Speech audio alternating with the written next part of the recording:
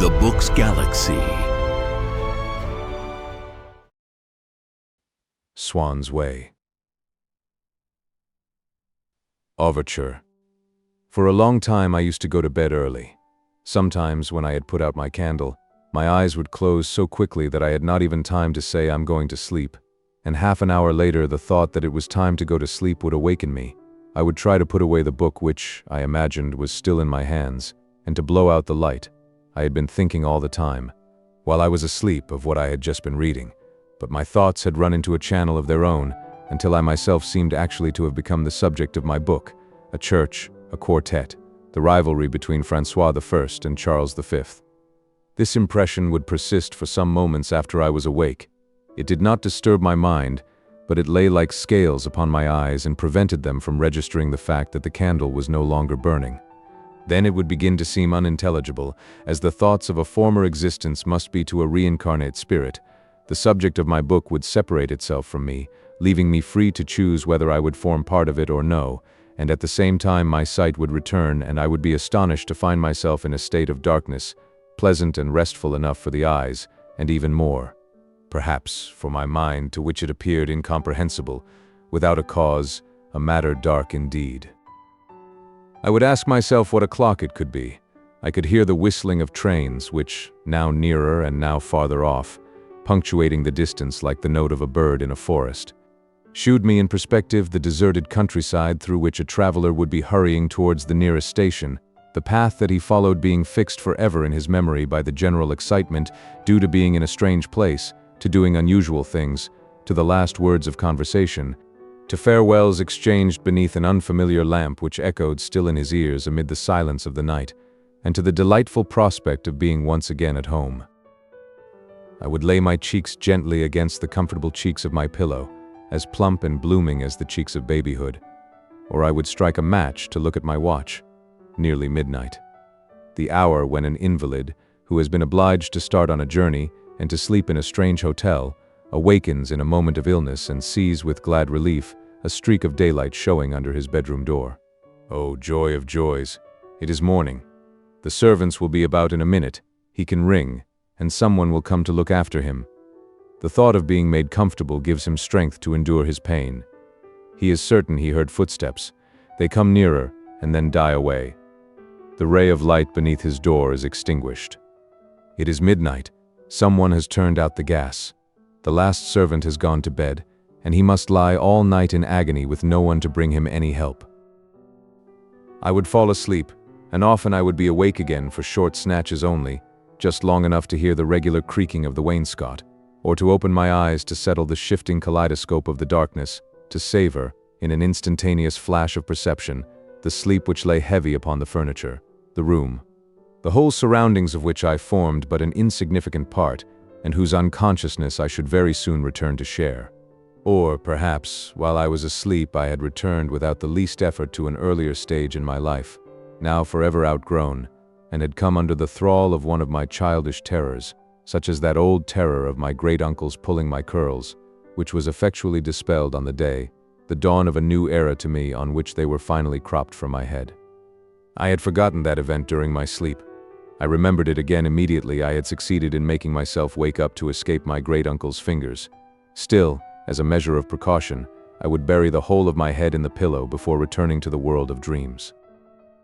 Sometimes, too, just as Eve was created from a rib of Adam, so a woman would come into existence while I was sleeping, conceived from some strain in the position of my limbs. Formed by the appetite that I was on the point of gratifying, she it was, I imagined, who offered me that gratification. My body, conscious that its own warmth was permeating hers, would strive to become one with her, and I would awake. The rest of humanity seemed very remote in comparison with this woman whose company I had left but a moment ago. My cheek was still warm with her kiss. My body bent beneath the weight of hers. If, as would sometimes happen, she had the appearance of some woman whom I had known in waking hours, I would abandon myself altogether to the sole quest of her, like people who set out on a journey to see with their own eyes some city that they have always longed to visit, and imagine that they can taste in reality what has charmed their fancy. And then, gradually, the memory of her would dissolve and vanish, until I had forgotten the maiden of my dream. When a man is asleep, He has in a circle round him the chain of the hours, the sequence of the years, the order of the heavenly host.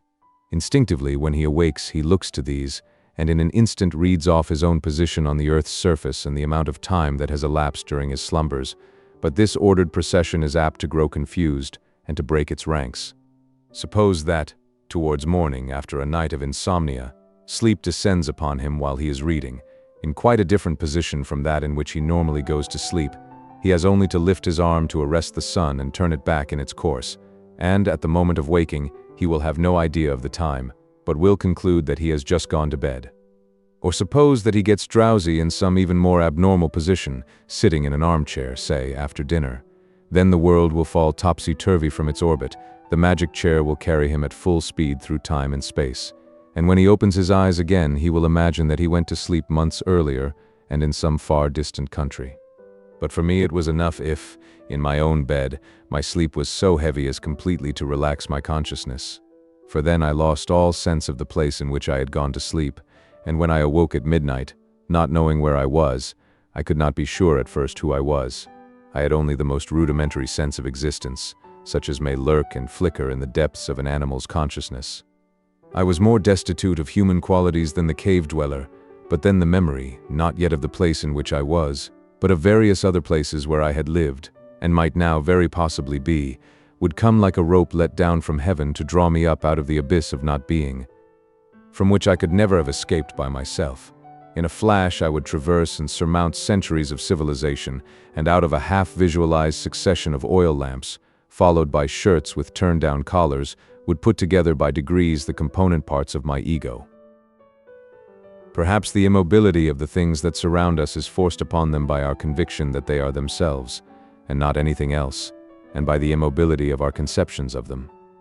For it always happened that when I awoke like this, and my mind struggled in an unsuccessful attempt to discover where I was, everything would be moving round me through the darkness.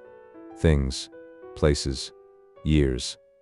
My body, still too heavy with sleep to move, would make an effort to construe the form which its tiredness took as an orientation of its various members, so as to induce from that where the wall lay and the furniture stood, to piece together and to give a name to the house in which it must be living. Its memory, the composite memory of its ribs, knees, and shoulder blades offered it a whole series of rooms in which it had at one time or another slept, while the unseen walls kept changing, adapting themselves to the shape of each successive room that it remembered, whirling madly through the darkness. And even before my brain, lingering in consideration of when things had happened and of what they had looked like, had collected sufficient impressions to enable it to identify the room, it, my body, would recall from each room in succession what the bed was like, where the doors were, how daylight came in at the windows, whether there was a passage outside, what I had had in my mind when I went to sleep, and had found there when I awoke. The stiffened side underneath my body would, for instance, in trying to fix its position, imagine itself to be lying, face to the wall, in a big bed with a canopy, and at once I would say to myself, why, I must have gone to sleep after all. And Mama never came to say good night, for I was in the country with my grandfather who died years ago, and my body, the side upon which I was lying, loyally preserving from the past an impression which my mind should never have forgotten, brought back before my eyes the glimmering flame of the nightlight in its bowl of Bohemian glass, shaped like an urn and hung by chains from the ceiling, and the chimney-piece of Sienna marble in my bedroom at Combray, in my great-aunt's house, in those far distant days which, at the moment of waking, seemed present without being clearly penned, but would become plainer in a little while when I was properly awake. Then would come up the memory of a fresh position. The wall slid away in another direction. I was in my room in Madame de Saint Loub's house in the country. Good heavens, it must be 10 o'clock. They will have finished dinner. I must have overslept myself, in the little nap which I always take when I come in from my walk with Madame de Saint Loup, before dressing for the evening. For many years have now elapsed since the Combray days when, coming in from the longest and latest walks, I would still be in time to see the reflection of the sunset glowing in the panes of my bedroom window. It is a very different kind of existence at Tansonville now with Madame de Saint Loup, and a different kind of pleasure that I now derive from taking walks only in the evenings, from visiting by moonlight the roads on which I used to play, as a child, in the sunshine, while the bedroom in which I shall presently fall asleep instead of dressing for dinner, from afar off I can see it, As we returned from our walk with its lamp shining through the window, a solitary beacon in the night. These shifting and confused gusts of memory never lasted for more than a few seconds. It often happened that, in my spell of uncertainty as to where I was, I did not distinguish the successive theories of which that uncertainty was composed any more than, when we watch a horse running, we isolate the successive positions of its body as they appear upon a bioscope. But I had seen first one and then another of the rooms in which I had slept during my life, and in the end I would revisit them all in the long course of my waking dream. Rooms in winter, where on going to bed I would at once bury my head in a nest, built up out of the most diverse materials: the corner of my pillow, the top of my blankets, a piece of a shawl, the edge of my bed, and a copy of an evening paper, all of which things I would contrive, with the infinite patience of birds building their nests, to cement into one whole. Rooms where, in a keen frost, I would feel the satisfaction of being shut in from the outer world, like the sea swallow which builds at the end of a dark tunnel and is kept warm by the surrounding earth, and where, the fire keeping in all night, I would sleep wrapped up, as it were, in a great cloak of snug and savory air, shot with the glow of the logs which would break out again in flame. In a sort of alcove without walls, a cave of warmth dug out of the heart of the room itself, a zone of heat whose boundaries were constantly shifting and altering in temperature as gusts of air ran across them to strike freshly upon my face. From the corners of the room, or from parts near the window or far from the fireplace which had therefore remained cold, or rooms in summer, where I would delight to feel myself a part of the warm evening, where the moonlight striking upon the half-opened shutters would throw down to the foot of my bed its enchanted ladder, where I would fall asleep, as it might be in the open air, like a titmouse which the breeze keeps poised in the focus of a sunbeam, or sometimes the Louis XVI room, so cheerful that I could never feel really unhappy, even on my first night in it. That room where the slender columns which lightly supported its ceiling would part, ever so gracefully, to indicate where the bed was and to keep it separate. Sometimes again that little room with the high ceiling, hollowed in the form of a pyramid out of two separate stories, and partly walled with mahogany, in which from the first moment my mind was drugged by the unfamiliar scent of flowering grasses.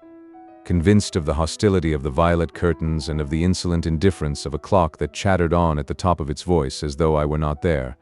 while a strange and pitiless mirror with square feet, which stood across one corner of the room, cleared for itself a site I had not looked to find tenanted in the quiet surroundings of my normal field of vision. That room in which my mind, forcing itself for hours on end to leave its moorings, to elongate itself upwards so as to take on the exact shape of the room, and to reach to the summit of that monstrous funnel, had passed so many anxious nights while my body lay stretched out in bed, my eyes staring upwards, my ears straining, my nostrils sniffing uneasily, and my heart beating, until custom had changed the color of the curtains, made the clock keep quiet, brought an expression of pity to the cruel, slanting face of the glass, disguised or even completely dispelled the scent of flowering grasses, and distinctly reduced the apparent loftiness of the ceiling. Custom. That skillful but unhurrying manager who begins by torturing the mind for weeks on end with her provisional arrangements. Whom the mind, for all that, is fortunate in discovering, for without the help of custom it would never contrive, by its own efforts, to make any room seem habitable.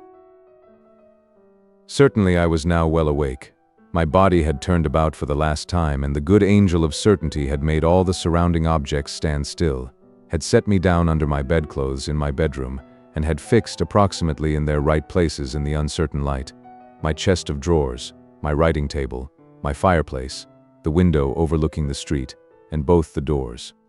But it was no good my knowing that I was not in any of those houses of which, in the stupid moment of waking, if I had not caught sight exactly, I could still believe in their possible presence, for memory was now set in motion. As a rule, I did not attempt to go to sleep again at once, but used to spend the greater part of the night recalling our life in the old days at Combray with my great-aunt, at Baalbec, Paris, Doncières, Venice, and the rest, remembering again all the places and people that I had known, what I had actually seen of them, and what others had told me. At Combray, as every afternoon ended, long before the time when I should have to go up to bed, and to lie there, unsleeping, far from my mother and grandmother, my bedroom became the fixed point on which my melancholy and anxious thoughts were centered. Someone had had the happy idea of giving me, to distract me on evenings when I seemed abnormally wretched, a magic lantern, which used to be set on top of my lamp while we waited for dinner time to come. In the manner of the master builders and glass painters of Gothic days, it substituted for the opaqueness of my walls an impalpable iridescence, supernatural phenomena of many colors, in which legends were depicted as on a shifting and transitory window. But my sorrows were only increased, because this change of lighting destroyed, as nothing else could have done, the customary impression I had formed of my room, thanks to which the room itself, but for the torture of having to go to bed in it, had become quite endurable. For now I no longer recognized it, and I became uneasy, as though I were in a room in some hotel or furnished lodging, in a place where I had just arrived, by train, for the first time. Riding at a jerky trot, Golo, his mind filled with an infamous design, issued from the little three-cornered forest which dyed dark green the slope of a convenient hill, and advanced by leaps and bounds towards the castle of poor Geneviève de Brabant.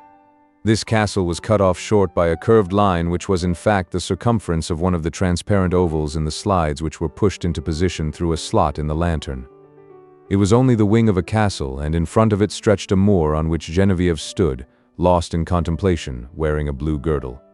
The castle and the moor were yellow, but I could tell their color without waiting to see them, for before the slides made their appearance the old gold sonorous name of Brabant had given me an unmistakable clue. Golo stopped for a moment and listened sadly to the little speech read aloud by my great-aunt, which he seemed perfectly to understand, for he modified his attitude with a docility not devoid of a degree of majesty, so as to conform to the indications given in the text. Then he rode away at the same jerky trot, and nothing could arrest his slow progress.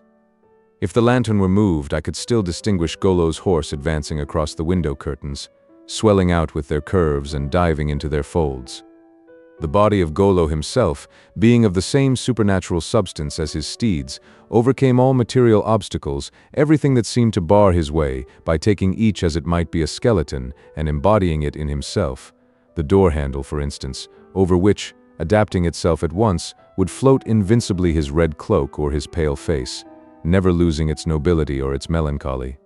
never showing any sign of trouble at such a transubstantiation. And indeed, I found plenty of charm in these bright projections, which seemed to have come straight out of a Merovingian past, and to shed around me the reflections of such ancient history. But I cannot express the discomfort I felt at such an intrusion of mystery and beauty into a room which I had succeeded in filling with my own personality, until I thought no more of the room than of myself. The anesthetic effect of custom being destroyed, I would begin to think and to feel very melancholy things. The door-handle of my room, which was different to me from all the other door-handles in the world, inasmuch as it seemed to open of its own accord and without my having to turn it, so unconscious had its manipulation become. Lo and behold, it was now an astral body for Golo. And as soon as the dinner bell rang, I would run down to the dining room, where the big hanging lamp, ignorant of Golo and Bluebeard but well acquainted with my family and the dish of stewed beef, shed the same light as on every other evening, and I would fall into the arms of my mother, whom the misfortunes of Geneviève de Brabant had made all the dearer to me, just as the crimes of Golo had driven me to a more than ordinarily scrupulous examination of my own conscience. But after dinner, alas, I was soon obliged to leave Mamma, who stayed talking with the others, in the garden if it was fine, or in the little parlor where everyone took shelter when it was wet. Everyone except my grandmother, who held that it is a pity to shut oneself indoors in the country, and used to carry on endless discussions with my father on the very wettest days, because he would send me up to my room with a book instead of letting me stay out of doors. That is not the way to make him strong and active, she would say sadly, especially this little man who needs all the strength and character that he can get. My father would shrug his shoulders and study the barometer, for he took an interest in meteorology, while my mother, keeping very quiet so as not to disturb him, looked at him with tender respect, but not too hard, not wishing to penetrate the mysteries of his superior mind.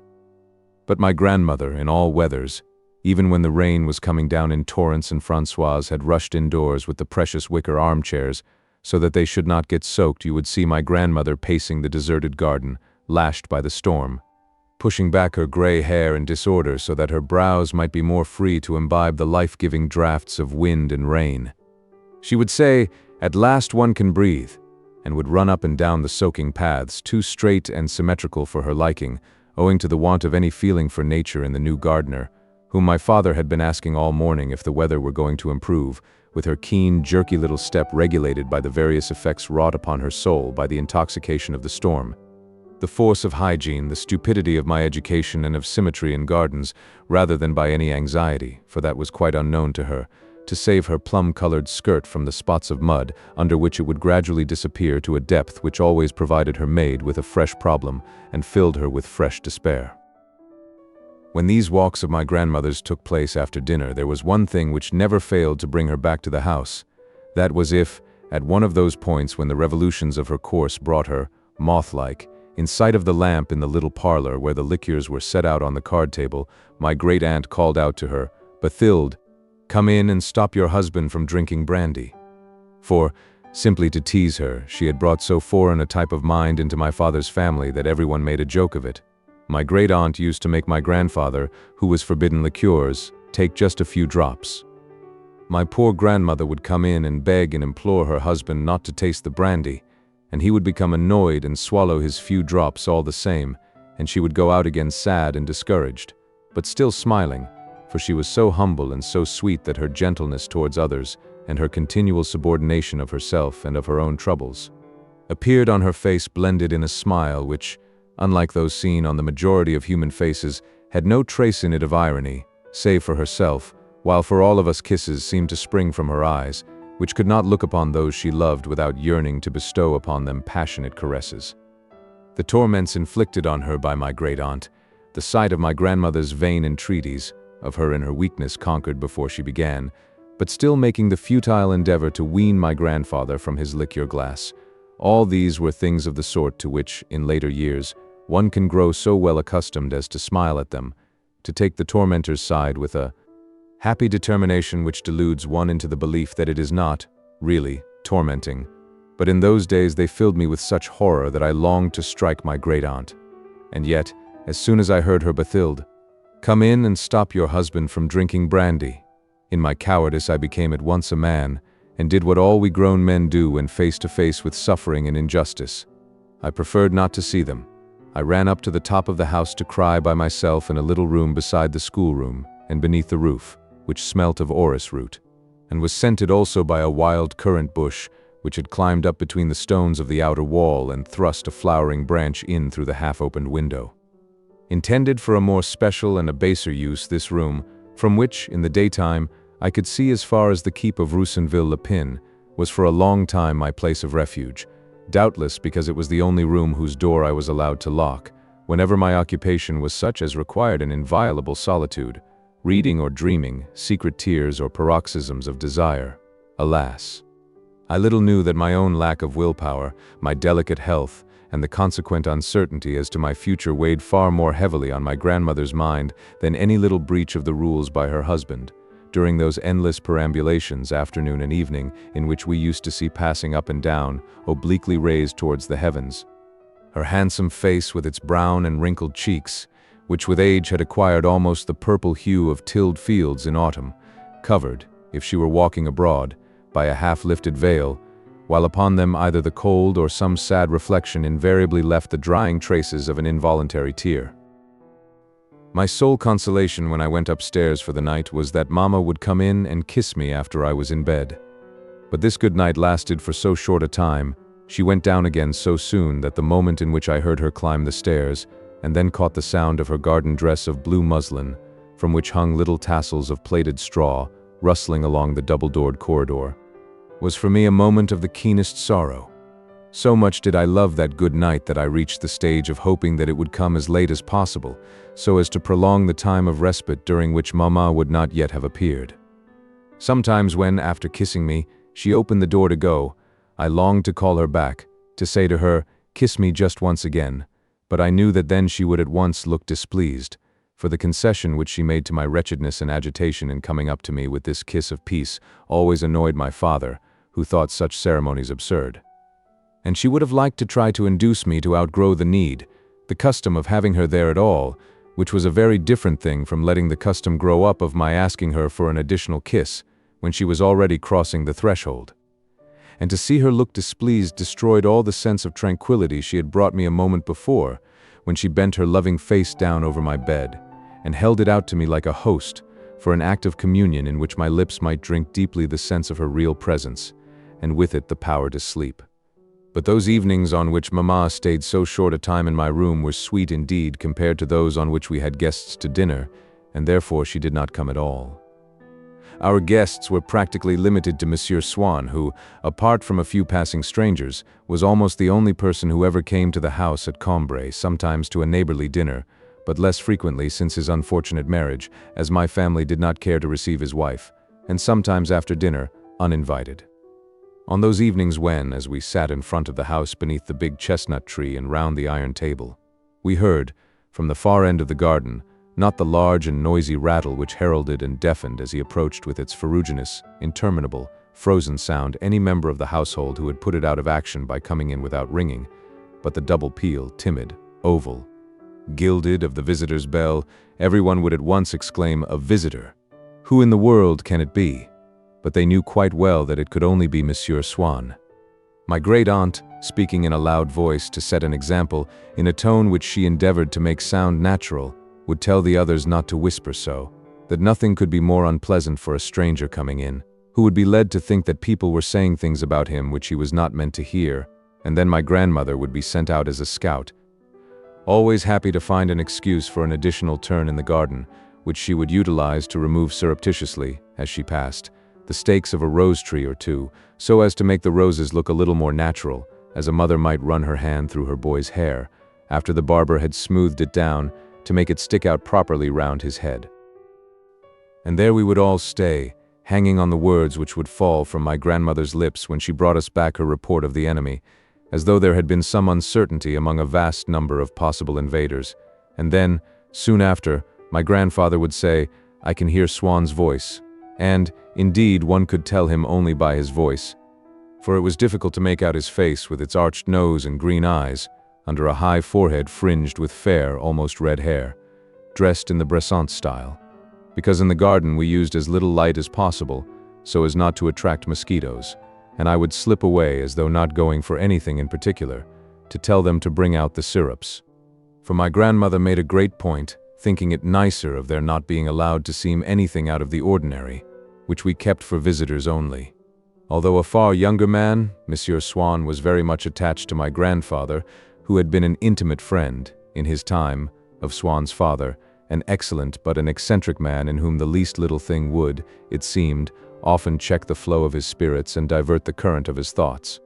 Several times in the course of a year I would hear my grandfather tell at table the story, which never varied, of the behavior of Monsieur Swann the elder upon the death of his wife, by whose bedside he had watched day and night.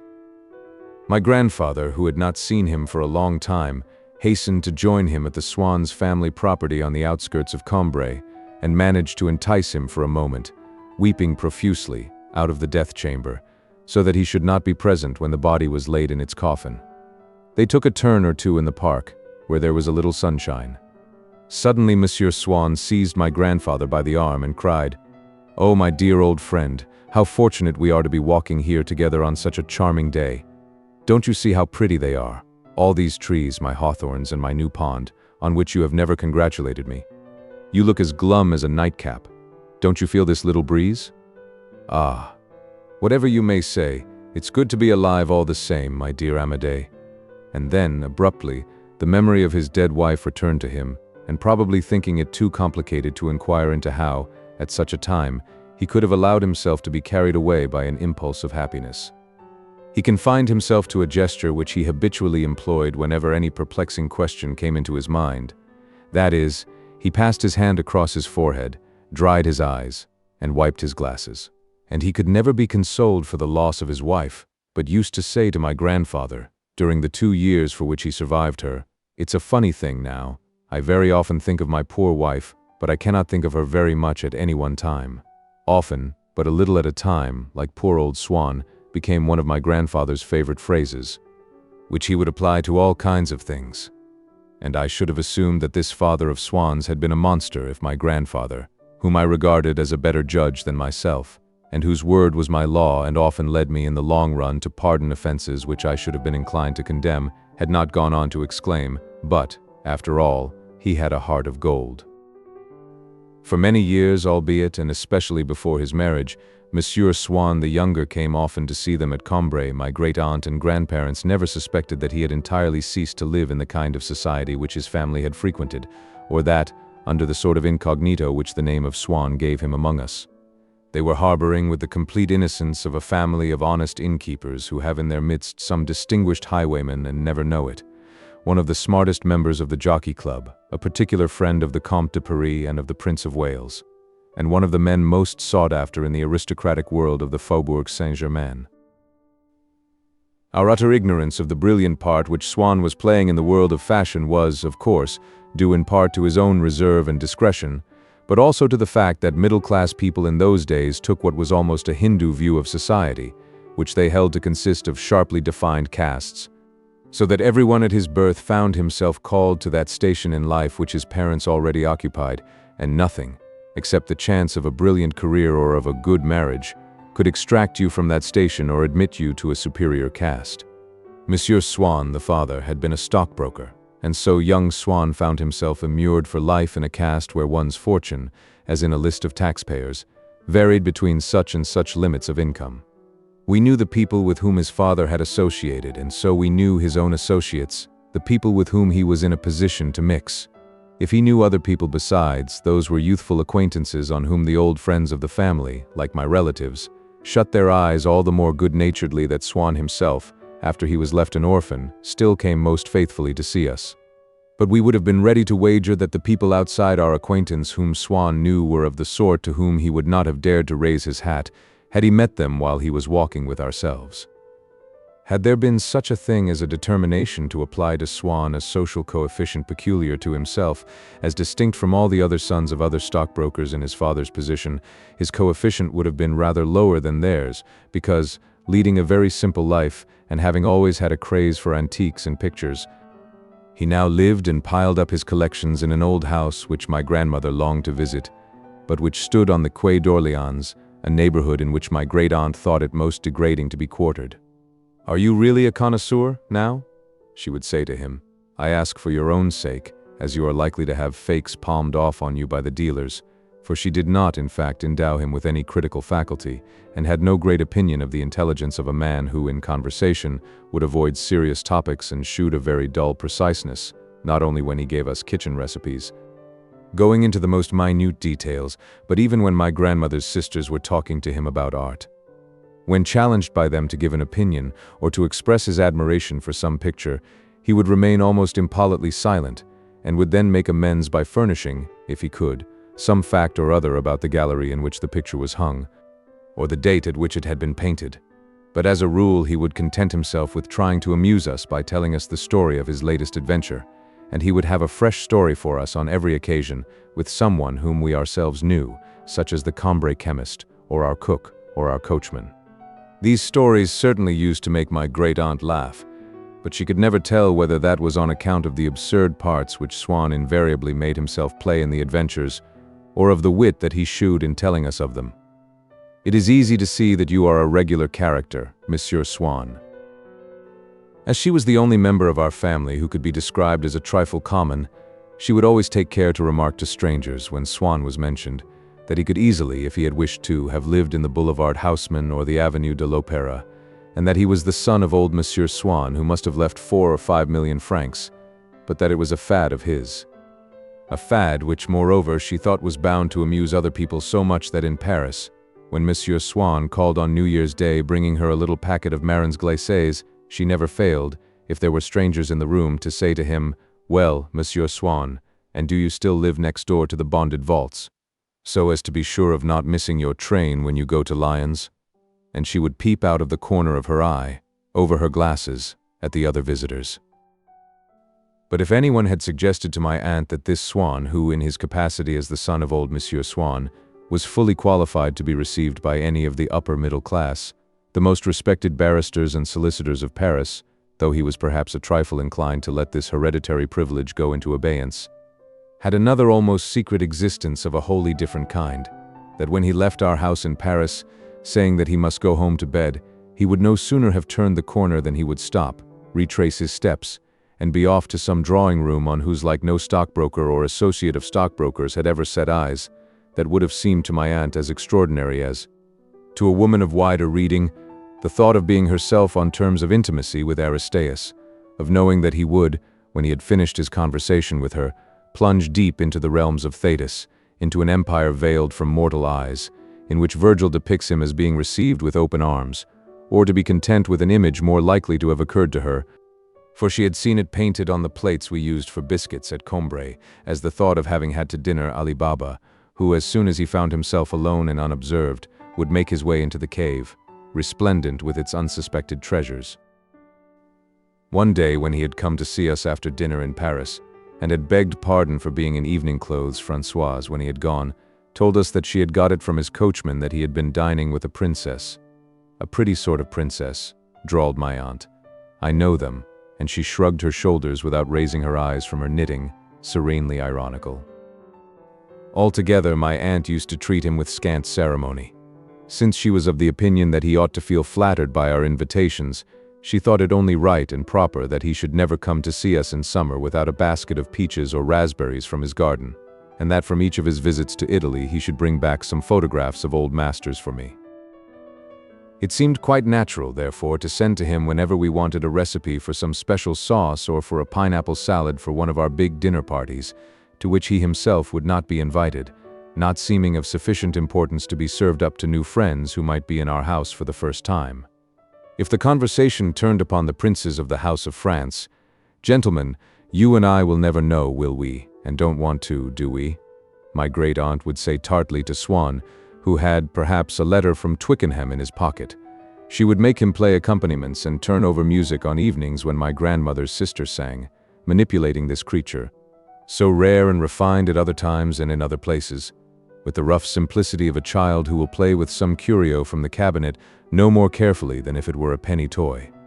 Certainly the Swann who was a familiar figure in all the clubs of those days differed hugely from the Swann created in my great-aunt's mind when, of an evening, in our little garden at Combray, after the two shy peals had sounded from the gate, she would vitalize, by injecting into it everything she had ever heard about the Swann family, the vague and unrecognizable shape which began to appear,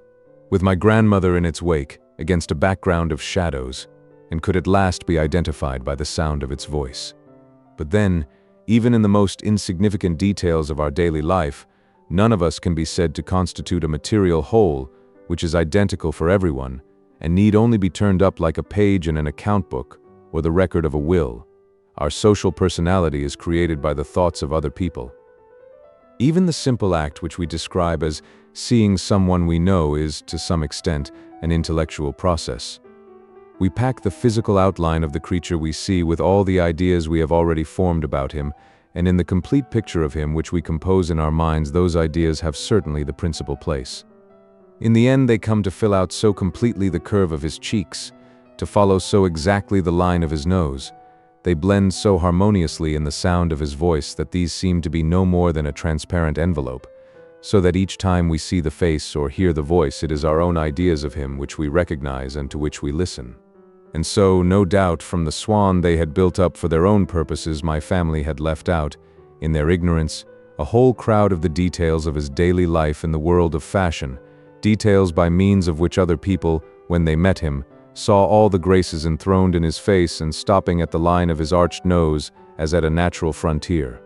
But they contrived also to put into a face from which its distinction had been evicted, a face vacant and roomy as an untenanted house, to plant in the depths of its unvalued eyes a lingering sense, uncertain but not unpleasing, half memory and half oblivion, of idle hours spent together after our weekly dinners, round the card table or in the garden, during our companionable country life. Our friend's bodily frame had been so well lined with this sense, and with various earlier memories of his family, that their own special Swann had become to my people a complete and living creature, so that even now I have the feeling of leaving someone I know for another quite different person when, going back in memory, I pass from the Swann whom I knew later and more intimately to this early Swann in whom I can distinguish the charming mistakes of my childhood, and who, incidentally, is less like his successor than he is like the other people I knew at that time, as though one's life were a series of galleries in which all the portraits of any one period had a marked family likeness. The same, so to speak, tonality, this early Swann abounding in leisure, fragrant with the scent of the great chestnut tree, of baskets of raspberries and of a sprig of tarragon. And yet one day, when my grandmother had gone to ask some favor of a lady whom she had known at the Sacré-Cœur, and with whom, because of our caste theory, she had not cared to keep up any degree of intimacy in spite of several common interests, the Marquise de Villeparisis, of the famous house of Bouillon, this lady had said to her, "I think you know Monsieur Swann very well. He is a great friend of my nephew's, the des Laumes." My grandmother had returned from the call full of praise for the house, which overlooked some gardens, and in which Madame de Villeparisis had advised her to rent a flat, and also for a repairing tailor and his daughter, who kept a little shop in the courtyard, into which she had gone to ask them to put a stitch in her skirt, which she had torn on the staircase. My grandmother had found these people perfectly charming. The girl, she said, was a jewel, and the tailor a most distinguished man, the finest she had ever seen. For in her eyes, distinction was a thing wholly independent of social position. She was in ecstasies over some answer the tailor had made, saying to Mamma, "Sévigné would not have said it better," and, by way of contrast, of a nephew of Madame de Villeparisis, whom she had met at the house. "My dear, he is so common." Now, the effect of that remark about Swann had been, not to raise him in my great-aunt's estimation, but to lower Madame de Villeparisis. It appeared that the deference which, on my grandmother's authority, we owed to Madame de Villeparisis imposed on her the reciprocal obligation to do nothing that would render her less worthy of our regard, and that she had failed in her duty in becoming aware of Swann's existence and in allowing members of her family to associate with him. How should she know Swann, a lady who, you always made out, was related to Marshal MacMahon? This view of Swann's social atmosphere which prevailed in my family seemed to be confirmed later on by his marriage with a woman of the worst class, you might almost say a fast woman, whom, to do him justice, he never attempted to introduce to us, for he continued to come to us alone, though he came more and more seldom,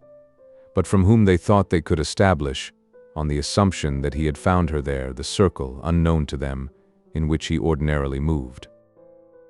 But on one occasion my grandfather read in a newspaper that Monsieur Swann was one of the most faithful attendants at the Sunday luncheons given by the Duc de Aix, whose father and uncle had been among our most prominent statesmen in the reign of Louis Philippe.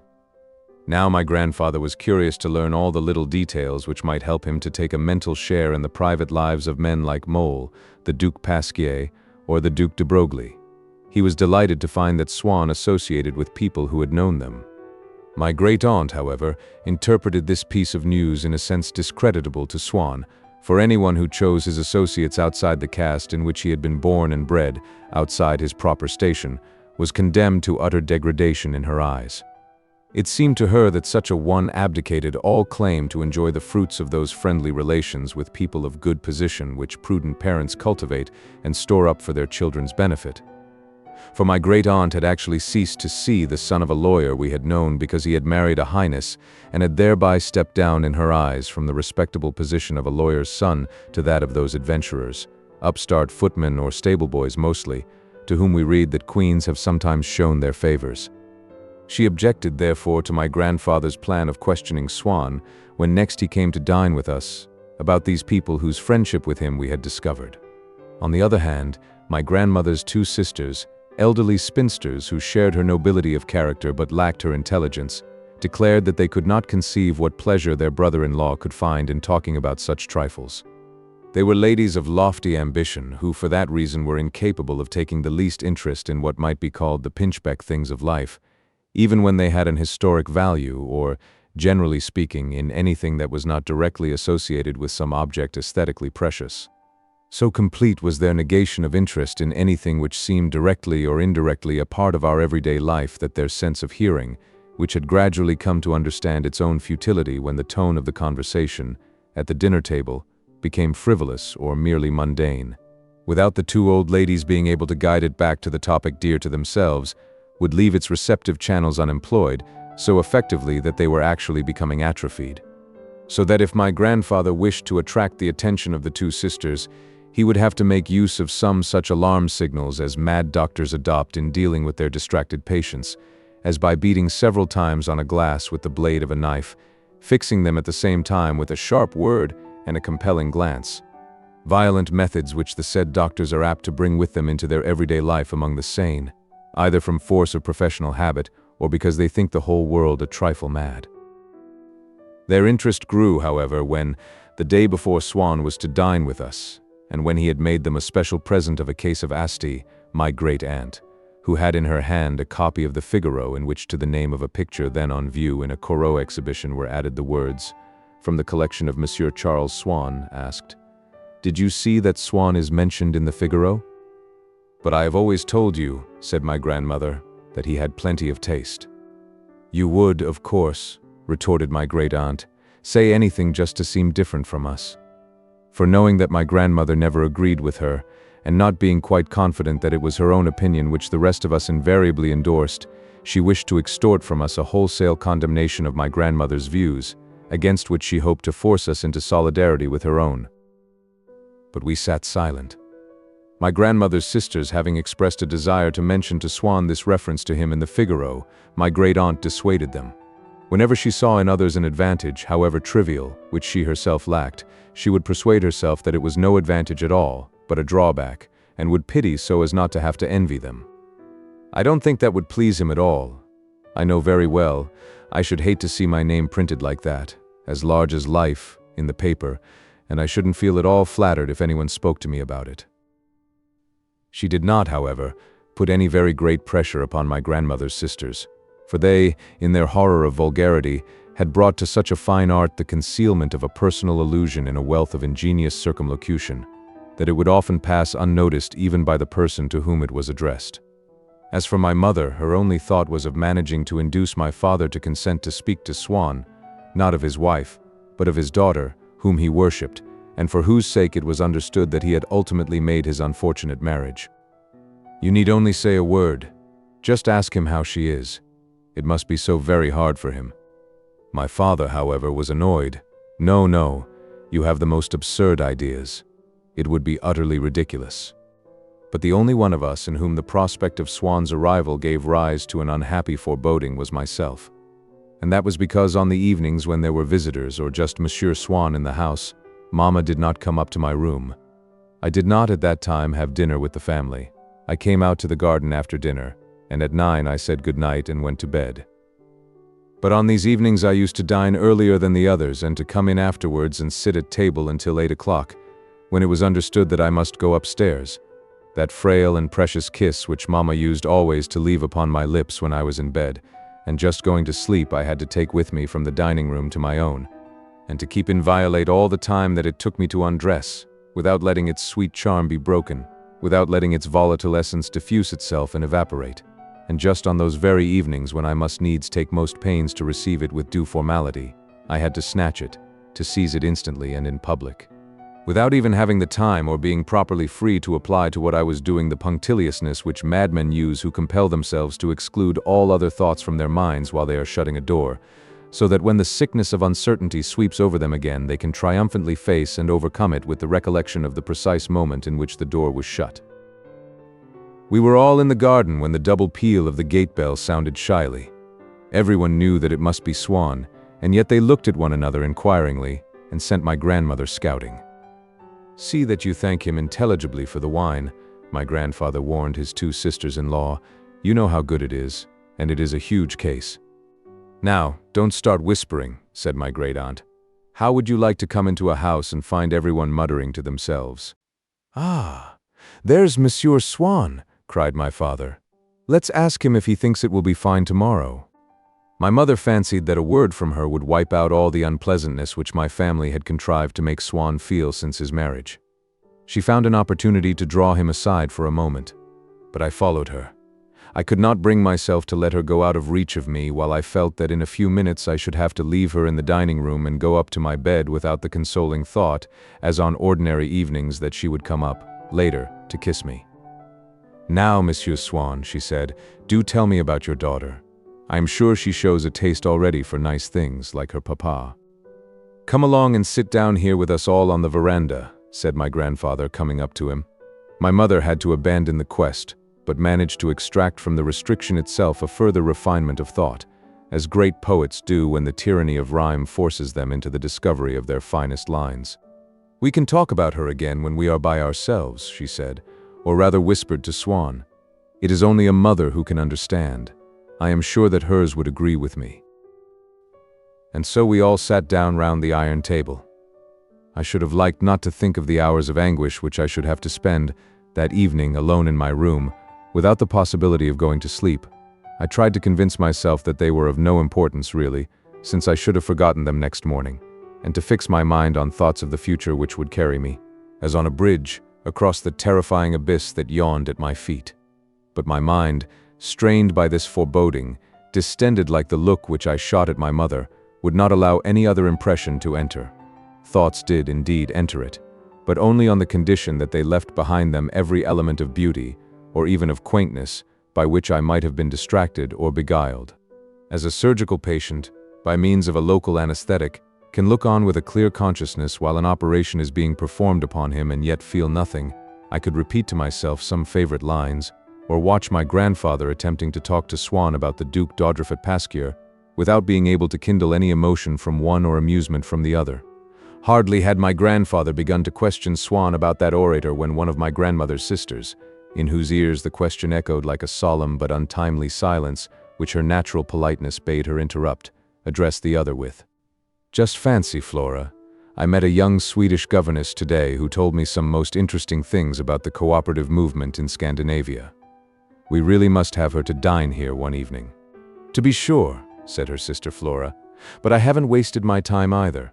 I met such a clever old gentleman at Monsieur Vinteuil's who knows Maubant quite well, and Maubant has told him every little thing about how he gets up his parts. It is the most interesting thing I ever heard. He is a neighbor of Monsieur Vinteuil's, and I never knew, and he is so nice besides." "Monsieur Vinteuil is not the only one who has nice neighbors," cried my Aunt Céline in a voice which seemed loud because she was so timid, and seemed forced because she had been planning the little speech for so long, darting, as she spoke, what she called a significant glance at Swann. And my Aunt Flora, who realized that this veiled utterance was Céline's way of thanking Swann intelligibly for the Asti, looked at him with a blend of congratulation and irony, either just because she wished to underline her sister's little epigram, or because she envied Swann his having inspired it, or merely because she imagined that he was embarrassed, and could not help having a little fun at his expense. "I think it would be worthwhile," Flora went on, "to have this old gentleman to dinner. When you get him upon Maubant or Madame Materna, he will talk for hours on end."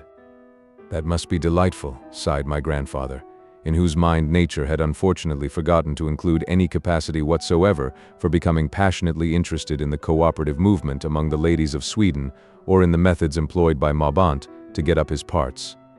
Just as it had forgotten to endow my grandmother's two sisters with a grain of that precious salt which one has oneself to add to taste in order to extract any savor from a narrative of the private life of Mole or of the Comte de Paris. "I say," exclaimed Swann to my grandfather, "what I was going to tell you has more to do than you might think with what you were asking me just now, for in some respects there has been very little change. I came across a passage in St. Simon this morning which would have amused you. It is in the volume which covers his mission to Spain, not one of the best, little more in fact than a journal, but at least it is a journal wonderfully well written, which fairly distinguishes it from the devastating journalism that we feel bound to read in these days, morning, noon, and night. I do not agree with you. There are some days when I find reading the papers very pleasant indeed." My Aunt Flora broke in, to show Swann that she had read the note about his Corot in the Figaro. "Yes," Aunt Céline went one better, "when they write about things or people in whom we are interested." "I don't deny it," answered Swann in some bewilderment.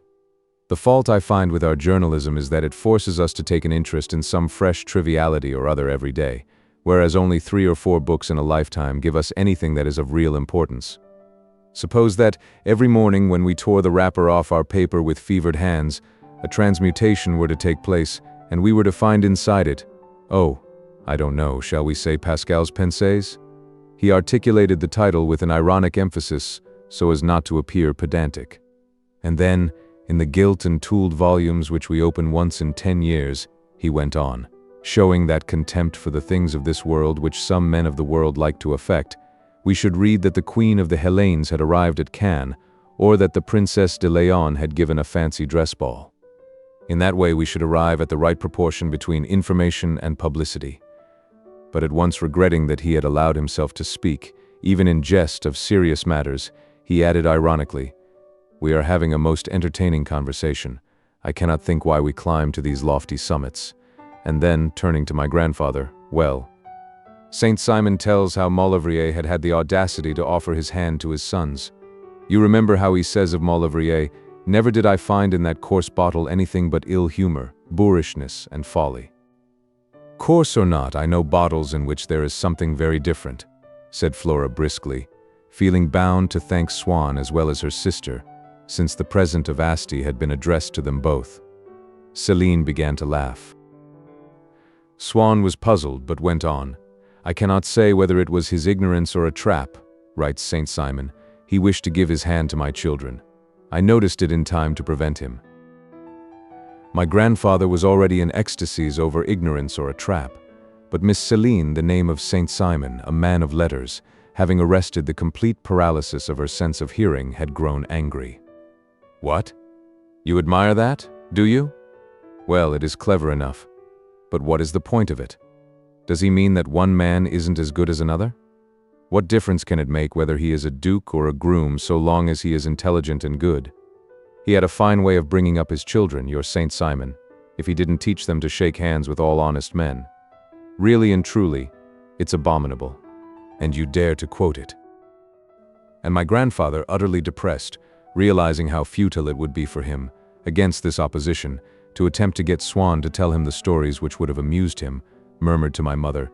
"Just tell me again that line of yours which always comforts me so much on these occasions." "Oh, yes. What virtues, Lord, thou makest us abhor." Good, that is, very good. I never took my eyes off my mother. I knew that when they were at table I should not be permitted to stay there for the whole of dinner time, and that Mamma, for fear of annoying my father, would not allow me to give her in public the series of kisses that she would have had in my room. And so I promised myself that in the dining room, as they began to eat and drink and as I felt the hour approach, I would put beforehand into this kiss, which was bound to be so brief and stealthy in execution, everything that my own efforts could put into it, would look out very carefully first the exact spot on her cheek where I would imprint it, and would so prepare my thoughts that I might be able, thanks to these mental preliminaries, to consecrate the whole of the minute Mamma would allow me to the sensation of her cheek against my lips, as a painter who can have his subject for short sittings only prepares his palette,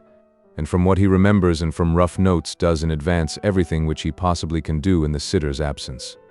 But tonight, before the dinner bell had sounded, my grandfather said with unconscious cruelty, "The little man looks tired. He'd better go up to bed. Besides, we are dining late tonight." And my father, who was less scrupulous than my grandmother or mother in observing the letter of a treaty, went on, "Yes, run along, to bed with you." I would have kissed Mamma then and there, but at that moment the dinner bell rang. "No, no, leave your mother alone. You've said good night quite enough. These exhibitions are absurd. Go on upstairs." And so I must set forth without viaticum, must climb each step of the staircase against my heart, as the saying is, climbing in opposition to my heart's desire, which was to return to my mother, since she had not, by her kiss, given my heart leave to accompany me forth. That hateful staircase, up which I always passed with such dismay, gave out a smell of varnish which had to some extent absorbed, made definite and fixed the special quality of sorrow that I felt each evening, and made it perhaps even more cruel to my sensibility because, when it assumed this olfactory guise, my intellect was powerless to resist it. When we have gone to sleep with a maddening toothache and are conscious of it only as a little girl whom we attempt, time after time, to pull out of the water, or as a line of Molière which we repeat incessantly to ourselves, it is a great relief to wake up, so that our intelligence can disentangle the idea of toothache from any artificial semblance of heroism or rhythmic cadence. It was the precise converse of this relief which I felt when my anguish at having to go up to my room invaded my consciousness in a manner infinitely more rapid, instantaneous almost, a manner at once insidious and brutal as I breathed in, a far more poisonous thing than any moral penetration, the peculiar smell of the varnish upon that staircase. Once in my room, I had to stop every loophole, to close the shutters, to dig my own grave as I turned down the bedclothes, to wrap myself in the shroud of my nightshirt. But before burying myself in the iron bed which had been placed there because, on summer nights, I was too hot among the red curtains of the four-poster, I was stirred to revolt and attempted the desperate stratagem of a condemned prisoner. I wrote to my mother begging her to come upstairs for an important reason which I could not put in writing. My fear was that Françoise, my aunt's cook who used to be put in charge of me when I was at Combray, might refuse to take my note. I had a suspicion that, in her eyes, to carry a message to my mother when there was a stranger in the room would appear flatly inconceivable,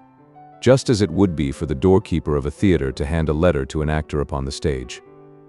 For things which might or might not be done, she possessed a code at once imperious, abundant, subtle, and uncompromising on points themselves imperceptible or irrelevant, which gave it a resemblance to those ancient laws which combined such cruel ordinances as the massacre of infants at the breast with prohibitions, of exaggerated refinement, against seething the kid in his mother's milk, or eating of the sinew which is upon the hollow of the thigh. This code, if one could judge it by the sudden obstinacy which she would put into her refusal to carry out certain of our instructions, seemed to have foreseen such social complications and refinements of fashion as nothing in Françoise's surroundings or in her career as a servant in a village household could have put into her head, and we were obliged to assume that there was latent in her some past existence in the ancient history of France, noble and little understood. Just as there is in those manufacturing towns where old mansions still testify to their former courtly days, and chemical workers toil among delicately sculptured scenes of the miracle of Theophilus or the Quatrefoils Aymon. In this particular instance, the article of her code which made it highly improbable that, barring an outbreak of fire, Françoise would go down and disturb Mamma when Monsieur Swann was there for so unimportant a person as myself, was one embodying the respect she shewed not only for the family, as for the dead, for the clergy, or for royalty, but also for the stranger within our gates. A respect which I should perhaps have found touching in a book, but which never failed to irritate me on her lips, because of the solemn and gentle tones in which she would utter it, and which irritated me more than usual this evening when the sacred character in which she invested the dinner party might have the effect of making her decline to disturb its ceremonial. But to give myself one chance of success, I lied without hesitation, telling her that it was not in the least myself who had wanted to write to Mamma, but Mamma who, on saying good night to me, had begged me not to forget to send her an answer about something she had asked me to find, and that she would certainly be very angry if this note were not taken to her. I think that Françoise disbelieved me, for, like those primitive men whose senses were so much keener than our own, she could immediately detect, by signs imperceptible by the rest of us, the truth or falsehood of anything that we might wish to conceal from her. She studied the envelope for 5 minutes as though an examination of the paper itself and the look of my handwriting could enlighten her as to the nature of the contents, or tell her to which article of her code she ought to refer the matter. Then she went out with an air of resignation which seemed to imply, "What a dreadful thing for parents to have a child like this." A moment later she returned to say that they were still at the ice stage and that it was impossible for the butler to deliver the note at once, in front of everybody, but that when the finger bowels were put round he would find a way of slipping it into Mamma's hand. At once my anxiety subsided. It was now no longer, as it had been a moment ago, until tomorrow that I had lost my mother, for my little line was going to annoy her, no doubt, and doubly so because this contrivance would make me ridiculous in Swann's eyes,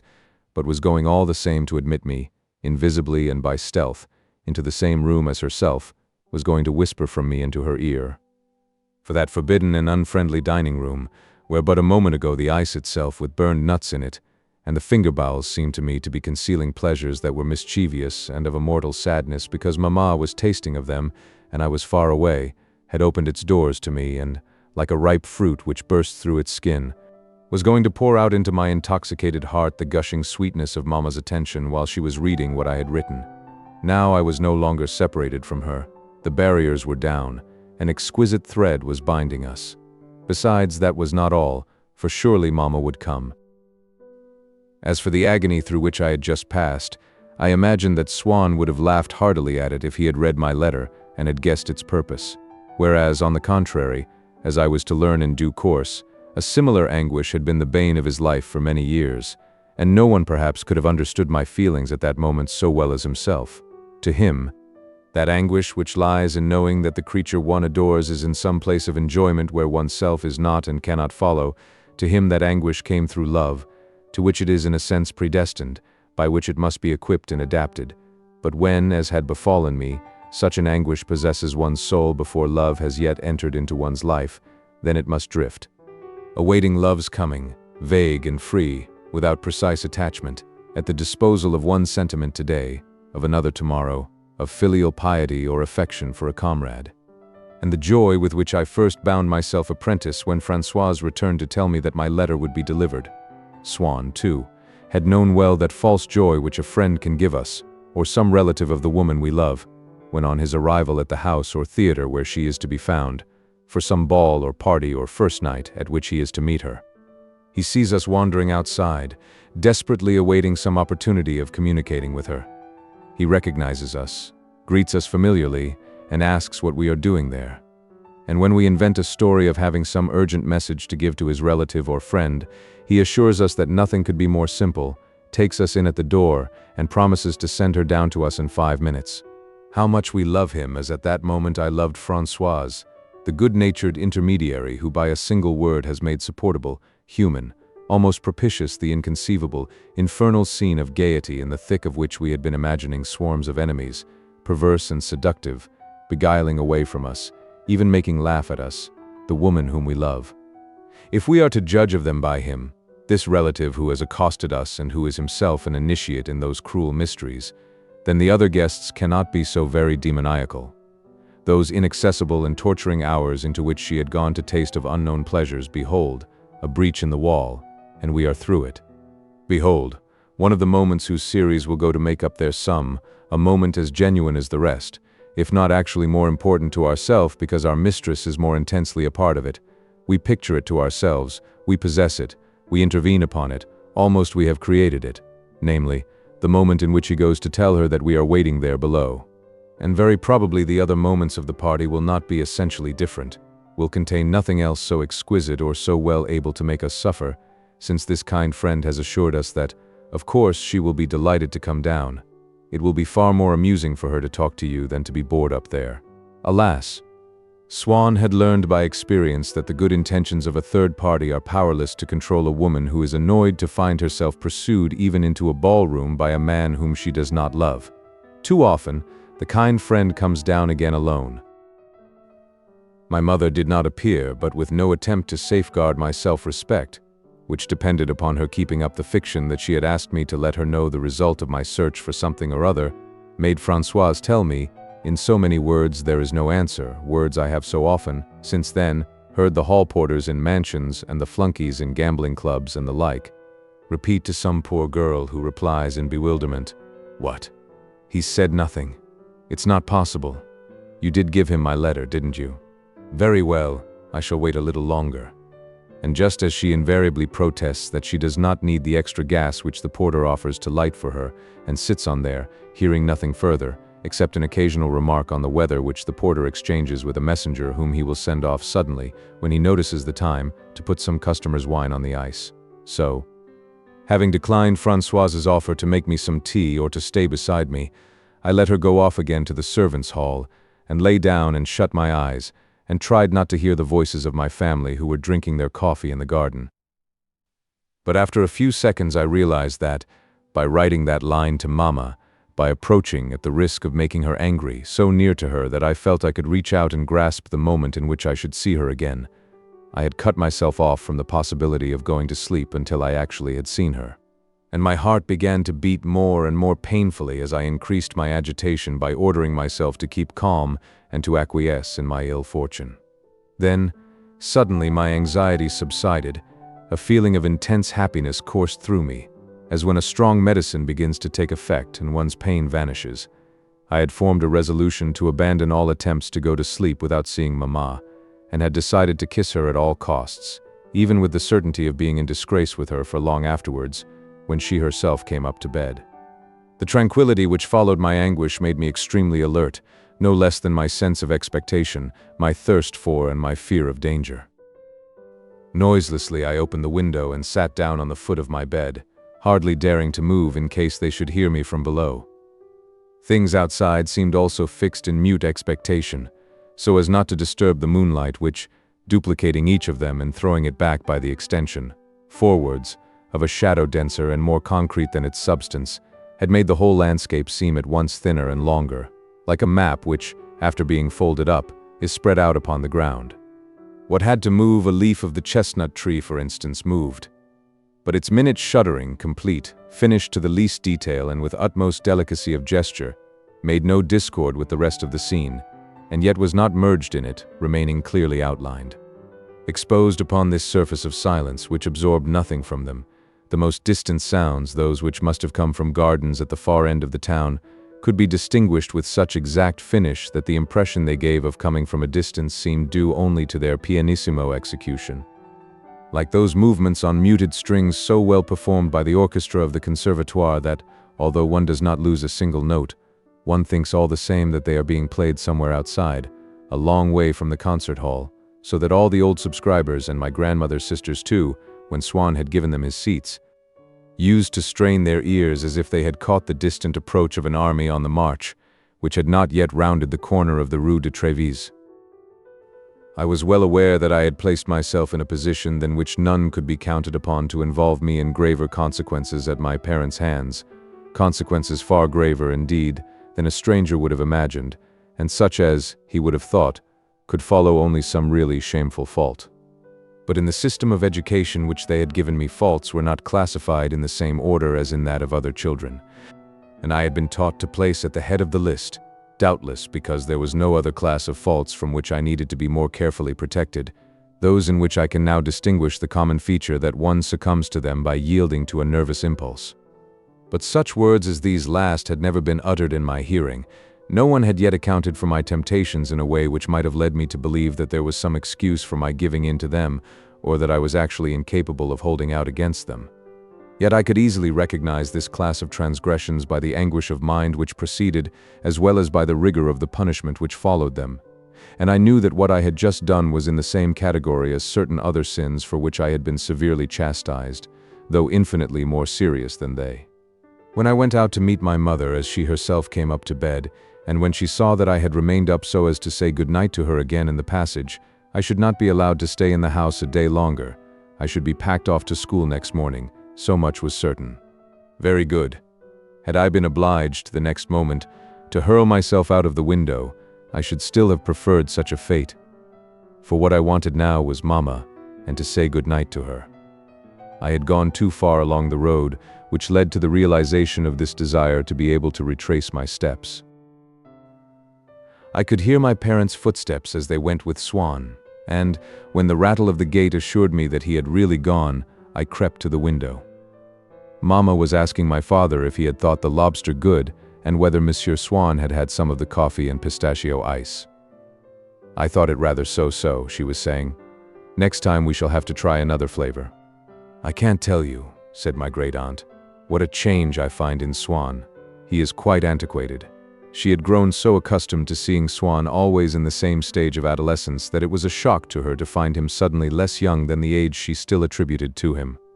And the others too were beginning to remark in Swann that abnormal, excessive, scandalous senescence, meet only in a celibate, in one of that class for whom it seems that the great day which knows no morrow must be longer than for other men, since for such a one it is void of promise, and from its dawn the moments steadily accumulate without any subsequent partition among his offspring.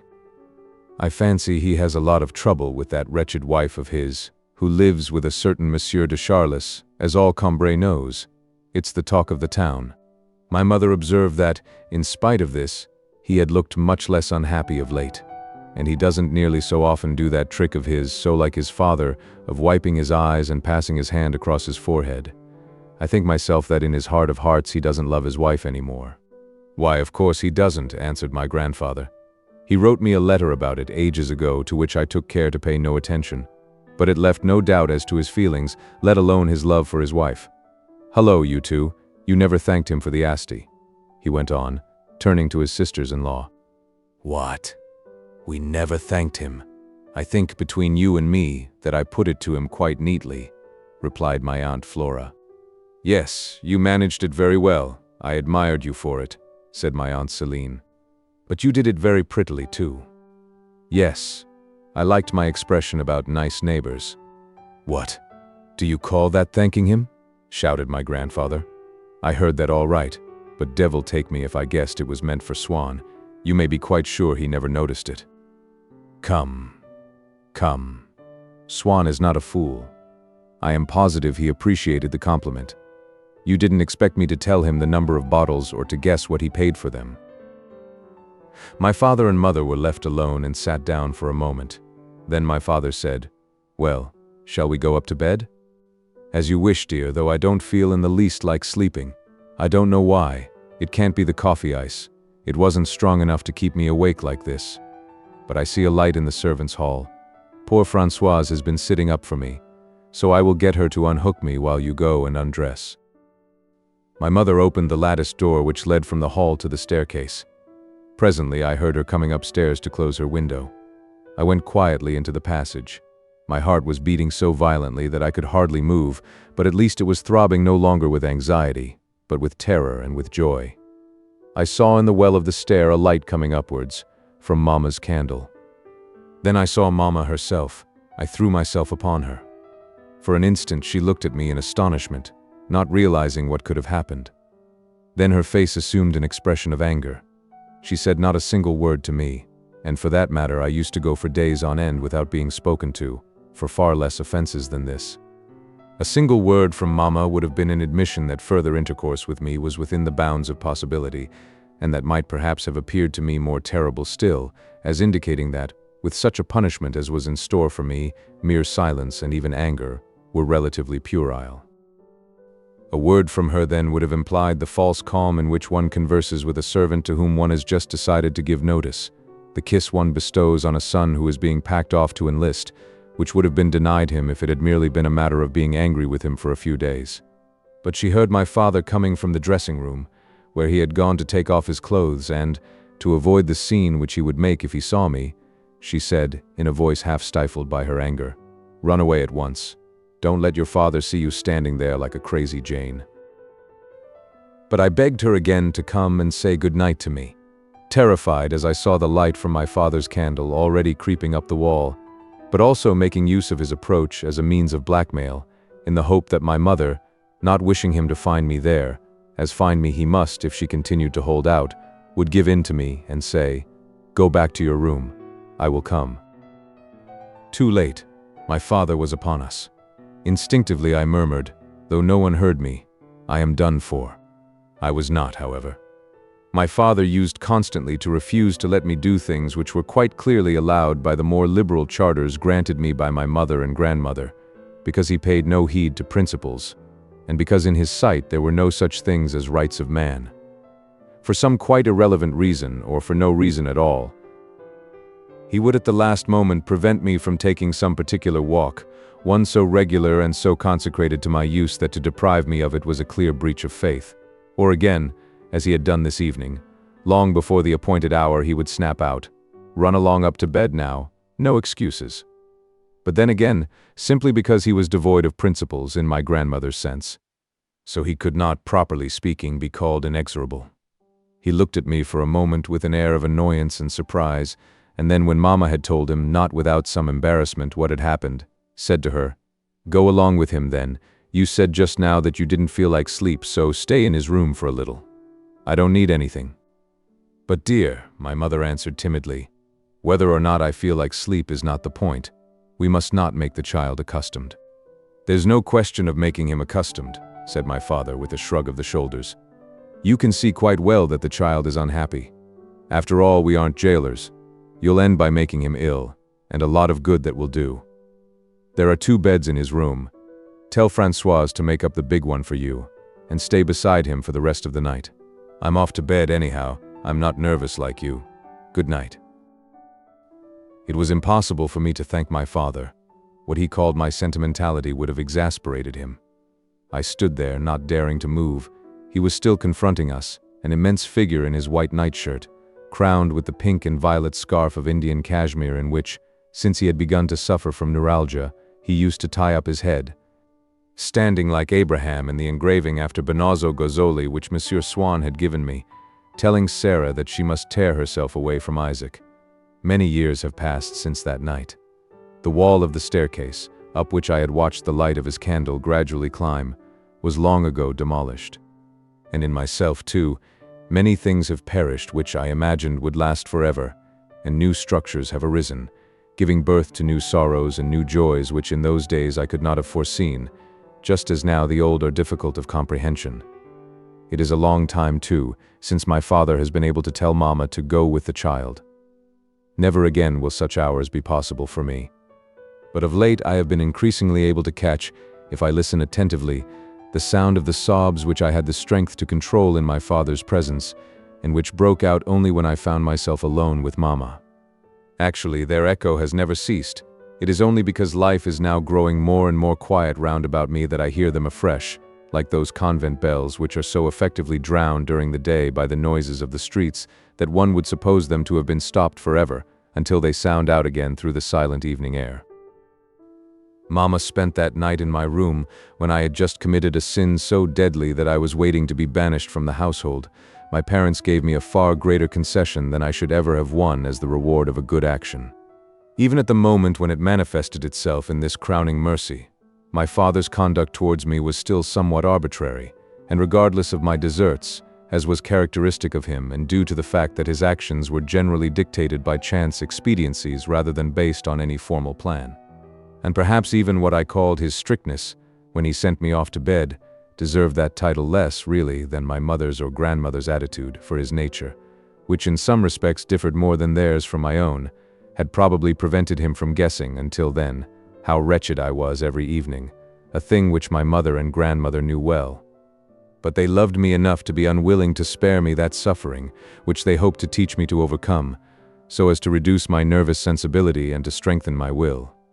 As for my father, whose affection for me was of another kind, I doubt if he would have shown so much courage, for as soon as he had grasped the fact that I was unhappy, he had said to my mother, "Go and comfort him." Mama stayed all night in my room, and it seemed that she did not wish to mar by recrimination those hours, so different from anything that I had had a right to expect. For when Françoise, who guessed that something extraordinary must have happened when she saw Mama sitting by my side, holding my hand and letting me cry unchecked, said to her, "But madame, what is little master crying for?" She replied, "Why, Françoise, he doesn't know himself. It is his nerves. Make up the big bed for me quickly and then go off to your own." And thus for the first time my unhappiness was regarded no longer as a fault for which I must be punished, but as an involuntary evil which had been officially recognized, a nervous condition for which I was in no way responsible. I had the consolation that I need no longer mingle apprehensive scruples with the bitterness of my tears. I could weep henceforward without sin. I felt no small degree of pride either in Françoise's presence at this return to humane conditions which, not an hour after Mama had refused to come up to my room and had sent the snubbing message that I was to go to sleep, raised me to the dignity of a grown-up person, brought me of a sudden to a sort of puberty of sorrow, to emancipation from tears. I ought then to have been happy. I was not. It struck me that my mother had just made a first concession which must have been painful to her, that it was a first step down from the ideal she had formed for me, and that for the first time she, with all her courage, had to confess herself beaten. It struck me that if I had just scored a victory it was over her, that I had succeeded, as sickness or sorrow or age might have succeeded, in relaxing her will, in altering her judgment, that this evening opened a new era, must remain a black date in the calendar.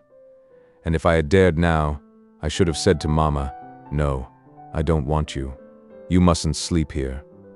But I was conscious of the practical wisdom, of what would be called nowadays the realism with which she tempered the ardent idealism of my grandmother's nature, and I knew that now the mischief was done she would prefer to let me enjoy the soothing pleasure of her company, and not to disturb my father again. Certainly my mother's beautiful features seemed to shine again with youth that evening, as she sat gently holding my hands and trying to check my tears, but just for that reason it seemed to me that this should not have happened. Her anger would have been less difficult to endure than this new kindness which my childhood had not known. I felt that I had with an impious and secret finger traced a first wrinkle upon her soul, and made the first white hair shew upon her head. This thought redoubled my sobs, and then I saw that Mama, who had never allowed herself to go to any length of tenderness with me, was suddenly overcome by my tears and had to struggle to keep back her own. Then, as she saw that I had noticed this, she said to me with a smile, "Why, my little buttercup, my little canary boy, he's going to make Mama as silly as himself if this goes on. Look, since you can't sleep, and Mama can't either, we mustn't go on in this stupid way. We must do something. I'll get one of your books." But I had none there.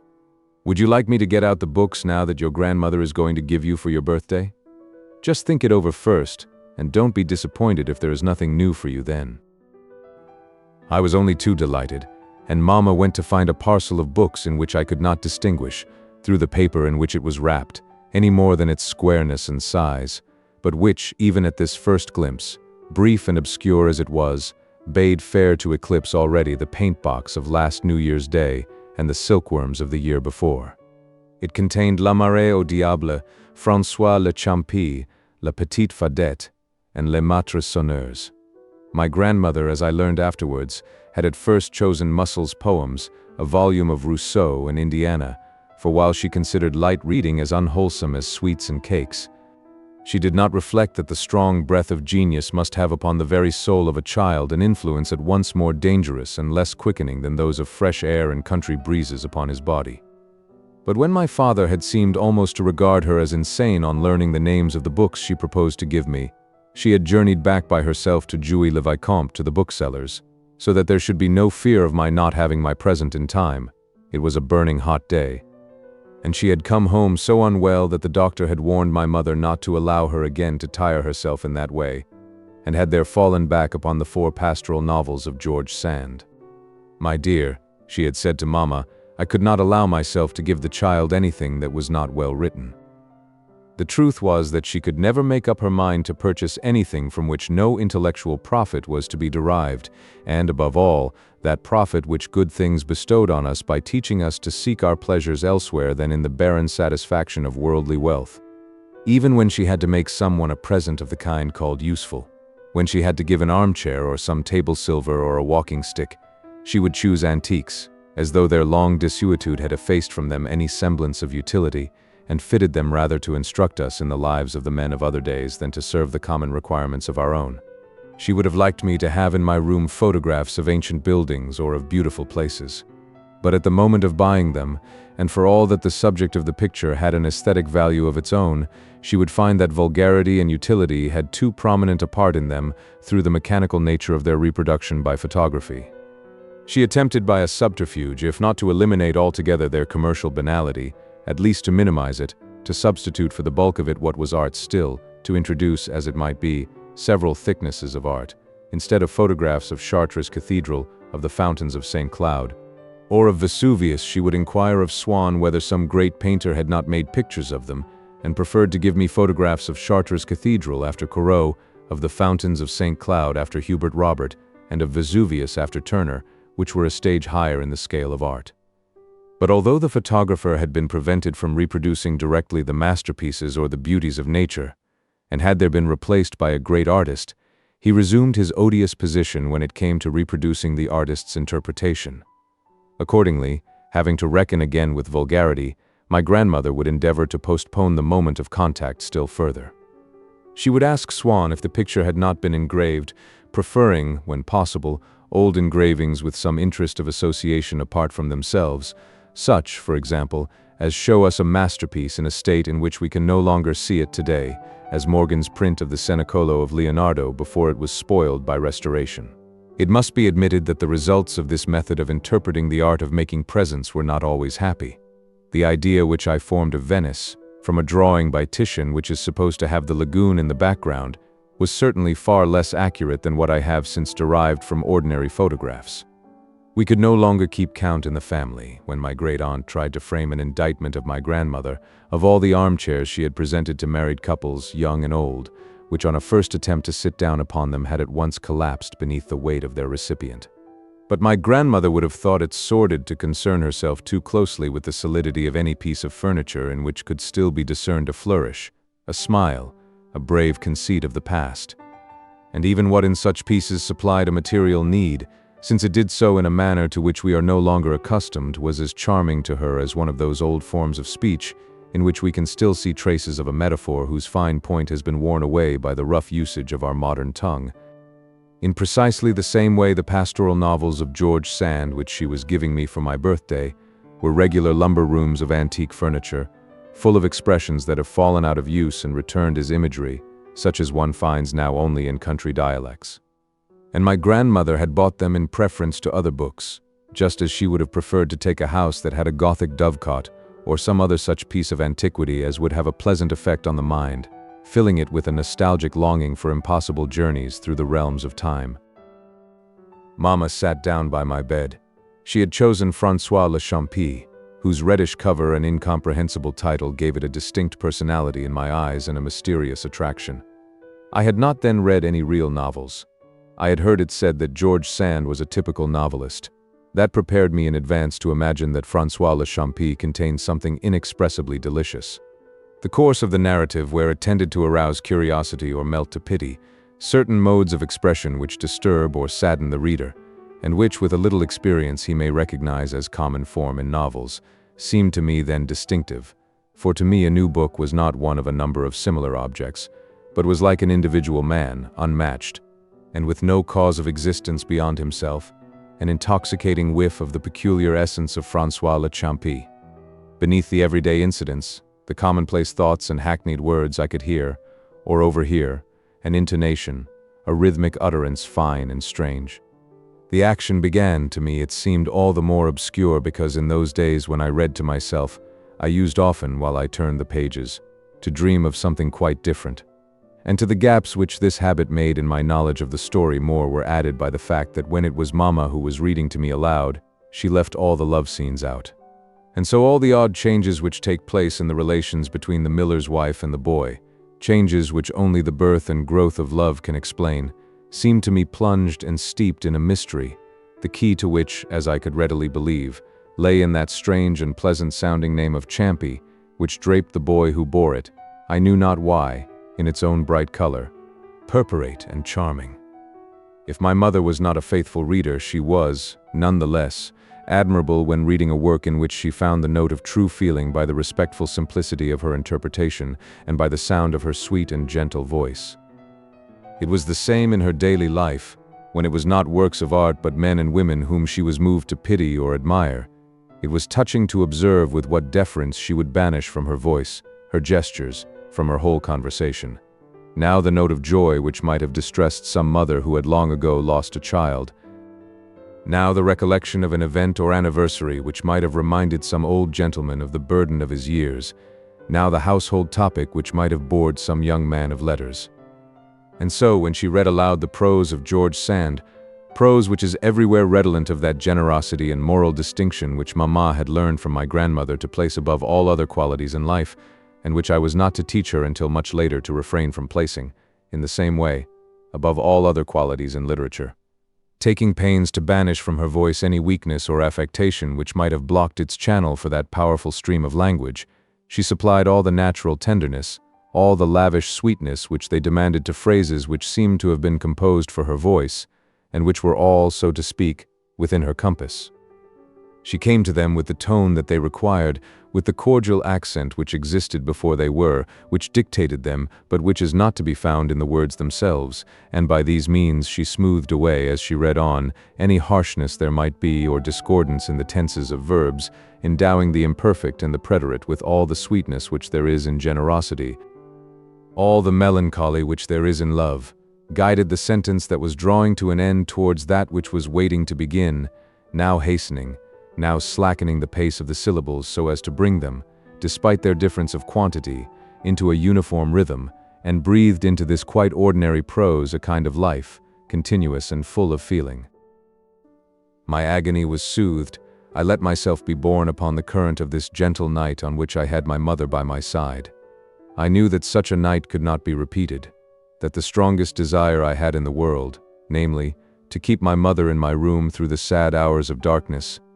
ran too much counter to general requirements and to the wishes of others for such a concession as had been granted me this evening to be anything but a rare and casual exception. Tomorrow night I should again be the victim of anguish, and Mama would not stay by my side.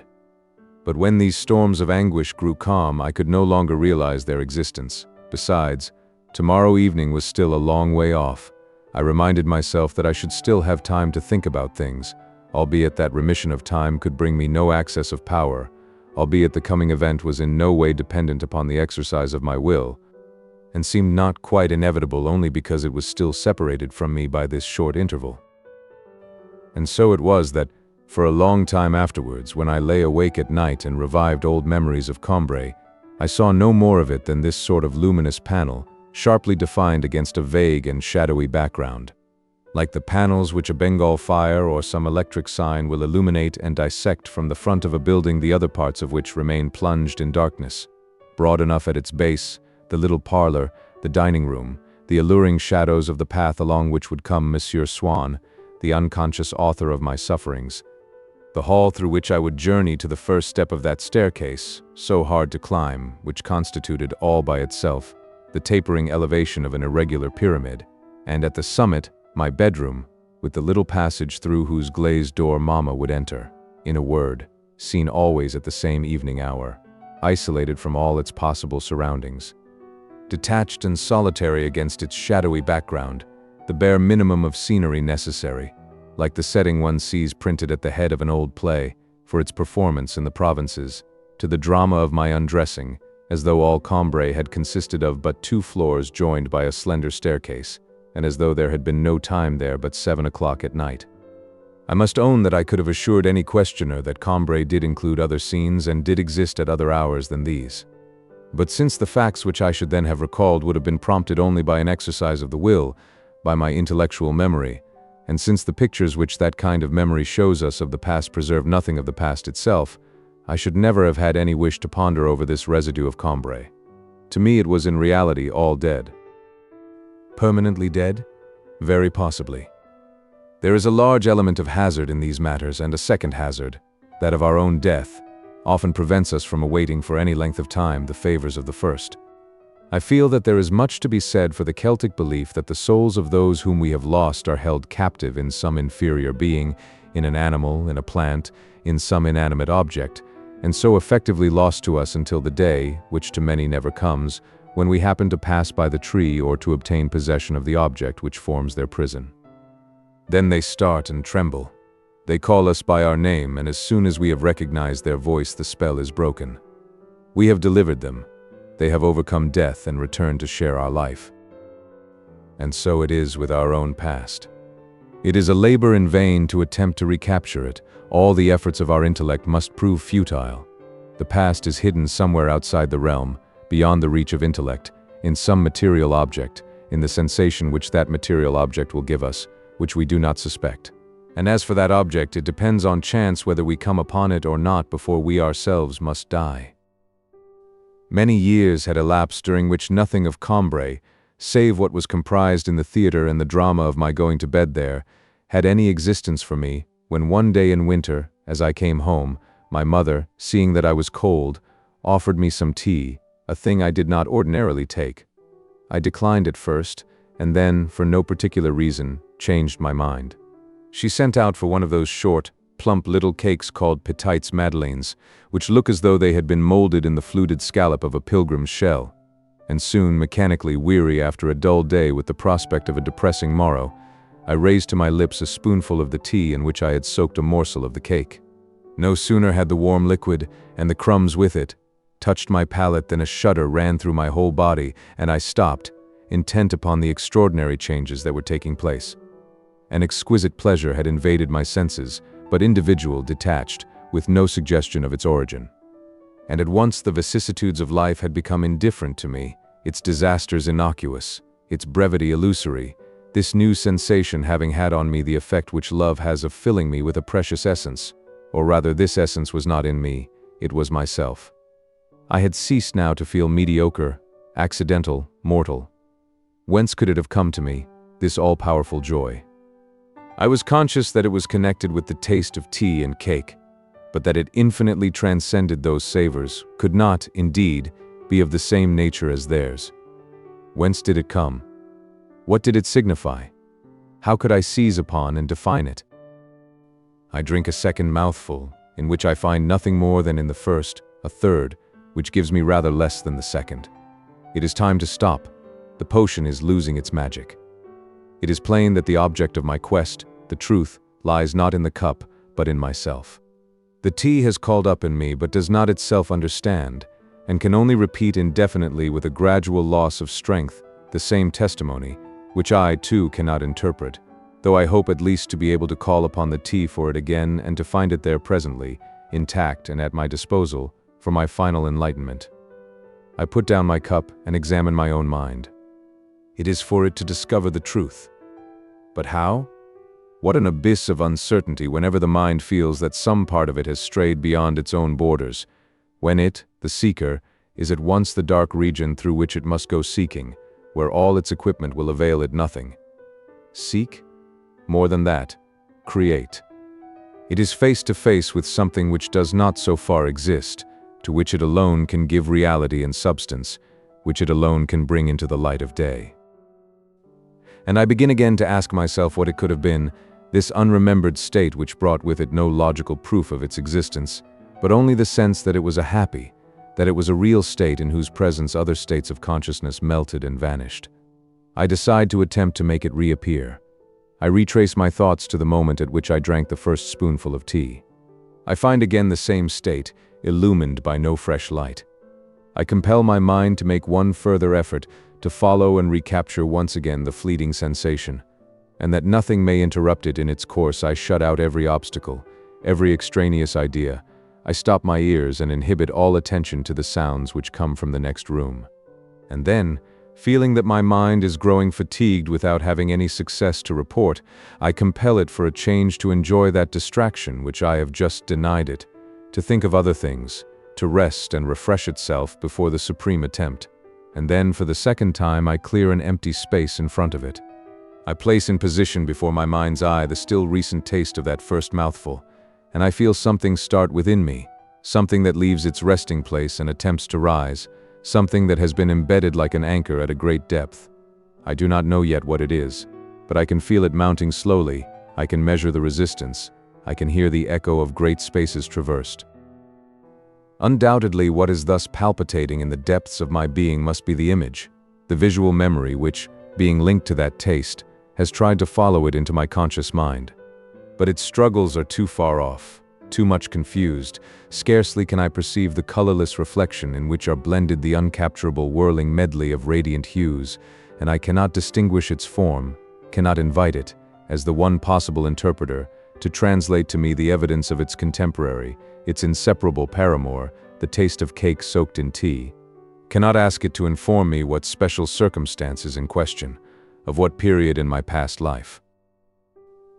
Will it ultimately reach the clear surface of my consciousness, this memory, this old dead moment which the magnetism of an identical moment has traveled so far to importune, to disturb, to raise up out of the very depths of my being? I cannot tell. Now that I feel nothing, it has stopped, has perhaps gone down again into its darkness, from which who can say whether it will ever rise? 10 times over I must essay the task, must lean down over the abyss. And each time the natural laziness which deters us from every difficult enterprise, every work of importance, has urged me to leave the thing alone, to drink my tea, and to think merely of the worries of today and of my hopes for tomorrow, which let themselves be pondered over without effort or distress of mind. And suddenly the memory returns. The taste was that of the little crumb of Madeleine which on Sunday mornings at Combray, because on those mornings I did not go out before church time, when I went to say good day to her in her bedroom, my Aunt Leonie used to give me, dipping it first in her own cup of real or of lime flower tea. The sight of the little Madeleine had recalled nothing to my mind before I tasted it, perhaps because I had so often seen such things in the interval, without tasting them, on the trays in pastry cooks' windows, that their image had dissociated itself from those Combray days to take its place among others more recent, perhaps because of those memories, so long abandoned and put out of mind. Nothing now survived, everything was scattered. The forms of things, including that of the little scallop shell of pastry, so richly sensual under its severe religious folds, were either obliterated or had been so long dormant as to have lost the power of expansion which would have allowed them to resume their place in my consciousness. But when from a long distant past nothing subsists, after the people are dead, after the things are broken and scattered, still, alone, more fragile, but with more vitality, more unsubstantial, more persistent, more faithful, the smell and taste of things remain poised a long time, like souls, ready to remind us, waiting and hoping for their moment amid the ruins of all the rest, and bear unfaltering in the tiny and almost impalpable drop of their essence, the vast structure of recollection. And once I had recognized the taste of the crumb of madeleine soaked in her decoction of lime flowers which my aunt used to give me, although I did not yet know and must long postpone the discovery of why this memory made me so happy. Immediately the old gray house upon the street, where her room was, rose up like the scenery of a theater to attach itself to the little pavilion, opening on to the garden, which had been built out behind it for my parents, the isolated panel which until that moment had been all that I could see, and with the house the town, from morning to night and in all weathers, the square where I was sent before luncheon, the streets along which I used to run errands, the country roads we took when it was fine. And just as the Japanese amuse themselves by filling a porcelain bowl with water and steeping in it little crumbs of paper which until then are without character or form, but, the moment they become wet, stretch themselves and bend, take on color and distinctive shape, become flowers or houses or people, permanent and recognizable, so in that moment all the flowers in our garden and in Monsieur Swann's park, and the water lilies on the Vivant and the good folk of the village and their little dwellings and the parish church and the whole of Combray and of its surroundings, taking their proper shapes and growing solid, sprang into being, town and gardens alike, from my cup of tea. Combray. Combray at a distance from a 20-mile radius, as we used to see it from the railway when we arrived there every year in Holy Week, was no more than a church epitomizing the town, representing it, speaking of it and for it to the horizon, and as one drew near, gathering close about its long, dark cloak, sheltering from the wind, on the open plain, as a shepherd gathers his sheep.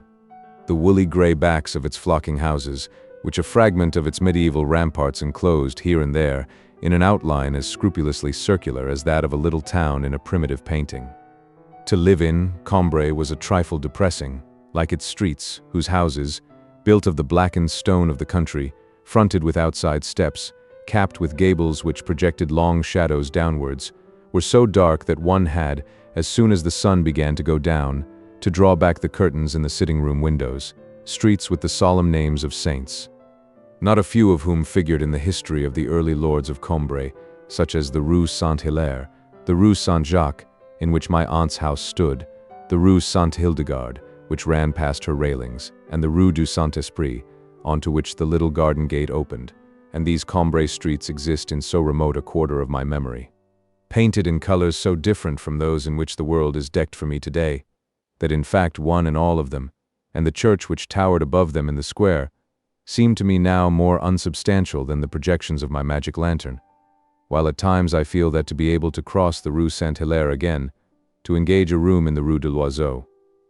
in the old hostelry of the Oiseau Fléché, from whose windows in the pavement used to rise a smell of cooking which rises still in my mind, now and then, in the same warm gusts of comfort, would be to secure a contact with the unseen world more marvelously supernatural than it would be to make Golo's acquaintance and to chat with Geneviève de Brabant.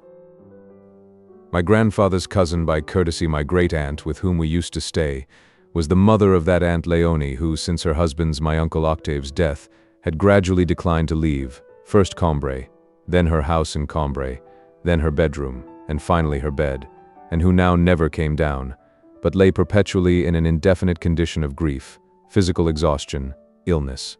obsessions, and religious observances.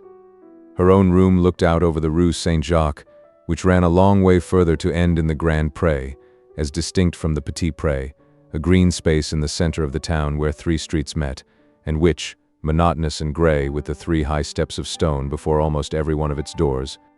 seemed like a deep furrow cut by some sculptor of Gothic images in the very block of stone out of which he had fashioned a Calvary or a crib.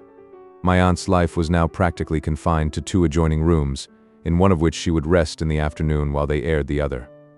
They were rooms of that country order which, just as in certain climes whole tracts of air or ocean are illuminated or scented by myriads of protozoa which we cannot see, fascinate our sense of smell with the countless odors springing from their own special virtues, wisdom, habits, a whole secret system of life, invisible, superabundant, and profoundly moral. which their atmosphere holds in solution, smells natural enough indeed, and colored by circumstances as are those of the neighboring countryside, but already humanized, domesticated, confined, an exquisite, skillful, limpid jelly, blending all the fruits of the season which have left the orchard for the storeroom, smells changing with the year, but plenishing, domestic smells, which compensate for the sharpness of hoar frost with the sweet savor of warm bread, smells lazy and punctual as a village clock, roving smells, pious smells,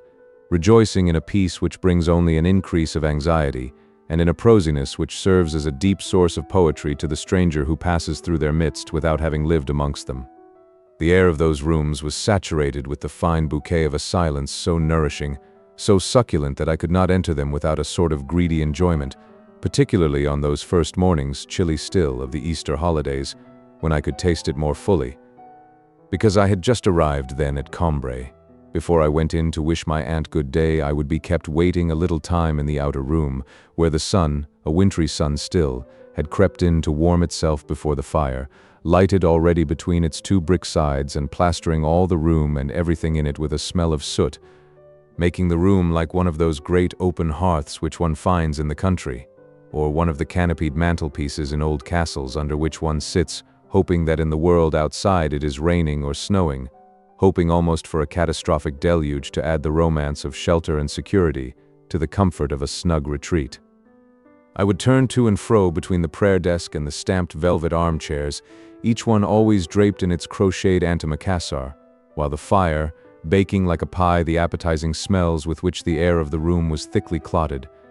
which the dewy and sunny freshness of the morning had already raised and started to set, puffed them and glazed them and fluted them and swelled them into an invisible though not impalpable country cake, an immense puff pastry, in which, barely waiting to savor the crustier, more delicate, more respectable, but also drier smells of the cupboard, the chest of drawers, and the patterned wallpaper, I always returned with an unconfessed gluttony to bury myself in the nondescript, resinous, dull, indigestible, and fruity smell of the flowered quilt. In the next room I could hear my aunt talking quietly to herself. She never spoke save in low tones, because she believed that there was something broken in her head and floating loose there, which she might displace by talking too loud,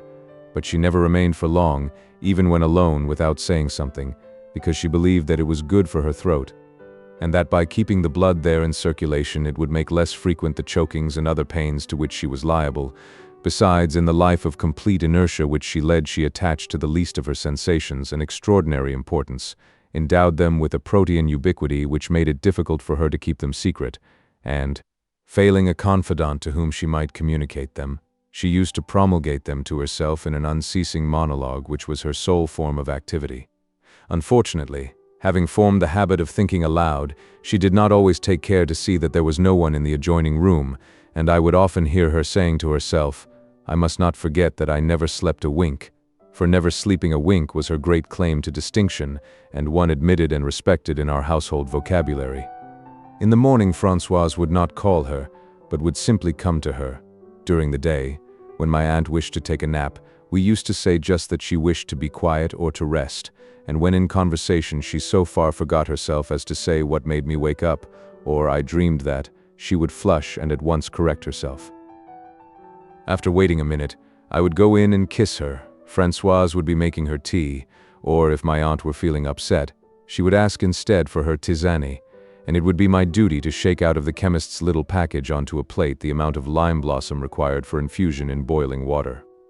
The drying of the stems had twisted them into a fantastic trellis, in whose intervals the pale flowers opened, as though a painter had arranged them there, grouping them in the most decorative poses. The leaves, which had lost or altered their own appearance, assumed those instead of the most incongruous things imaginable, as though the transparent wings of flies or the blank sides of labels or the petals of roses had been collected and pounded, or interwoven as birds weave the material for their nests. 1,000 trifling little details, the charming prodigality of the chemist, details which would have been eliminated from an artificial preparation, gave me, like a book in which one is astonished to read the name of a person whom one knows, the pleasure of finding that these were indeed real lime blossoms, like those I had seen, when coming from the train, in the Avenue de la Gare, altered. But only because they were not imitations but the very same blossoms which had grown old. And as each new character is merely a metamorphosis from something older, in these little gray balls I recognized green buds plucked before their time, but beyond all else the rosy, moony, tender glow which lit up the blossoms among the frail forest of stems from which they hung like little golden roses, marking, as the radiance upon an old wall still marks the place of a vanished fresco, the difference between those parts of the tree which had and those which had not been in bloom, shewed me that these were petals which, before their flowering time, the chemist's package had embalmed on warm evenings of spring. That rosy candlelight was still their color, but half extinguished and deadened in the diminished life which was now theirs, and which may be called the twilight of a flower. Presently my aunt was able to dip in the boiling infusion, in which she would relish the savor of dead or faded blossom, a little Madeleine, of which she would hold out a piece to me when it was sufficiently soft. At one side of her bed stood a big yellow chest of drawers of lemon wood, and a table which served at once as pharmacy and as high altar, on which, beneath a statue of Our Lady and a bottle of Vichy Celestins, might be found her service books and her medical prescriptions, everything that she needed for the performance, in bed, of her duties to soul and body, to keep the proper times for pepsin and for vespers. On the other side her bed was bounded by the window. She had the street beneath her eyes, and would read in it from morning to night to divert the tedium of her life, like a Persian prince, the daily but immemorial chronicles of Combray, which she would discuss in detail afterwards with Françoise. I would not have been 5 minutes with my aunt before she would send me away in case I made her tired.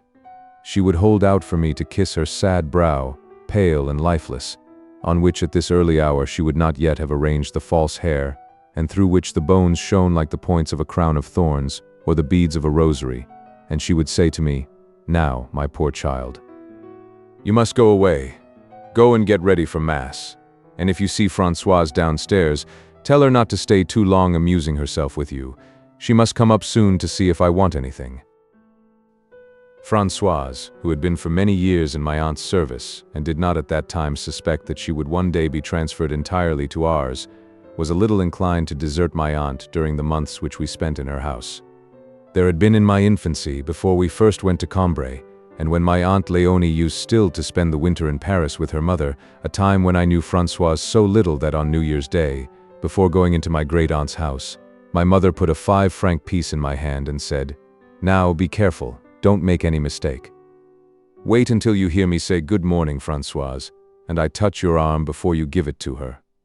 No sooner had we arrived in my aunt's dark hall than we saw in the gloom, beneath the frills of a snowy cap as stiff and fragile as if it had been made of spun sugar, the concentric waves of a smile of anticipatory gratitude.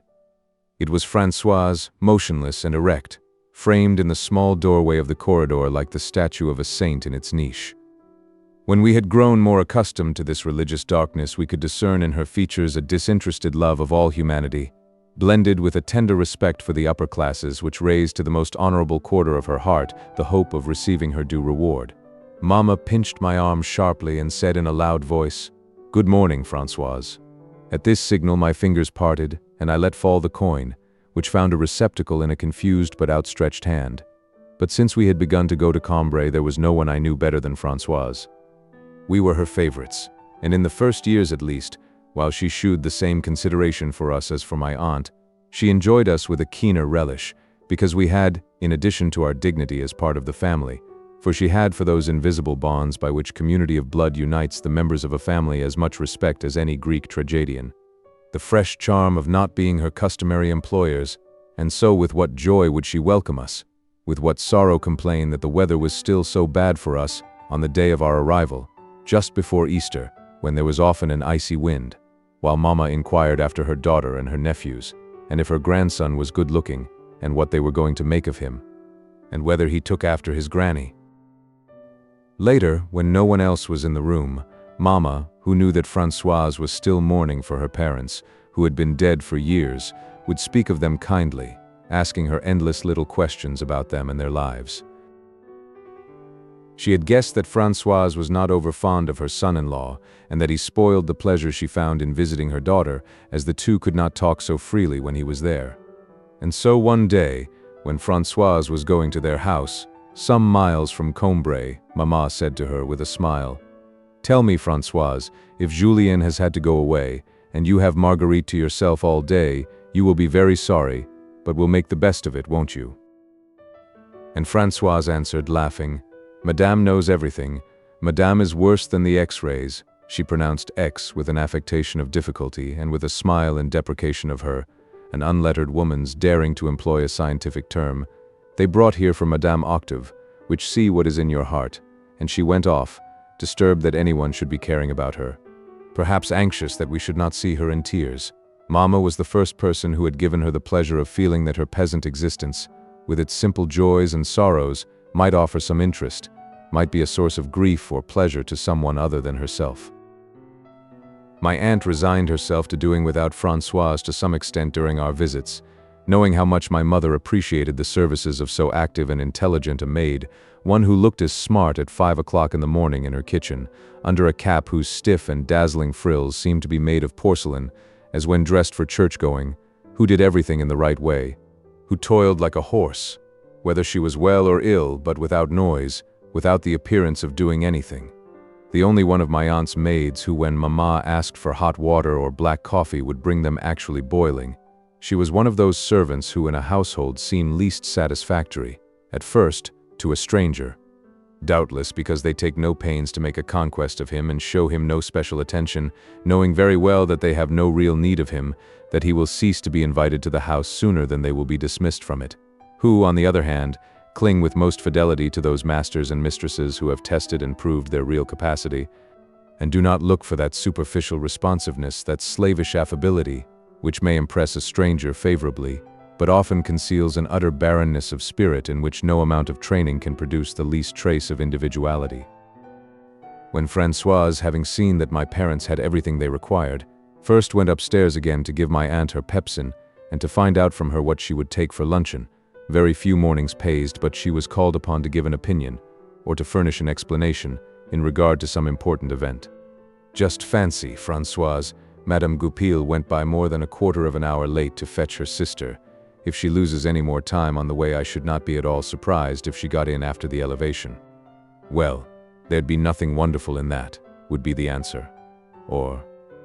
Françoise, if you had come in 5 minutes ago, you would have seen Madame Imbert go past with some asparagus twice the size of what Mother Callot has. Do try to find out from her cook where she got them. You know you've been putting asparagus in all your sauces this spring. You might be able to get some like these for our visitors.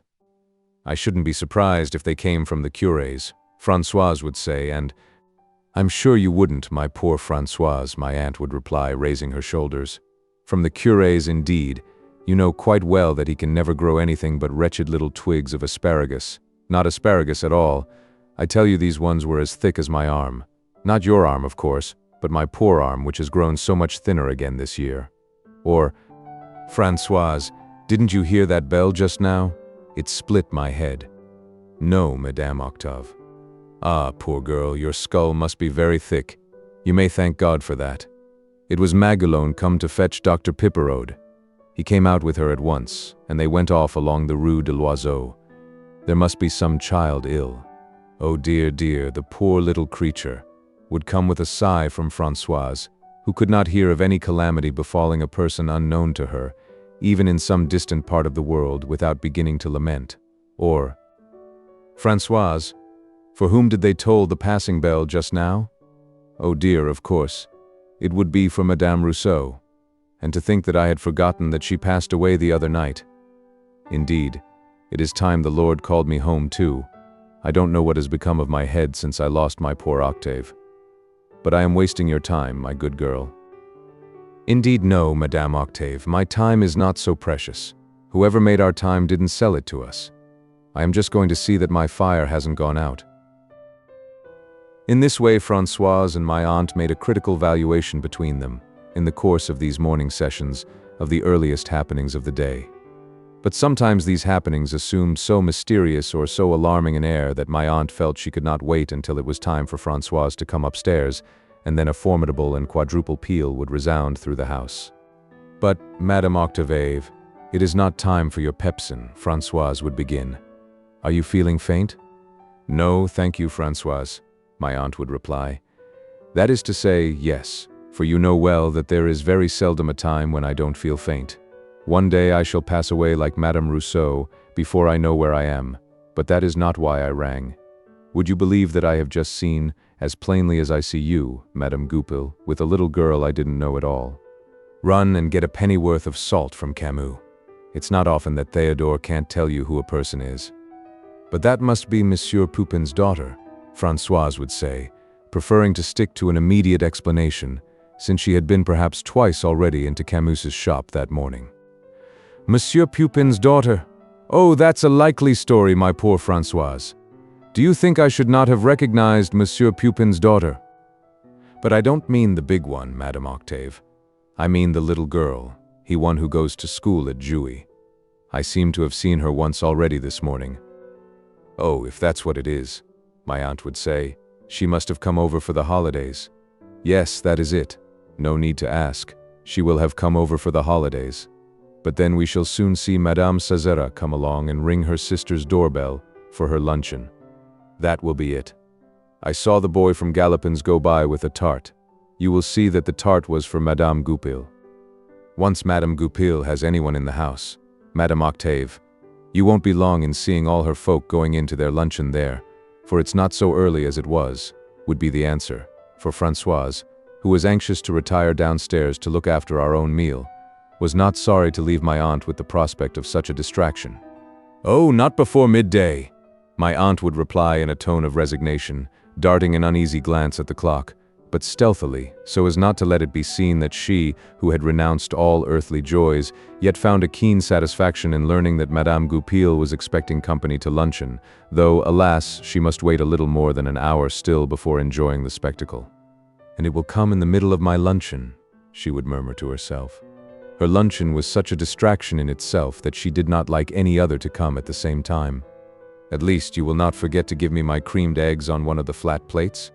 These were the only plates which had pictures on them, and my aunt used to amuse herself at every meal by reading the description on whichever might have been sent up to her. She would put on her spectacles and spell out Ali Baba and the 40 Thieves, Aladdin or the Wonderful Lamp, and smile and say very good indeed.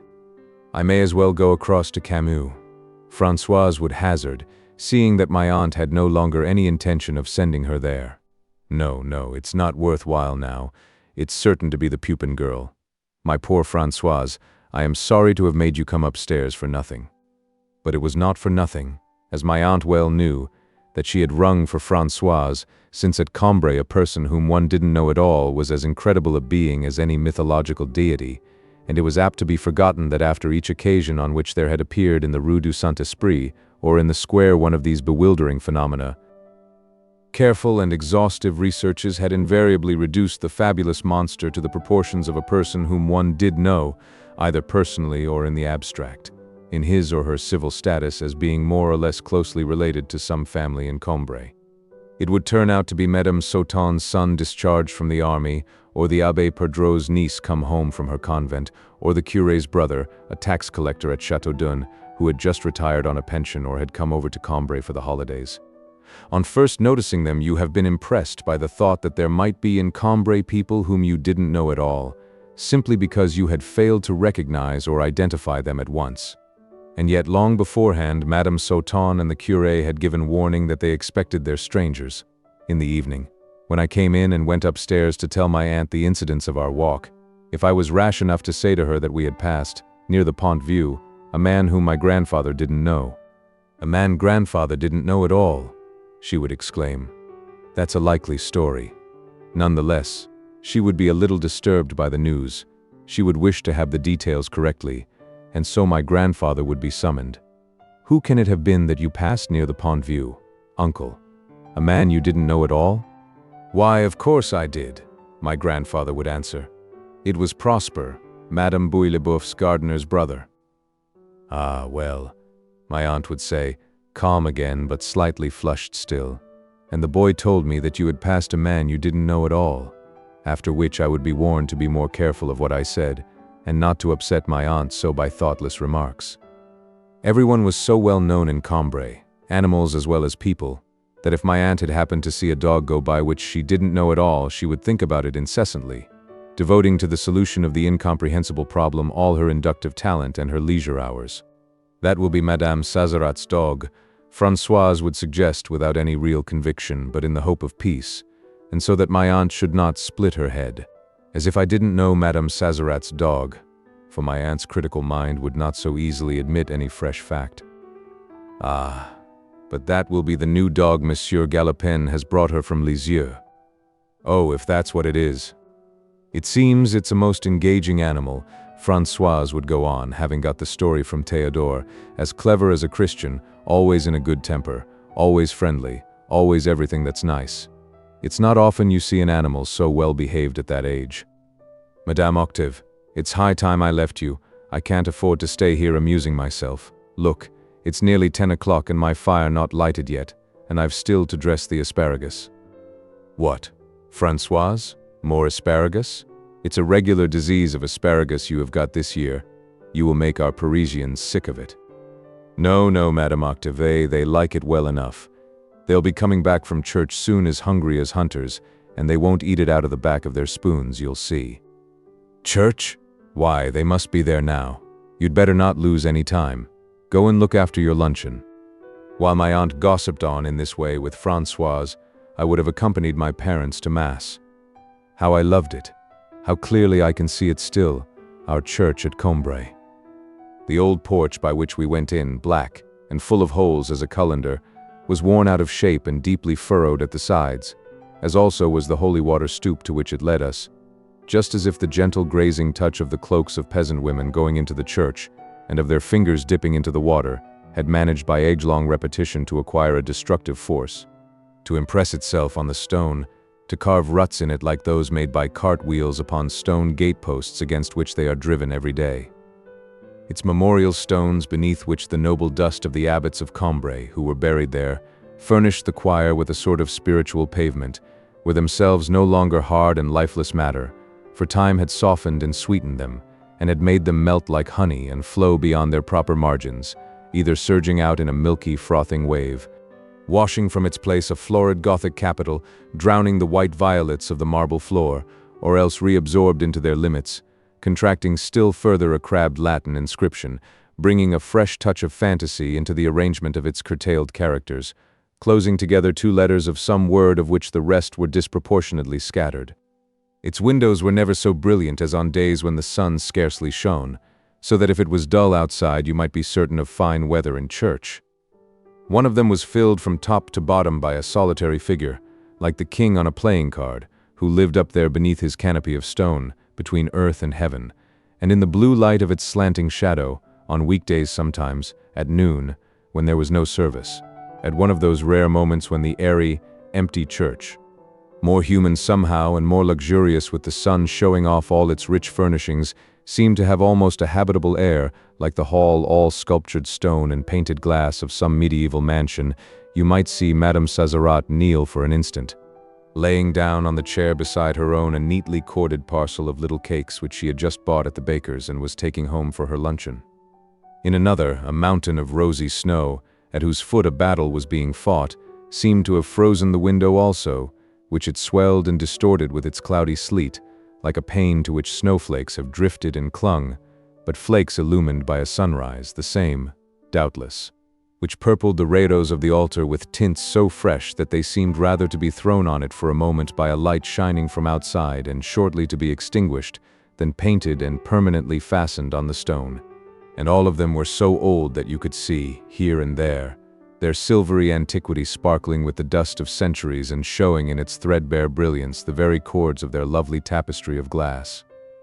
There was one among them which was a tall panel composed of 100 little rectangular windows, of blue principally, like a great game of patience of the kind planned to beguile King Charles VI, but either because a ray of sunlight had gleamed through it, or because my own shifting vision had drawn across the window, whose colors died away and were rekindled by turns. A rare and transient fire, the next instant it had taken on all the iridescence of a peacock's tail, then shook and wavered in a flaming and fantastic shower, distilled and dropping from the groin of the dark and rocky vault down the moist walls, as though it were along the bed of some rainbow grotto of sinuous stalactites that I was following my parents, who marched before me, their prayer books clasped in their hands. A moment later the little lozenge windows had put on the deep transparence, the unbreakable hardness of sapphires clustered on some enormous breastplate, but beyond which could be distinguished, dearer than all such treasures, a fleeting smile from the sun, which could be seen and felt as well here. In the blue and gentle flood in which it washed the masonry, as on the pavement of the square or the straw of the marketplace. And even on our first Sundays when we came down before Easter, it would console me for the blackness and bareness of the earth outside by making burst into blossom, as in some springtime in old history among the airs of St. Louis, this dazzling and gilded carpet of forget-me-nots in glass. 2 tapestries of high warp represented the coronation of Esther, in which tradition would have it that the weaver had given to Ahasuerus the features of one of the kings of France, and to Esther those of a lady of Guermantes whose lover he had been. Their colors had melted into one another, so as to add expression, relief, light to the pictures. A touch of red over the lips of Esther had strayed beyond their outline. The yellow on her dress was spread with such unctuous plumpness as to have acquired a kind of solidity, and stood boldly out from the receding atmosphere, while the green of the trees, which was still bright in silk and wool among the lower parts of the panel, but had quite gone at the top, separated in a paler scheme. Above the dark trunks, the yellowing upper branches, tanned and half obliterated by the sharp though sidelong rays of an invisible sun. All these things and, still more than these, the treasures which had come to the church from personages who to me were almost legendary figures, such as the golden cross wrought, it was said, by Saint Eloi and presented by Dagobert, and the tomb of the sons of Louis the Germanic in porphyry and enameled copper. Because of which I used to go forward into the church when we were making our way to our chairs as into a fairy-haunted valley, where the rustic sees with amazement on a rock, a tree, a marsh, the tangible proofs of the little people's supernatural passage. All these things made of the church for me something entirely different from the rest of the town, a building which occupied, so to speak, 4 dimensions of space, the name of the 4th being time, which had sailed the centuries with that old nave, where bay after bay, chapel after chapel, seemed to stretch across and hold down and conquer not merely a few yards of soil, but each successive epoch from which the whole building had emerged triumphant, hiding the rugged barbarities of the 11th century in the thickness of its walls, through which nothing could be seen of the heavy arches, long stopped and blinded with coarse blocks of ashlar, except where, near the porch, a deep groove was furrowed into one wall by the tower stair, and even there the barbarity was veiled by the graceful Gothic arcade which pressed coquettishly upon it, like a row of grown-up sisters who, to hide him from the eyes of strangers, arranged themselves smilingly in front of a countrified, unmannerly and ill-dressed younger brother, rearing into the sky above the square a tower which had looked down upon St. Louis, and seemed to behold him still, and thrusting down with its crypt into the blackness of a Merovingian night, through which, guiding us with groping fingertips beneath the shadowy vault, ribbed strongly as an immense bat's wing of stone, Theodore or his sister would light up for us with a candle the tomb of Sigebert's little daughter, in which a deep hole, like the bed of a fossil, had been bored, or so it was said, by a crystal lamp which, on the night when the Frankish princess was murdered, had left, of its own accord, the golden chains by which it was suspended where the apse is today, and with neither the crystal broken nor the light extinguished had buried itself in the stone, through which it had gently forced its way. And then the apse of Combray. What am I to say of that? It was so coarse, so devoid of artistic beauty, even of the religious spirit. From outside, since the street crossing which it commanded was on a lower level, its great wall was thrust upwards from a basement of unfaced ashlar, jagged with flints, in all of which there was nothing particularly ecclesiastical. The windows seemed to have been pierced at an abnormal height, and its whole appearance was that of a prison wall rather than of a church. And certainly in later years, were I to recall all the glorious apses that I had seen, it would never enter my mind to compare with any one of them the apse of Combray. Only one day, turning out of a little street in some country town, I came upon 3 alleyways that converged, and facing them an old wall, rubbed, worn, crumbling, and unusually high, with windows pierced in it far overhead and the same asymmetrical appearance as the apse of Combray. And at that moment I did not say to myself, as at Chartres I might have done or at Reims, with what strength the religious feeling had been expressed in its construction, but instinctively I exclaimed, "The church!" The church, a dear familiar friend, close pressed in the Rue Saint-Hilaire, upon which its north door opened, by its 2 neighbors, Madame Loiseau's house, and the pharmacy of Monsieur Rapin, against which its walls rested without interspace, a simple citizen of Combray, who might have had her number in the street had the streets of Combray borne numbers, and at whose door one felt that the postman ought to stop on his morning rounds before going into Madame Loiseau's and after leaving Monsieur Rapin's. There existed, for all that, between the church and everything in Combray that was not the church, a clear line of demarcation which I have never succeeded in eliminating from my mind. In vain might Madame Loiseau deck her windowsills with fuchsias, which developed the bad habit of letting their branches trail at all times and in all directions, head downwards, and whose flowers had no more important business, when they were big enough to taste the joys of life, than to go and cool their purple, congested cheeks against the dark front of the church. To me such conduct sanctified the fuchsias not at all. Between the flowers and the blackened stones towards which they leaned, if my eyes could discern no interval, my mind preserved the impression of an abyss. From a long way off one could distinguish and identify the steeple of Saint Hilaire inscribing its unforgettable form upon a horizon beneath which Combray had not yet appeared, when from the train which brought us down from Paris at Easter time my father caught sight of it, as it slipped into every fold of the sky in turn, its little iron cock veering continually in all directions. He would say, "Come, get your wraps together, we are there."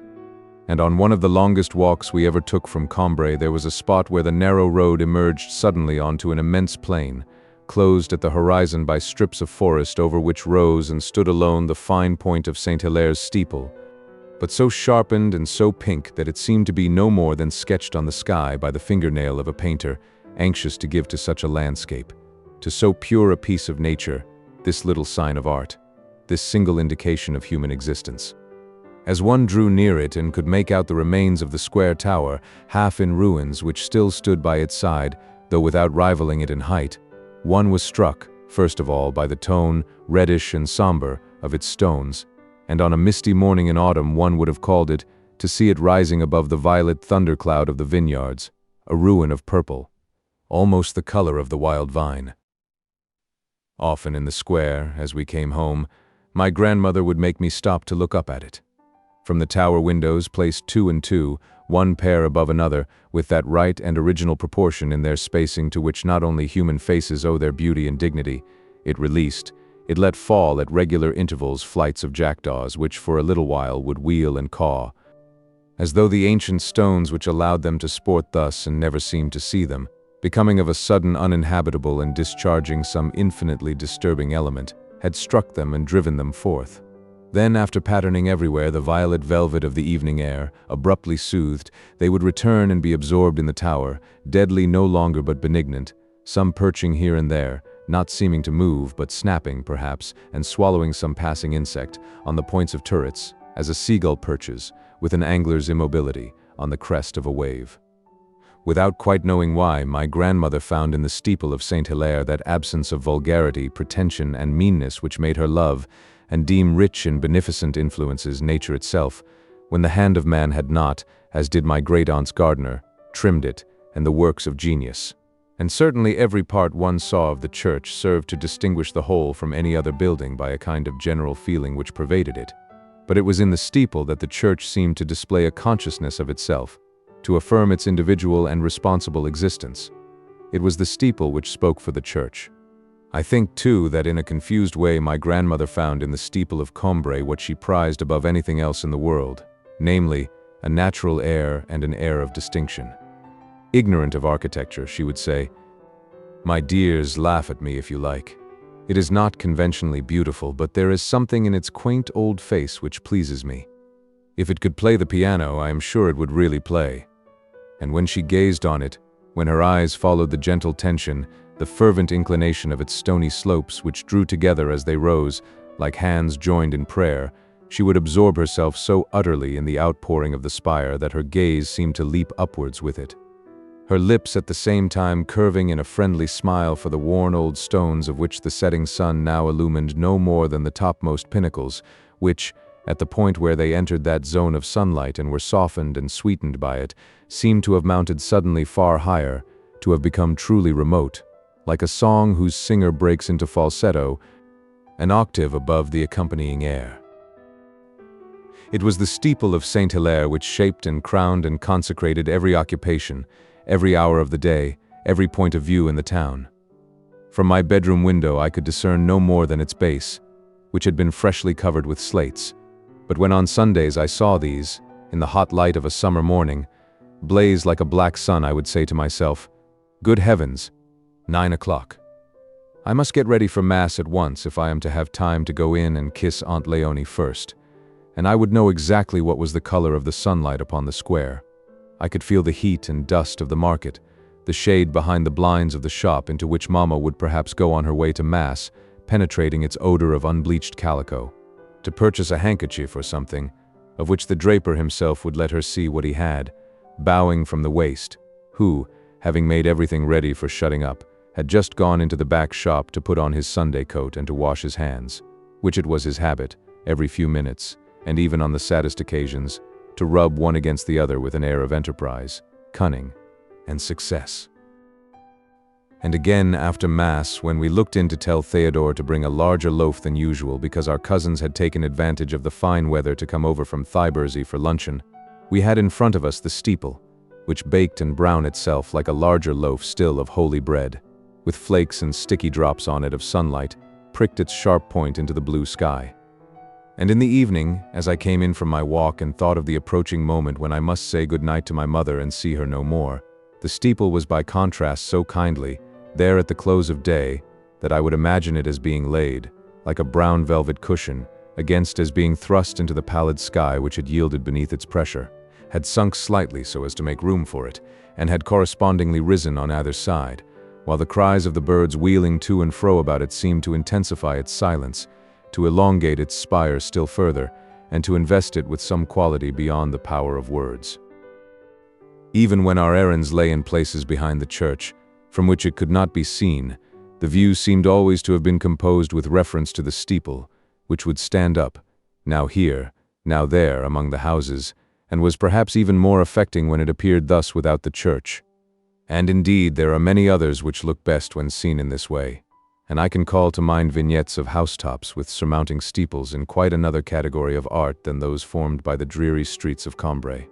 I shall never forget, in a quaint Norman town not far from Balbec, two charming 18th-century houses, dear to me and venerable for many reasons, between which, when one looks up at them from a fine garden which descends in terraces to the river, the Gothic spire of a church, itself hidden by the houses, soars into the sky with the effect of crowning and completing their fronts, but in a material so different, so precious, so bearinged, so rosy, so polished, that it is at once seen to be no more a part of them than would be a part of two pretty pebbles lying side by side, between which it had been washed on the beach, the purple, crinkled spire of some seashells spun out into a turret, and gay with glossy color. Even in Paris, in one of the ugliest parts of the town, I know a window from which one can see across a first, a second, and even a third layer of jumbled roofs, street beyond street, a violet bell, sometimes ruddy, sometimes too, in the finest prints which the atmosphere makes of it, of an ashy solution of black, which is, in fact, nothing else than the dome of St. Augustine, and which imparts to this view of Paris the character of some of the Piranesi views of Rome. But since into none of these little etchings, whatever the taste my memory may have been able to bring to their execution, was it able to contribute an element I have long lost, the feeling which makes us not merely regard a thing as a spectacle, but believe in it as in a creature without parallel. So none of them keeps in dependence on it a whole section of my inmost life, as does the memory of those aspects of the steeple of Combray from the streets behind the church. Whether one saw it at 5 o'clock when going to call for letters at the post office, some doors away from one, on the left, raising abruptly with its isolated peak the ridge of housetops, or again when one had to go in and ask for news of Madame Sazerat, one's eyes followed the line where it ran low again beyond the farther, descending slope, and one knew that it would be the second turning after the steeple, or yet again if pressing further afield one went to the station, one saw it obliquely, showing in profile fresh angles and surfaces, like a solid body surprised at some unknown point in its revolution, or from the banks of the Vivonne, the apse, drawn muscularly together and heightened in perspective, seemed to spring upwards with the effort which the steeple made to hurl its spire point into the heart of heaven. It was always to the steeple that one must return, always it which dominated everything else, summing up the houses with an unexpected pinnacle, raised before me like the finger of God, whose body might have been concealed below among the crowd of human bodies without fear of my confounding it, for that reason, with them. And so even today, in any large provincial town, or in a quarter of Paris which I do not know well, if a passer-by who is putting me on the right road shows me from afar, as a point to aim at, some belfry of a hospital, or a convent steeple lifting the peak of its ecclesiastical cap at the corner of the street which I am to take, my memory need only find in it some dim resemblance to that dear and vanished outline, and the passer-by, should he turn round to make sure that I have not gone astray, would see me, to his astonishment, oblivious of the walk that I had planned to take, or the place where I was obliged to call, standing still on the spot, before that steeple, for hours on end, motionless, trying to remember. Feeling deep within myself a tract of soil reclaimed from the waters of Lethe slowly drying until the buildings rise on it again, and then no doubt, and then more uneasily than when just now I asked him for a direction, I will seek my way again, I will turn a corner. But the goal is in my heart. On our way home from Mass, we would often meet Monsieur Legrandin, who, detained in Paris by his professional duties as an engineer, could only, except in the regular holiday seasons, visit his home at Combray between Saturday evenings and Monday mornings. He was one of that class of men who, apart from a scientific career in which they may well have proved brilliantly successful, have acquired an entirely different kind of culture, literary or artistic, of which they make no use in the specialized work of their profession, but by which their conversation profits. More literary than many men of letters, we were not aware at this period that Monsieur Legrandin had a distinct reputation as a writer, and so were greatly astonished to find that a well-known composer had set some verses of his to music, endowed with a greater ease in execution than many painters. They imagine that the life they are obliged to lead is not that for which they are really fitted, and they bring to their regular occupations either a fantastic indifference or a sustained and lofty application, scornful, bitter, and conscientious. Tall, with a good figure, a fine, thoughtful face, drooping fair mustaches, a look of disillusionment in his blue eyes, an almost exaggerated refinement of courtesy, a talker such as we had never heard, he was in the sight of my family, who never ceased to quote him as an example, the very pattern of a gentleman who took life in the noblest and most delicate manner. My grandmother alone found fault with him for speaking a little too well, a little too much like a book, for not using a vocabulary as natural as his loosely knotted lavalier neckties, his short, straight, almost schoolboyish coat. She was astonished, too, at the furious invective which he was always launching at the aristocracy, at fashionable life and snobbishness. Undoubtedly, he would say, the sin of which St. Paul is thinking when he speaks of the sin for which there is no forgiveness. Worldly ambition was a thing which my grandmother was so little capable of feeling, or indeed of understanding, that it seemed to her futile to apply so much heat to its condemnation. Besides, she thought it in not very good taste that Monsieur Legrandin, whose sister was married to a country gentleman of Lower Normandy near Balbec, should deliver himself of such violent attacks upon the nobles, going so far as to blame the revolution for not having guillotined them all. "Well met, my friends," he would say as he came towards us. "You are lucky to spend so much time here. Tomorrow I have to go back to Paris, to squeeze back into my niche. Oh, I admit," he went on, with his own peculiar smile, gently ironical, disillusioned and vague, "I have every useless thing in the world in my house there. The only thing wanting is the necessary thing, a great patch of open sky like this. Always try to keep a patch of sky above your life, little boy," he added, turning to me. "You have a soul in you of rare quality, an artist's nature. Never let it starve for lack of what it needs." When, on our reaching the house, my aunt would send to ask us whether Madame Goupil had indeed arrived late for Mass, not one of us could inform her. Instead, we increased her anxiety by telling her that there was a painter at work in the church copying the window of Gilbert the Bad. Françoise was at once dispatched to the grocer's, but returned empty-handed owing to the absence of Théodore, whose dual profession of choirman, with a part in the maintenance of the fabric, and of grocer's assistant gave him not only relations with all sections of society, but an encyclopedic knowledge of their affairs. "Ah," my aunt would sigh, "I wish it were time for Eulalie to come. She is really the only person who will be able to tell me." Eulalie was a limping, energetic, deaf spinster who had retired after the death of Madame de la Bretonnerie, with whom she had been in service from her childhood, and had then taken a room beside the church from which she would incessantly emerge, either to attend some service, or, when there was no service, to say a prayer by herself or to give Theodore a hand. The rest of her time she spent in visiting sick persons like my Aunt Léonie, to whom she would relate everything that had occurred at Mass or Vespers.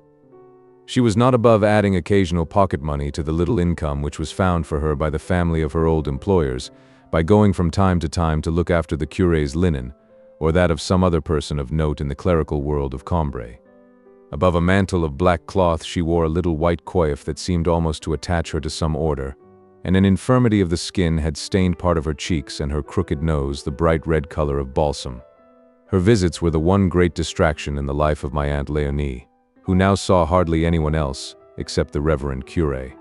My aunt had by degrees erased every other visitor's name from her list, because they all committed the fatal error, in her eyes, of falling into one or other of the two categories of people she most detested.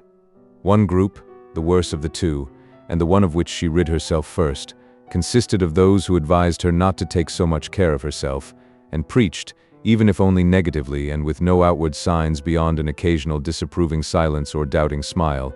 the subversive doctrine that a sharp walk in the sun and a good red beefsteak would do her more good, her, who had had 2 dreadful sips of Vichy water on her stomach for 14 hours, than all her medicine bottles and her bed.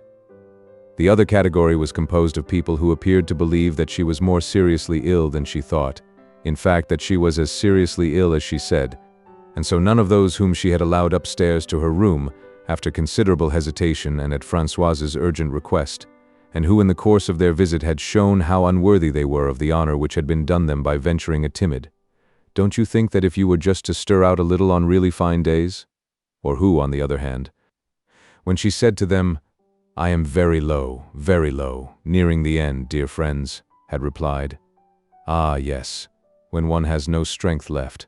Still, you may last a while yet." Each party alike might be certain that her doors would never open to them again. And if Françoise was amused by the look of consternation on my aunt's face whenever she saw, from her bed, any of these people in the Rue du Saint-Esprit, who looked as if they were coming to see her, or heard her own doorbell ring, she would laugh far more heartily, as at a clever trick, at my aunt's devices, which never failed, for having them sent away, and at their look of discomfiture when they had to turn back without having seen her, and would be filled with secret admiration for her mistress, whom she felt to be superior to all these other people, inasmuch as she could and did contrive not to see them. In short, my aunt stipulated, at one and the same time, that whoever came to see her must approve of her way of life, commiserate with her in her sufferings, and assure her of an ultimate recovery. In all this Eulalie excelled. My aunt might say to her 20 times in a minute, "The end is come at last, my poor Eulalie." 20 times Eulalie would retort with, "Knowing your illness as you do, Madame Octave, you will live to be 100, as Madame Sazerin said to me only yesterday." For one of Eulalie's most rooted beliefs,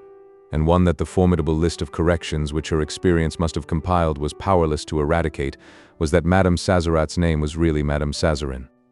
"I do not ask to live to 100, my aunt would say, for she preferred to have no definite limit fixed to the number of her days. And since, besides this, Eulalie knew, as no one else knew, how to distract my aunt without tiring her, her visits, which took place regularly every Sunday, unless something unforeseen occurred to prevent them, were for my aunt a pleasure the prospect of which kept her on those days in a state of expectation, appetizing enough to begin with, but at once changing to the agony of a hunger too long unsatisfied if Eulalie were a minute late in coming. For, if unduly prolonged, the rapture of waiting for Eulalie became a torture, and my aunt would never cease from looking at the time, and yawning, and complaining of each of her symptoms in turn. Eulalie's ring, if it sounded from the front door at the very end of the day, when she was no longer expecting it, would almost make her ill. For the fact was that on Sundays she thought of nothing else than this visit, and the moment that our luncheon was ended, Françoise would become impatient for us to leave the dining room, so that she might go upstairs to occupy my aunt. But, and this more than ever from the day on which fine weather definitely set in at Combray, the proud hour of noon, descending from the steeple of Saint Hilaire, which it blazoned for a moment with the 12 points of its sonorous crown, would long have echoed about our table, beside the holy bread, which too had come in after church, in its familiar way, and we would still be found seated in front of our Arabian Nights plates, weighed down by the heat of the day, and even more by our heavy meal. For upon the permanent foundation of eggs, cutlets, potatoes, preserves, and biscuits, whose appearance on the table she no longer announced to us, Françoise would add, as the labor of fields and orchards, the harvest of the tides, the luck of the markets, the kindness of neighbors, and her own genius might provide, and so effectively that our bill of fare, like the quatrefoils that were carved on the porches of cathedrals in the 13th century, reflected to some extent the march of the seasons and the incidents of human life. A brill, because the fishwoman had guaranteed its freshness. A turkey, because she had seen a beauty in the market at Roussainville-le-Pin. Cardoons with marrow, because she had never done them for us in that way before. A roast leg of mutton, because the fresh air made one hungry and there would be plenty of time for it to settle down in the 7 hours before dinner. Spinach, by way of a change. Apricots, because they were still hard to get. Gooseberries, because in another fortnight there would be none left. Raspberries, which Monsieur Swann had brought specially. Cherries, the first to come from the cherry tree, which had yielded none for the last 2 years. A cream cheese, of which in those days I was extremely fond. An almond cake, because she had ordered one the evening before. A fancy loaf, because it was our turn to offer the holy bread. And when all these had been eaten, a work composed expressly for ourselves, but dedicated more particularly to my father, who had a fondness for such things, a cream of chocolate, inspired in the mind, created by the hand of Françoise, would be laid before us, light and fleeting as an occasional piece of music, into which she had poured the whole of her talent. Anyone who refused to partake of it, saying, "No, thank you, I have finished. I am not hungry," would at once have been lowered to the level of the Philistines who, when an artist makes them a present of one of his works, examine its weight and material, whereas what is of value is the creator's intention and his signature. To have left even the tiniest morsel in the dish would have shown as much discourtesy as to rise and leave a concert hall while the piece was still being played, and under the composer's very eyes. At length my mother would say to me,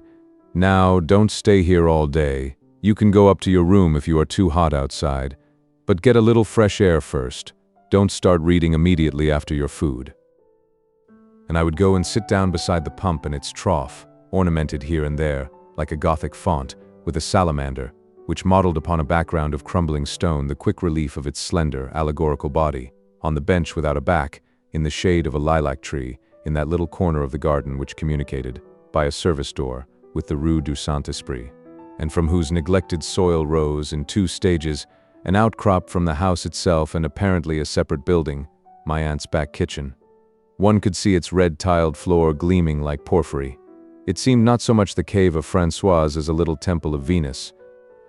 It would be overflowing with the offerings of the milkman, the fruiterer, the greengrocer, come sometimes from distant villages to dedicate here the first fruits of their fields, and its roof was always surmounted by the cooing of a dove. In earlier days I would not have lingered in the sacred grove which surrounded this temple, for before going upstairs to read, I would steal into the little sitting room which my uncle Adolphe, a brother of my grandfather and an old soldier who had retired from the service as a major, used to occupy on the ground floor, a room which, even when its opened windows let in the heat,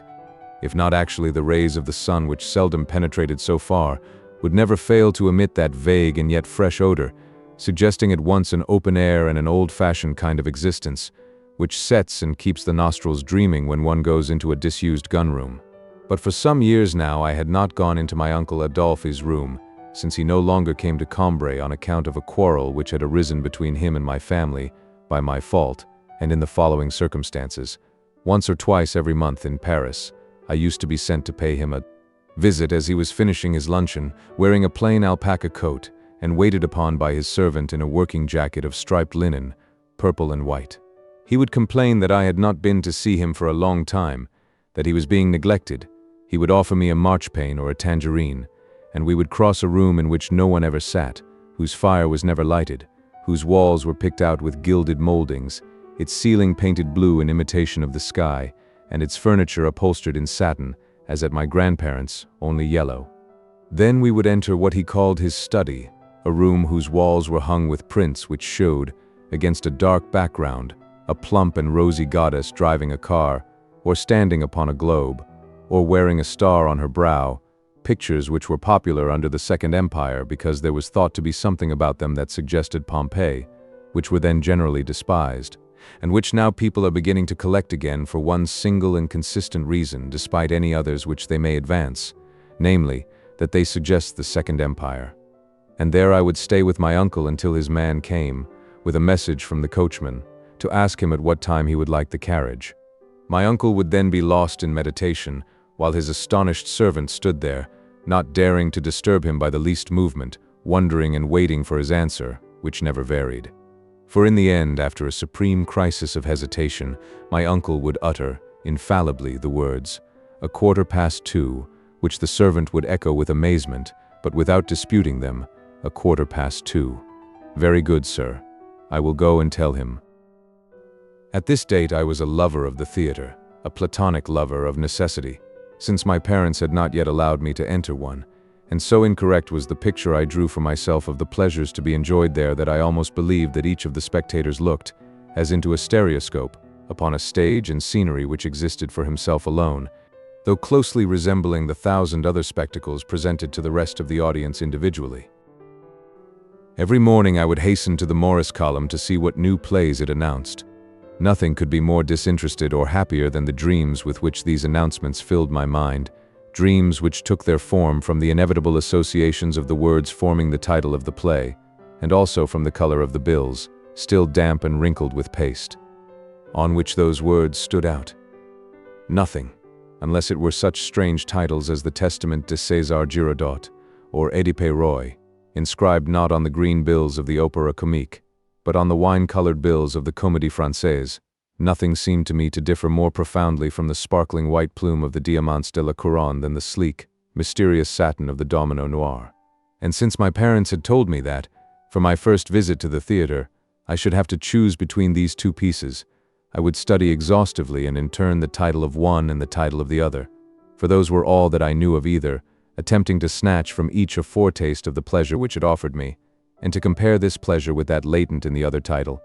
until in the end I had shown myself such vivid, such compelling pictures of, on the one hand, a play of dazzling arrogance, and on the other a gentle, velvety play, that I was as little capable of deciding which play I should prefer to see as if, at the dinner table, they had obliged me to choose between rice à l'impératrice and the famous cream of chocolate. All my conversations with my playfellows bore upon actors whose art, although as yet I had no experience of it, was the first of all its numberless forms in which art itself allowed me to anticipate its enjoyment. Between one actor's tricks of intonation and inflection and another's, the most trifling differences would strike me as being of an incalculable importance. And from what I had been told of them, I would arrange them in the order of their talent in lists which I used to murmur to myself all day long. Lists which in the end became petrified in my brain and were a source of annoyance to it, being irremovable. And later, in my school days, whenever I ventured in class when the master's head was turned, to communicate with some new friend, I would always begin by asking him whether he had begun yet to go to theaters, and if he agreed that our greatest actor was undoubtedly Got, our second Delaunay, and so on. And if, in his judgment, Favreau came below Thyron, or Delaunay below Coquelin, the sudden volatility which the name of Coquelin, forsaking its stony rigidity, would engender in my mind, in which it moved upwards to the second place, the rich vitality with which the name of Delaunay would suddenly be furnished, to enable it to slip down to fourth, would stimulate and fertilize my brain with a sense of budding and blossoming life. But if the thought of actors weighed so upon me, if the sight of Mauboint, coming out one afternoon from the Théâtre Français, had plunged me in the throes and sufferings of hopeless love, how much more did the name of a star, blazing outside the doors of a theater, how much more, seen through the window of a brougham which passed me in the street, the hair over her forehead abloom with roses, did the face of a woman who, I would think, was perhaps an actress, leave with me a lasting disturbance, a futile and painful effort to form a picture of her private life. I classified, in order of talent, the most distinguished: Sarah Bernhardt, Burma, Bartet, Madeleine Brohan, Jeanne Samary. But I was interested in them all. Now my uncle knew many of them personally, and also ladies of another class, not clearly distinguished from actresses in my mind. He used to entertain them at his house. And if we went to see him on certain days only, that was because on the other days ladies might come whom his family could not very well have met.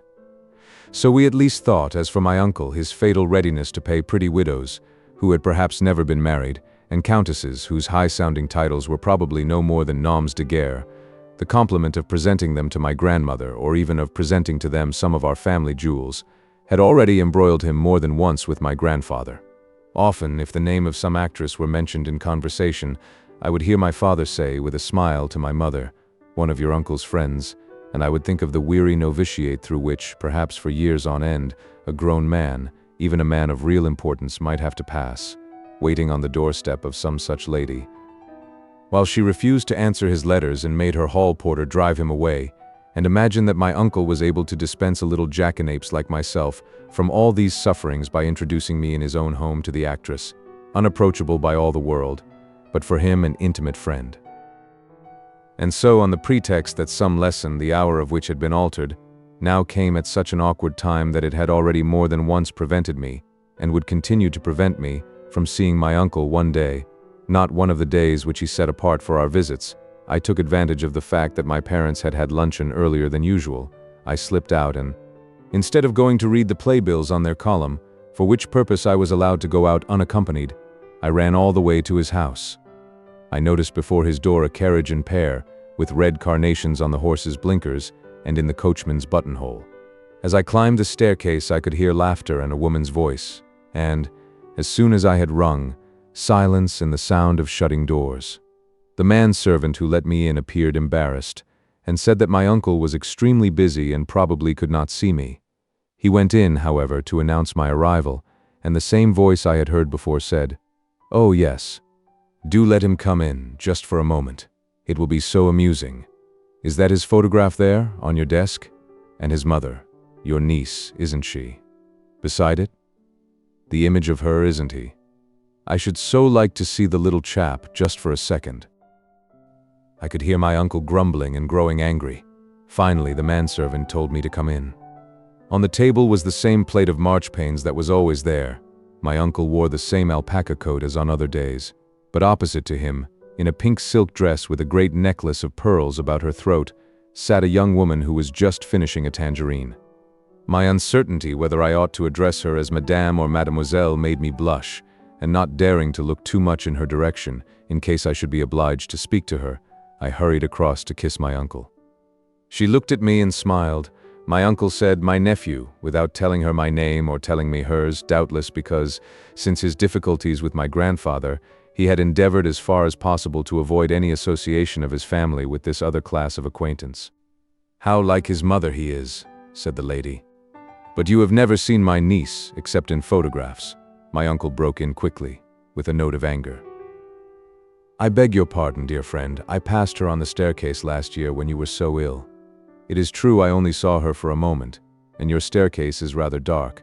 but I saw well enough to see how lovely she was. This young gentleman has her beautiful eyes, and also this," she went on, tracing a line with one finger across the lower part of her forehead. "Tell me," she asked my uncle, "is your niece, Madame, is her name the same as yours?" "He takes most after his father,"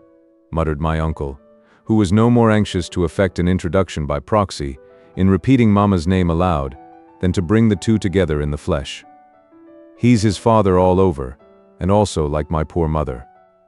"I have not met his father, dear," said the lady in pink, bowing her head slightly, "and I never saw your poor mother. You will remember it was just after your great sorrow that we got to know one another."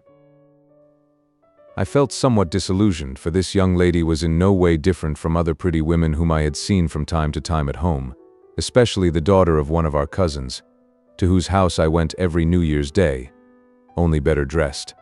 Otherwise, my uncle's friend had the same quick and kindly glance, the same frank and friendly manner. I could find no trace in her of the theatrical appearance which I admired in photographs of actresses, nothing of the diabolical expression which would have been in keeping with the life she must lead. I had difficulty in believing that this was one of those women, and certainly I should never have believed her one of the smart ones had I not seen the carriage and pair, the pink dress, the pearly necklace, had I not been aware, too, that my uncle knew only the very best of them. But I asked myself how the millionaire who gave her her carriage and her flat and her jewels could find any pleasure in flinging his money away upon a woman who had so simple and respectable an appearance.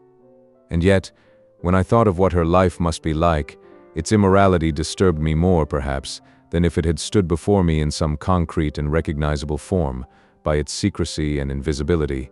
like the plot of a novel. The hidden truth of a scandal which had driven out of the home of her middle-class parents and dedicated to the service of all mankind, which had brought to the flowering point of her beauty, had raised to fame or notoriety this woman, the play of whose features, the intonations of whose voice, like so many others I already knew, made me regard her, in spite of myself, as a young lady of good family, her who was no longer of a family at all. We had gone by this time into the study, and my uncle, who seemed a trifle embarrassed by my presence, offered her a cigarette. "No, thank you, dear friend," she said. "You know I only smoke the ones the Grand Duke sends me. I tell him that they make you jealous." And she drew from a case cigarettes covered with inscriptions in gold in a foreign language. "Why, yes," she began again suddenly. "Of course I have met this young man's father with you. Isn't he your nephew? How on earth could I have forgotten? He was so nice, so charming to me," she went on, modestly and with feeling. But when I thought to myself what must actually have been the rude greeting which, she made out, had been so charming,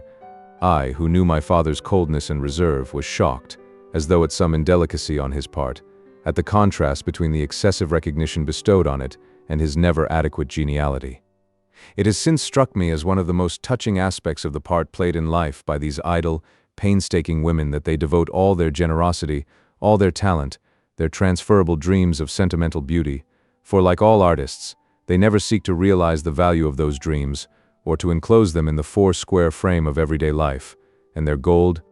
which counts for little, to the fashioning of a fine and precious setting for the rubbed and scratched and ill-polished lives of men. And just as this one filled the smoking room, where my uncle was entertaining her in his alpaca coat, with her charming person, her dress of pink silk, her pearls, and the refinement suggested by intimacy with a Grand Duke, so, in the same way, she had taken some casual remark by my father, had worked it up delicately, given it a turn, a precious title, set in it the gem of a glance from her own eyes, a gem of the first water, blended of humility and gratitude, and so had given it back transformed into a jewel, a work of art, into something altogether charming. "Look here, my boy, it is time you went away," said my uncle. I rose. I could scarcely resist a desire to kiss the hand of the lady in pink, but I felt that to do so would require as much audacity as a forcible abduction of her. My heart beat loud while I counted out to myself, "Shall I do it? Shall I not?" And then I ceased to ask myself what I ought to do so as at least to do something. Blindly, hotly, madly, flinging aside all the reasons I had just found to support such action, I seized and raised to my lips the hand she held out to me. "Isn't he delicious? Quite a ladies' man already. He takes after his uncle. He'll be a perfect gentleman," she went on, setting her teeth so as to give the word a kind of English accentuation. "Couldn't he come to me some day for a cup of tea? As our friends across the channel say, he need only send me a blue in the morning?" I had not the least idea of what a blue might be. I did not understand half the words which the lady used, but my fear lest there should be concealed in them some question which it would be impolite in me not to answer kept me from withdrawing my close attention from them, and I was beginning to feel extremely tired. "No, no, it is impossible," said my uncle, shrugging his shoulders. "He is kept busy at home all day. He has plenty of work to do. He brings back all the prizes from his school," he added in a lower tone, so that I should not hear this falsehood and interrupt with a contradiction. "You can't tell. He may turn out a little Victor Hugo, a kind of Volleybell, don't you know?" "Oh, I love artistic people," replied the lady in pink. "There is no one like them for understanding women. Them and really nice men like yourself. But please forgive my ignorance. What is Volleybell? Is it those gilt books in the little glass case in your drawing room? You know you promised to lend them to me. I will take great care of them." My uncle, who hated lending people books, said nothing, and ushered me out into the hall. Madly in love with the lady in pink, I covered my old uncle's tobacco-stained cheeks with passionate kisses, and while he, awkwardly enough, gave me to understand, without actually saying, that he would rather I did not tell my parents about this visit, I assured him, with tears in my eyes, that his kindness had made so strong an impression upon me that someday I would most certainly find a way of expressing my gratitude. So strong an impression had it made upon me that 2 hours later, after a string of mysterious utterances which did not strike me as giving my parents a sufficiently clear idea of the new importance with which I had been invested, I found it simpler to let them have a full account, omitting no detail, of the visit I had paid that afternoon. In doing this, I had no thought of causing my uncle any unpleasantness. How could I have thought such a thing since I did not wish it? And I could not suppose that my parents would see any harm in a visit in which I myself saw none. Every day of our lives does not some friend or other ask us to make his apologies without fail to some woman to whom he has been prevented from writing, and do not we forget to do so, feeling that this woman cannot attach much importance to a silence which has none for ourselves. I imagined, like everyone else, that the brains of other people were lifeless and submissive receptacles with no power of specific reaction to any stimulus which might be applied to them. And I had not the least doubt that when I deposited in the minds of my parents the news of the acquaintance I had made at my uncle's, I should, at the same time, transmit to them the kindly judgment I myself had based on the introduction. Unfortunately, my parents had recourse to principles entirely different from those which I suggested they should adopt when they came to form their estimate of my uncle's conduct. My father and grandfather had words with him of a violent order, as I learned indirectly. A few days later, passing my uncle in the street as he drove by in an open carriage, he felt at once all the grief, the gratitude, the remorse which I should have liked to convey to him. Beside the immensity of these emotions, I considered that merely to raise my hat to him would be incongruous and petty, and might make him think that I regarded myself as bound to show him no more than the commonest form of courtesy. I decided to abstain from so inadequate a gesture, and turned my head away. My uncle thought that, in doing so, I was obeying my parents' orders. He never forgave them, and though he did not die until many years later, not one of us ever set eyes on him again. And so I no longer used to go into the little sitting room, now kept shut, of my Uncle Adolphe. Instead, after hanging about on the outskirts of the back kitchen until Françoise appeared on its threshold and announced, "I am going to let the kitchen maid serve the coffee and take up the hot water. It is time I went off to Madame Octave." I would then decide to go indoors, and would go straight upstairs to my room to read.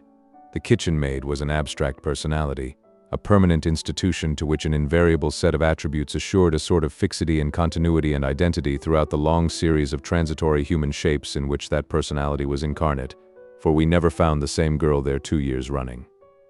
In the year in which we ate such quantities of asparagus, the kitchen maid, whose duty it was to dress them, was a poor, sickly creature, some way gone in pregnancy when we arrived at Combray for Easter, and it was indeed surprising that Françoise allowed her to run so many errands in the town and to do so much work in the house, for she was beginning to find a difficulty in bearing before her the mysterious casket, fuller and larger every day, whose splendid outline could be detected through the folds of her ample smocks. These last recalled the cloaks in which Giotto shrouds some of the allegorical figures in his paintings, of which Monsieur Swann had given me photographs. He it was who pointed out the resemblance, and when he inquired after the kitchen maid, he would say, "Well, how goes it with Giotto's charity?" And indeed the poor girl, whose pregnancy had swelled and stoutened every part of her, even to her face, and the vertical, squared outlines of her cheeks, did distinctly suggest those virgins, so strong and mannish as to seem matrons rather, in whom the virtues are personified in the Arena Chapel. And I can see now that those virtues and vices of Padua resembled her in another respect as well.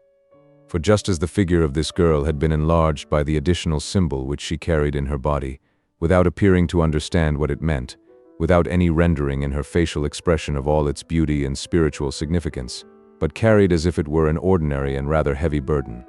so it is without any apparent suspicion of what she is about that the powerfully built housewife who is portrayed in the arena beneath the label Caritas, and a reproduction of whose portrait hung upon the wall of my schoolroom at Combray, incarnates that virtue, for it seems impossible that any thought of charity can ever have found expression in her vulgar and energetic face. By a fine stroke of the painter's invention, she is tumbling all the treasures of the earth at her feet, but exactly as if she were treading grapes in a winepress to extract their juice, or, still more, as if she had climbed on a heap of sacks to raise herself higher, and she is holding out her flaming heart to God, or shall we say handing it to Him. Exactly as a cook might hand up a corkscrew through the skylight of her underground kitchen to someone who had called down to ask her for it from the ground level above, The invidia, again, should have had some look on her face of envy. But in this fresco, too, the symbol occupies so large a place and is represented with such realism. The serpent hissing between the lips of envy is so huge and so completely fills her wide-opened mouth that the muscles of her face are strained and contorted, like a child's who is filling a balloon with his breath, and that envy, and we ourselves for that matter, when we look at her, since all her attention and ours are concentrated on the action of her lips, have no time, almost, to spare for envious thoughts. Despite all the admiration that Monsieur Swann might profess for these figures of Giotto, it was a long time before I could find any pleasure in seeing in our schoolroom, where the copies he had brought me were hung, that charity devoid of charity, that envy who looked like nothing so much as a plate in some medical book, illustrating the compression of the glottis or uvula by a tumor in the tongue, or by the introduction of the operator's instrument, a justice whose grayish and meanly regular features were the very same as those which adorned the faces of certain good and pious and slightly withered ladies of Combray whom I used to see at Mass, many of whom had long been enrolled in the reserve forces of injustice. But in later years I understood that the arresting strangeness, the special beauty of these frescoes lay in the great part played in each of them by its symbols, while the fact that these were depicted, not as symbols, for the thought symbolized was nowhere expressed, but as real things, actually felt or materially handled, added something more precise and more literal to their meaning, something more concrete and more striking to the lesson they imparted. And even in the case of the poor kitchen maid, was not our attention incessantly drawn to her belly by the load which filled it? And in the same way, again, are not the thoughts of men and women in the agony of death often turned towards the practical, painful, obscure, internal, intestinal aspect, towards that seamy side of death which is, as it happens, the side that death actually presents to them and forces them to feel, a side which far more closely resembles a crushing burden, a difficulty in breathing, a destroying thirst, than the abstract idea to which we are accustomed to give the name of death. There must have been a strong element of reality in those virtues and vices of Padua, since they appeared to me to be as much alive as the pregnant servant girl, while she herself appeared scarcely less allegorical than they. And quite possibly this lack, or seeming lack, of participation by a person's soul in the significant marks of its own special virtue has, apart from its aesthetic meaning, a reality which, if not strictly psychological, may at least be called physiognomical. Later on, when, in the course of my life,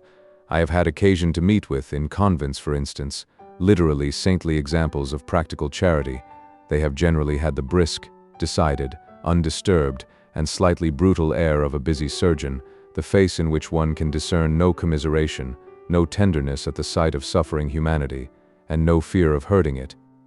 The face devoid of gentleness or sympathy, the sublime face of true goodness.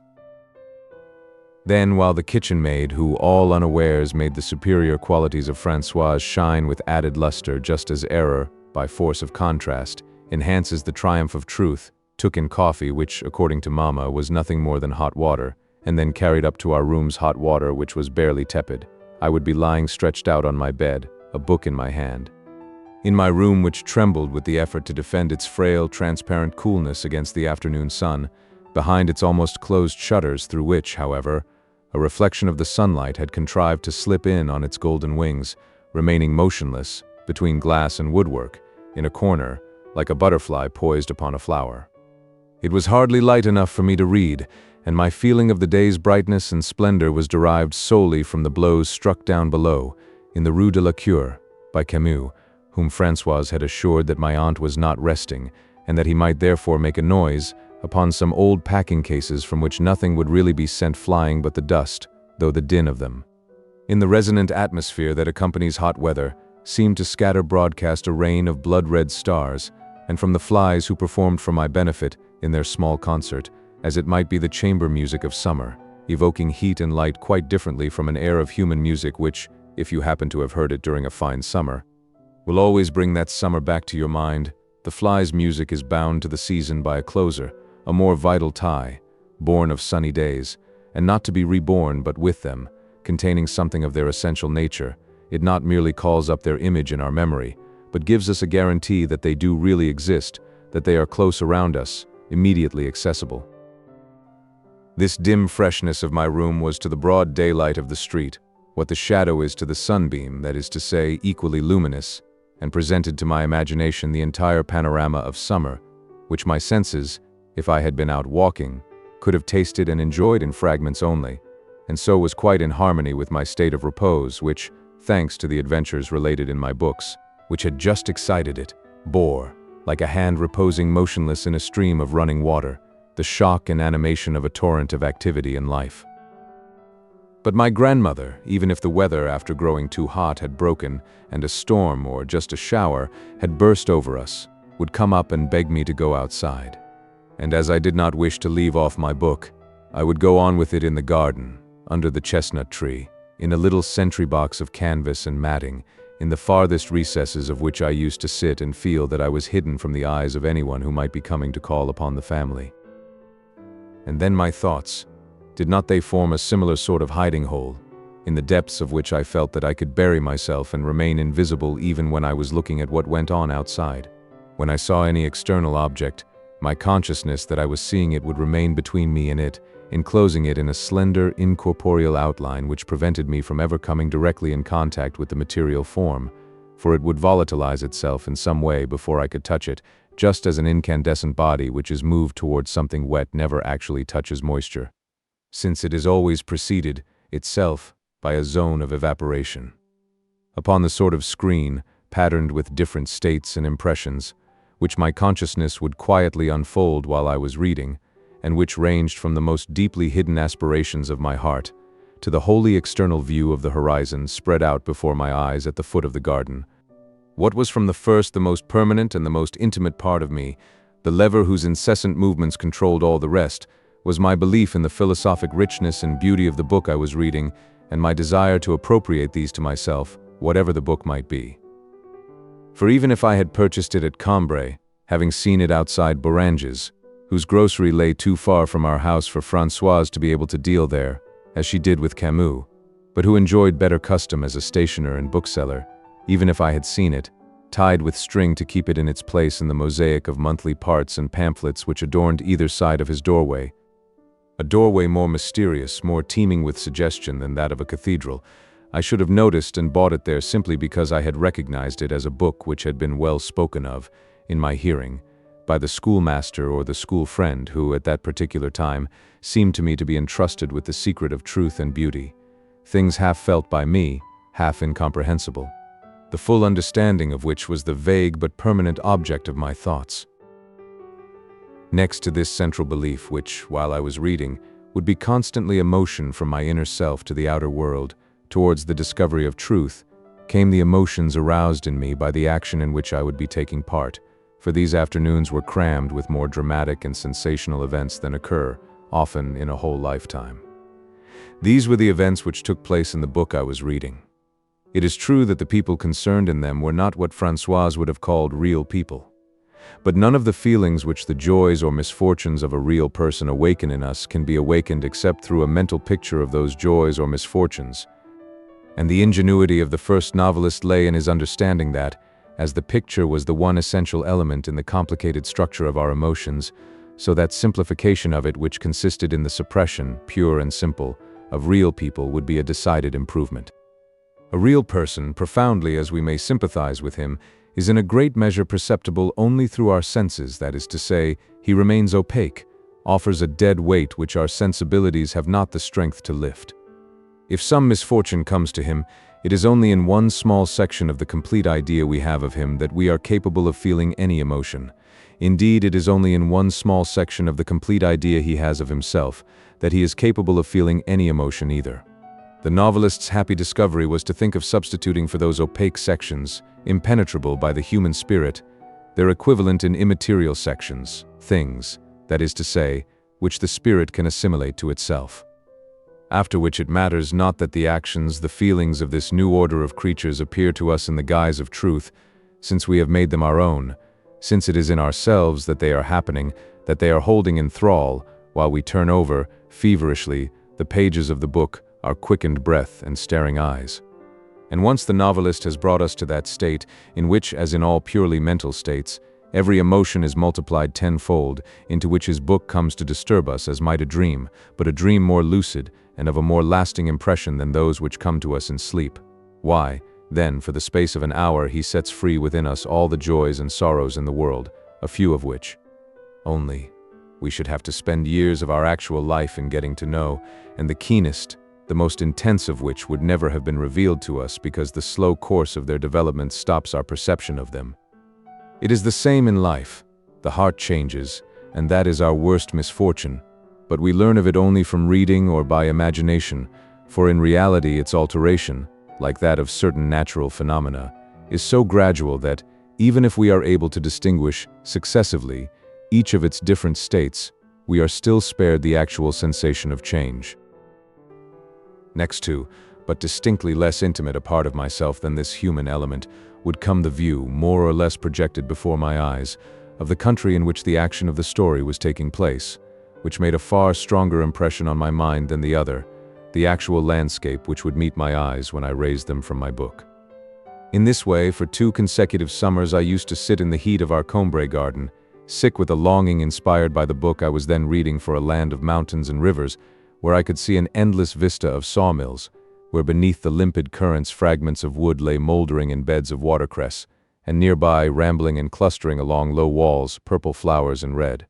And since there was always lurking in my mind the dream of a woman who would enrich me with her love, that dream in those 2 summers used to be quickened with the freshness and coolness of running water, and whoever she might be, the woman whose image I called to mind, purple flowers and red would at once spring up on either side of her like complementary colors. This was not only because an image of which we dream remains forever distinguished, is adorned and enriched by the association of colors not its own which may happen to surround it in our mental picture. For the scenes in the books I read were to me not merely scenery more vividly portrayed by my imagination than any which Combray could spread before my eyes, but otherwise of the same kind. Because of the selection that the author had made of them, because of the spirit of faith in which my mind would exceed and anticipate his printed word, as it might be interpreting a revelation, these scenes used to give me the impression, one which I hardly ever derived from any place in which I might happen to be, and never from our garden, that undistinguished product of the strictly conventional fantasy of the gardener whom my grandmother so despised, of their being actually part of nature herself, and worthy to be studied and explored. Had my parents allowed me, when I read a book, to pay a visit to the country it described, I should have felt that I was making an enormous advance towards the ultimate conquest of truth. For even if we have the sensation of being always enveloped in, surrounded by our own soul, still it does not seem a fixed and immovable prison, rather do we seem to be borne away with it, and perpetually struggling to pass beyond it, to break out into the world, with a perpetual discouragement as we hear endlessly, all around us, that unvarying sound which is no echo from without, but the resonance of a vibration from within. We try to discover in things, endeared to us on that account, the spiritual glamour which we ourselves have cast upon them. We are disillusioned, and learn that they are in themselves barren and devoid of the charm which they owed, in our minds, to the association of certain ideas. Sometimes we mobilize all our spiritual forces in a glittering array so as to influence and subjugate other human beings who, as we very well know, are situated outside ourselves where we can never reach them. And so, if I always imagined the woman I loved as in a setting of whatever places I most longed at the time to visit, if in my secret longings it was she who attracted me to them, who opened to me the gate of an unknown world, that was not by the mere hazard of a simple association of thoughts. No, it was because my dreams of travel and of love were only moments, which I isolate artificially today as though I were cutting sections, at different heights, in a jet of water, rainbow flashing but seemingly without flow or motion, were only drops in a single, undeviating, irresistible outrush of all the forces of my life.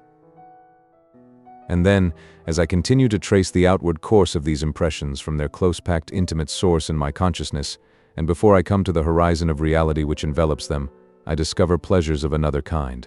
those of being comfortably seated, of tasting the good scent on the air, of not being disturbed by any visitor, and, when an hour chimed from the steeple of Saint Hilaire, of watching what was already spent of the afternoon fall drop by drop until I heard the last stroke which enabled me to add up the total sum, after which the silence that followed seemed to herald the beginning, in the blue sky above me, of that long part of the day still allowed me for reading,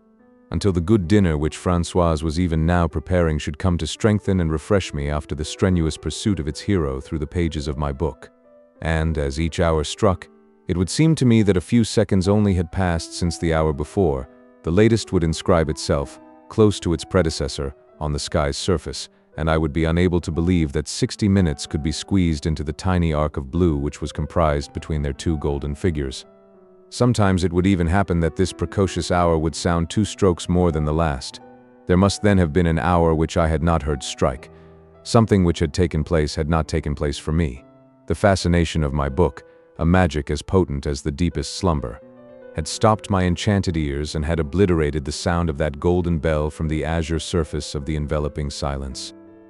Sweet Sunday afternoons beneath the chestnut tree in our Combray garden, from which I was careful to eliminate every commonplace incident of my actual life, replacing them by a career of strange adventures and ambitions in a land watered by living streams. You still recall those adventures and ambitions to my mind when I think of you, and you embody and preserve them by virtue of having little by little drawn round and enclosed them, while I went on with my book and the heat of the day declined, in the gradual crystallization, slowly altering in form and dappled with a pattern of chestnut leaves, of your silent, sonorous, fragrant, limpid hours.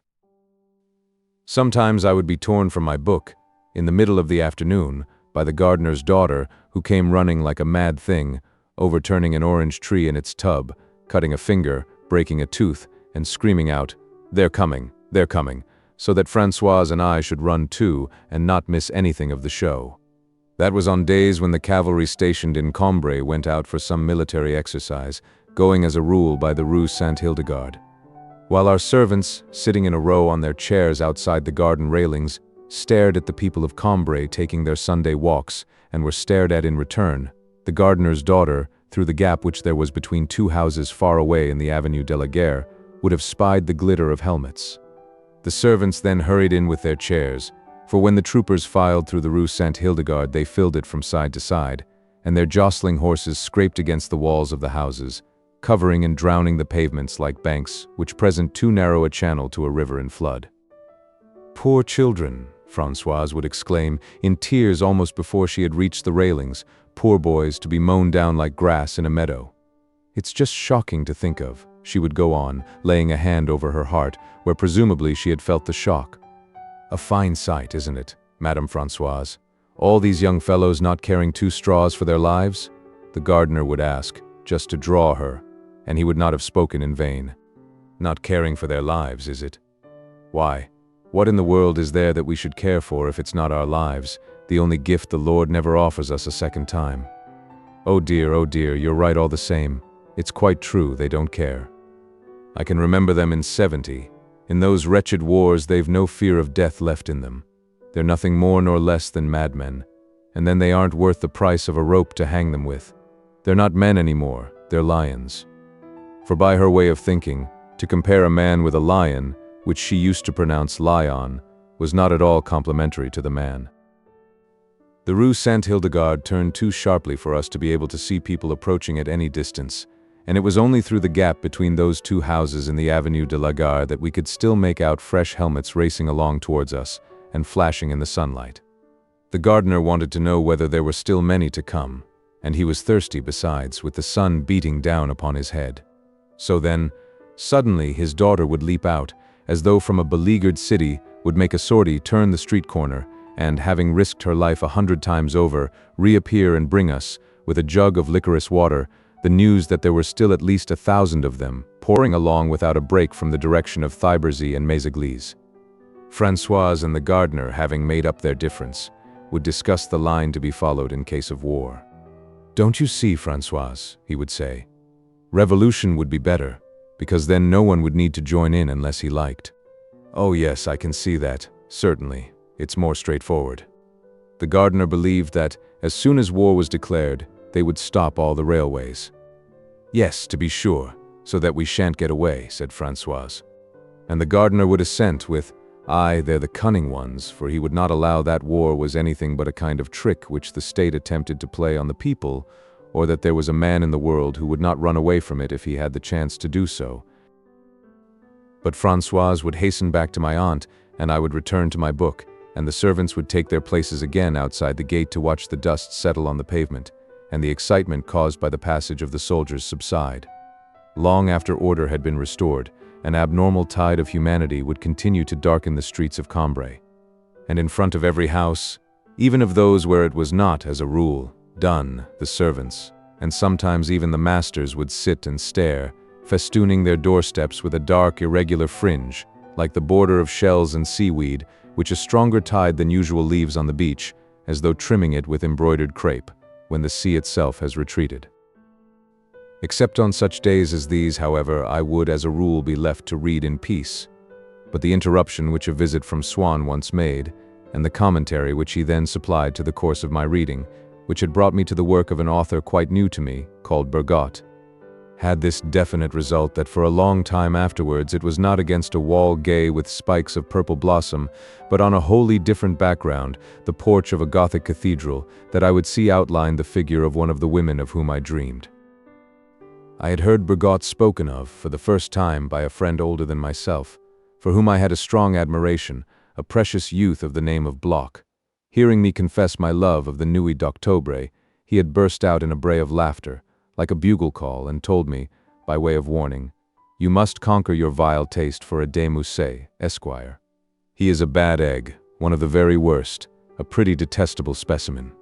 I am bound to admit, nathless," he added graciously, "that he and even the man Racine did, each of them, once in his life, compose a line which is not only fairly rhythmical, but has also what is in my eyes the supreme merit of meaning absolutely nothing. One is La Blanche Olosone et la Blanche Camire, and the other, La Fille de Minos et de Pasiphae.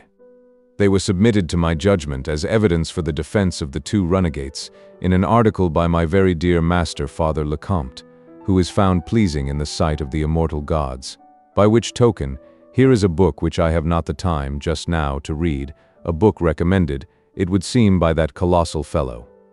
He regards, or so they tell me, its author, one Bergot, Esquire, as a subtle scribe, more subtle, indeed, than any beast of the field, and albeit he exhibits on occasion a critical pacifism, a tenderness in suffering fools, for which it is impossible to account, and hard to make allowance, still his word has weight with me, as it were the Delphic oracle. Read you then this lyrical prose, and, if the titanic master-builder of rhythm who composed Bhagavat and the Lévrier de Magnus speaks not falsely, then, by Apollo, you may taste, even you, my master, the ambrosial joys of Olympus. It was in an ostensible vein of sarcasm that he had asked me to call him, and that he himself called me my master. But, as a matter of fact, we each derived a certain amount of satisfaction from the mannerism, being still at the age in which one believes that one gives a thing real existence by giving it a name. Unfortunately, I was not able to set at rest by further talks with Bloch, in which I might have insisted upon an explanation, the doubts he had engendered in me when he told me that fine lines of poetry, from which I, if you please, expected nothing less than the revelation of truth itself, were all the finer if they meant absolutely nothing. For, as it happened, Bloch was not invited to the house again. At first, he had been well received there. It is true that my grandfather made out that, whenever I formed a strong attachment to any one of my friends and brought him home with me, that friend was invariably a Jew, to which he would not have objected on principle. Indeed, his own friend Swann was of Jewish extraction, had he not found that the Jews whom I chose as friends were not usually of the best type. And so I was hardly ever able to bring a new friend home without my grandfather's humming the "O God of our fathers" from La Juive, or else Israel, break thy chain, singing the tune alone, of course, to an umti-tum-ti-tum trala, but I used to be afraid of my friends recognizing the sound, and so being able to reconstruct the words. Before seeing them, merely on hearing their names, about which, as often as not, there was nothing particularly Hebraic, he would divine not only the Jewish origin of such of my friends as might indeed be of the chosen people, but even some dark secret which was hidden in their family. "And what do they call your friend who is coming this evening?" "Dumont, grandpapa." "Dumont! Oh, I am frightened of Dumont." And he would sing, "Archers, be on your guard. Watch without rest, without sound." And then, after a few adroit questions on points of detail, he would call out, on guard, or, if it were the victim himself who had already arrived, and had been obliged, unconsciously, by my grandfather's subtle examination, to admit his origin. Then my grandfather, to shew us that he had no longer any doubts, would merely look at us, humming almost inaudibly the air of, "What? Do you hither guide the feet of this timid Israelite?" Or of, "Sweet vale of Hebron, dear paternal fields." Or perhaps of, "Yes, I am of the chosen race." These little eccentricities on my grandfather's part implied no ill will whatsoever towards my friends. But Bloch had displeased my family for other reasons. He had begun by annoying my father, who, seeing him come in with wet clothes, had asked him with keen interest, "Why, Monsieur Bloch? Is there a change in the weather? Has it been raining? I can't understand it. The barometer has been set fair." Which drew from Bloch nothing more instructive than, "Sir, I am absolutely incapable of telling you whether it has rained. I live so resolutely apart from physical contingencies that my senses no longer trouble to inform me of them." "My poor boy," said my father after Bloch had gone, "your friend is out of his mind. Why, he couldn't even tell me what the weather was like, as if there could be anything more interesting. He is an imbecile." Next, Bloch had displeased my grandmother because, after luncheon, when she complained of not feeling very well, he had stifled a sob and wiped the tears from his eyes. "You cannot imagine that he is sincere," she observed to me. "Why, he doesn't know me. Unless he's mad, of course." And finally he had upset the whole household when he arrived an hour and a half late for luncheon and covered with mud from head to foot, and made not the least apology, saying merely, "I never allow myself to be influenced in the smallest degree either by atmospheric disturbances or by the arbitrary divisions of what is known as time. I would willingly reintroduce to society the opium pipe of China or the Malayan kriss, but I am wholly and entirely without instruction in those infinitely more pernicious, besides being quite bleakly bourgeois, implements, the umbrella and the watch." In spite of all this, he would still have been received at Combray. He was, of course, hardly the friend my parents would have chosen for me. They had, in the end, decided that the tears which he had shed on hearing of my grandmother's illness were genuine enough, but they knew, either instinctively or from their own experience, that our early impulsive emotions have but little influence over our later actions and the conduct of our lives, and that regard for moral obligations, loyalty to our friends, patience in finishing our work, obedience to a rule of life, have a surer foundation in habits solidly formed and blindly followed than in these momentary transports, ardent but sterile. They would have preferred to Bloch as companions for myself, boys who would have given me no more than it is proper, by all the laws of middle-class morality, for boys to give one another, who would not unexpectedly send me a basket of fruit because they happened, that morning, to have thought of me with affection, but who, since they were incapable of inclining in my favor, by any single impulse of their imagination and emotions, the exact balance of the duties and claims of friendship, were as incapable of loading the scales to my prejudice. Even the injuries we do them will not easily divert from the path of their duty towards us those conventional natures of which my great-aunt furnished a type, who, after quarreling for years with a niece, to whom she never spoke again, yet made no change in the will in which she had left that niece the whole of her fortune, because she was her next of kin, and it was the proper thing to do. But I was fond of Bloch. My parents wished me to be happy, and the insoluble problems which I set myself on such texts as the absolutely meaningless beauty of La Fille de Minos et de Pasiphae tired me more, and made me more unwell than I should have been after further talks with him, unwholesome as those talks might seem to my mother's mind. And he would still have been received at Combray but for one thing. That same night, after dinner, having informed me, a piece of news which had a great influence on my later life, making it happier at one time and then more unhappy, that no woman ever thought of anything but love, and that there was not one of them whose resistance a man could not overcome. He had gone on to assure me that he had heard it said on unimpeachable authority that my great-aunt herself had led a gay life in her younger days, and had been notoriously kept. I could not refrain from passing on so important a piece of information to my parents. The next time Bloch called he was not admitted, and afterwards, when I met him in the street, he greeted me with extreme coldness. But in the matter of Bergotte he had spoken truly. For the first few days, like a tune which will be running in one's head and maddening one soon enough, but of which one has not for the moment got hold, the things I was to love so passionately in Bergotte's style had not yet caught my eye. I could not, it is true, lay down the novel of his which I was reading, but I fancied that I was interested in the story alone, as in the first dawn of love, when we go every day to meet a woman at some party or entertainment by the charm of which we imagine it is that we are attracted. Then I observed the rare, almost archaic phrases which he liked to employ at certain points, where a hidden flow of harmony, a prelude contained and concealed in the work itself, would animate and elevate his style. And it was at such points as these, too, that he would begin to speak of the vain dream of life, of the inexhaustible torrent of fair forms, of the sterile, splendid torture of understanding and loving, of the moving effigies which ennoble for all time the charming and venerable fronts of our cathedrals, that he would express a whole system of philosophy, new to me, by the use of marvelous imagery, to the inspiration of which I would naturally have ascribed that sound of harping which began to chime and echo in my ears, an accompaniment to which that imagery added something ethereal and sublime.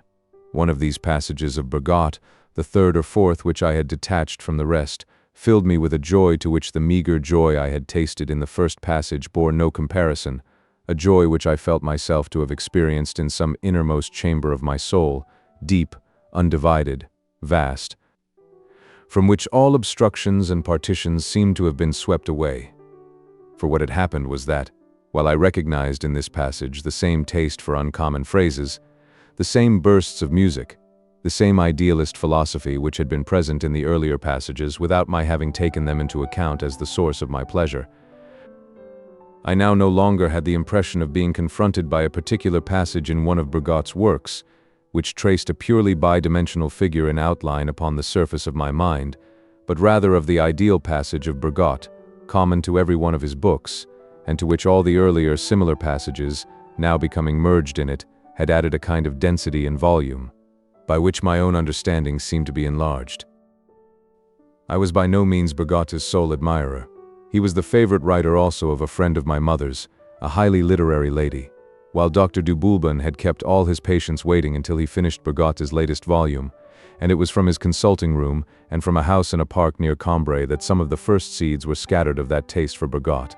A rare growth in those days, but now so universally acclimatized that one finds it flowering everywhere throughout Europe and America, and even in the tiniest villages, rare still in its refinement, but in that alone. What my mother's friend, and it would seem, what Dr. du Boulbon liked above all in the writings of Bergotte was just what I liked. The same flow of melody, the same old-fashioned phrases, and certain others, quite simple and familiar, but so placed by him, in such prominence, as to hint at a particular quality of taste on his part, and also, in the sad parts of his books, a sort of roughness. A tone that was almost harsh, and he himself, no doubt, realized that these were his principal attractions. For in his later books, if he had hit upon some great truth, or upon the name of an historic cathedral, he would break off his narrative, and in an invocation, an apostrophe, a lengthy prayer, would give a free outlet to that effluence which, in the earlier volumes, remained buried beneath the form of his prose, discernible only in a rippling of its surface, and perhaps even more delightful, more harmonious when it was thus veiled from the eye, when the reader could give no precise indication of where the murmur of the current began, or of where it died away. These passages in which he delighted were our favorites also. For my own part, I knew all of them by heart. I felt even disappointed when he resumed the thread of his narrative.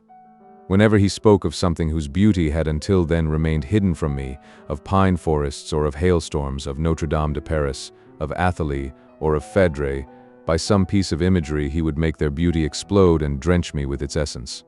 And so, dimly realizing that the universe contained innumerable elements which my feeble senses would be powerless to discern, did he not bring them within my reach? I wished that I might have his opinion, some metaphor of his, upon everything in the world, and especially upon such things as I might have an opportunity, some day, of seeing for myself, and among such things, more particularly still upon some of the historic buildings of France, upon certain views of the sea, because the emphasis with which in his books he referred to these showed that he regarded them as rich in significance and beauty. But, alas, upon almost everything in the world his opinion was unknown to me. I had no doubt that it would differ entirely from my own, since his came down from an unknown sphere towards which I was striving to raise myself. Convinced that my thoughts would have seemed pure foolishness to that perfected spirit, I had so completely obliterated them all that, if I happened to find in one of his books something which had already occurred to my own mind. My heart would swell with gratitude and pride as though some deity had, in his infinite bounty, restored it to me, had pronounced it to be beautiful and right. It happened now and then that a page of Bergotte would express precisely those ideas which I used often at night, when I was unable to sleep, to write to my grandmother and mother, and so concisely and well that his page had the appearance of a collection of mottos for me to set at the head of my letters. And so too in later years, when I began to compose a book of my own, and the quality of some of my sentences seemed so inadequate that I could not make up my mind to go on with the undertaking, I would find the equivalent of my sentences in Bergotte's. But it was only then, when I read them in his pages, that I could enjoy them, when it was I myself who composed them, in my anxiety that they should exactly reproduce what I seemed to have detected in my mind, and in my fear of their not turning out true to life. I had no time to ask myself whether what I was writing would be pleasant to read. But indeed there was no kind of language, no kind of ideas which I really liked, except these. My feverish and unsatisfactory attempts were themselves a token of my love, a love which brought me no pleasure, but was, for all that, intense and deep. And so, when I came suddenly upon similar phrases in the writings of another, that is to say, stripped of their familiar accompaniment of scruples and repressions and self-tormentings, I was free to indulge to the full my own appetite for such things, just as a cook who, once in a while, has no dinner to prepare for other people, can then find time to gourmandize himself. And so, when I had found, one day, in a book by Bergotte, some joke about an old family servant, to which his solemn and magnificent style added a great deal of irony, but which was in principle what I had often said to my grandmother about Françoise, and when, another time, I had discovered that he thought not unworthy of reflection in one of those mirrors of absolute truth which were his writings, a remark similar to one which I had had occasion to make on our friend Monsieur Legrandin, and moreover, my remarks on Françoise and Monsieur Legrandin were among those which I would most resolutely have sacrificed for Bergotte's sake, in the belief that he would find them quite without interest. Then it was suddenly revealed to me that my own humble existence and the realms of truth were less widely separated than I had supposed, that at certain points they were actually in contact, and in my newfound confidence and joy I wept upon his printed page, as in the arms of a long-lost father. From his books I had formed an impression of Bergotte as a frail and disappointed old man who had lost his children and had never found any consolation. And so I would read, or rather sing his sentences in my brain with rather more dolce, rather more lento than he himself had, perhaps, intended, and his simplest phrase would strike my ears with something peculiarly gentle and loving in its intonation. More than anything else in the world I cherished his philosophy, and had pledged myself to it in lifelong devotion. It made me impatient to reach the age when I should be eligible to attend the class at school called philosophy.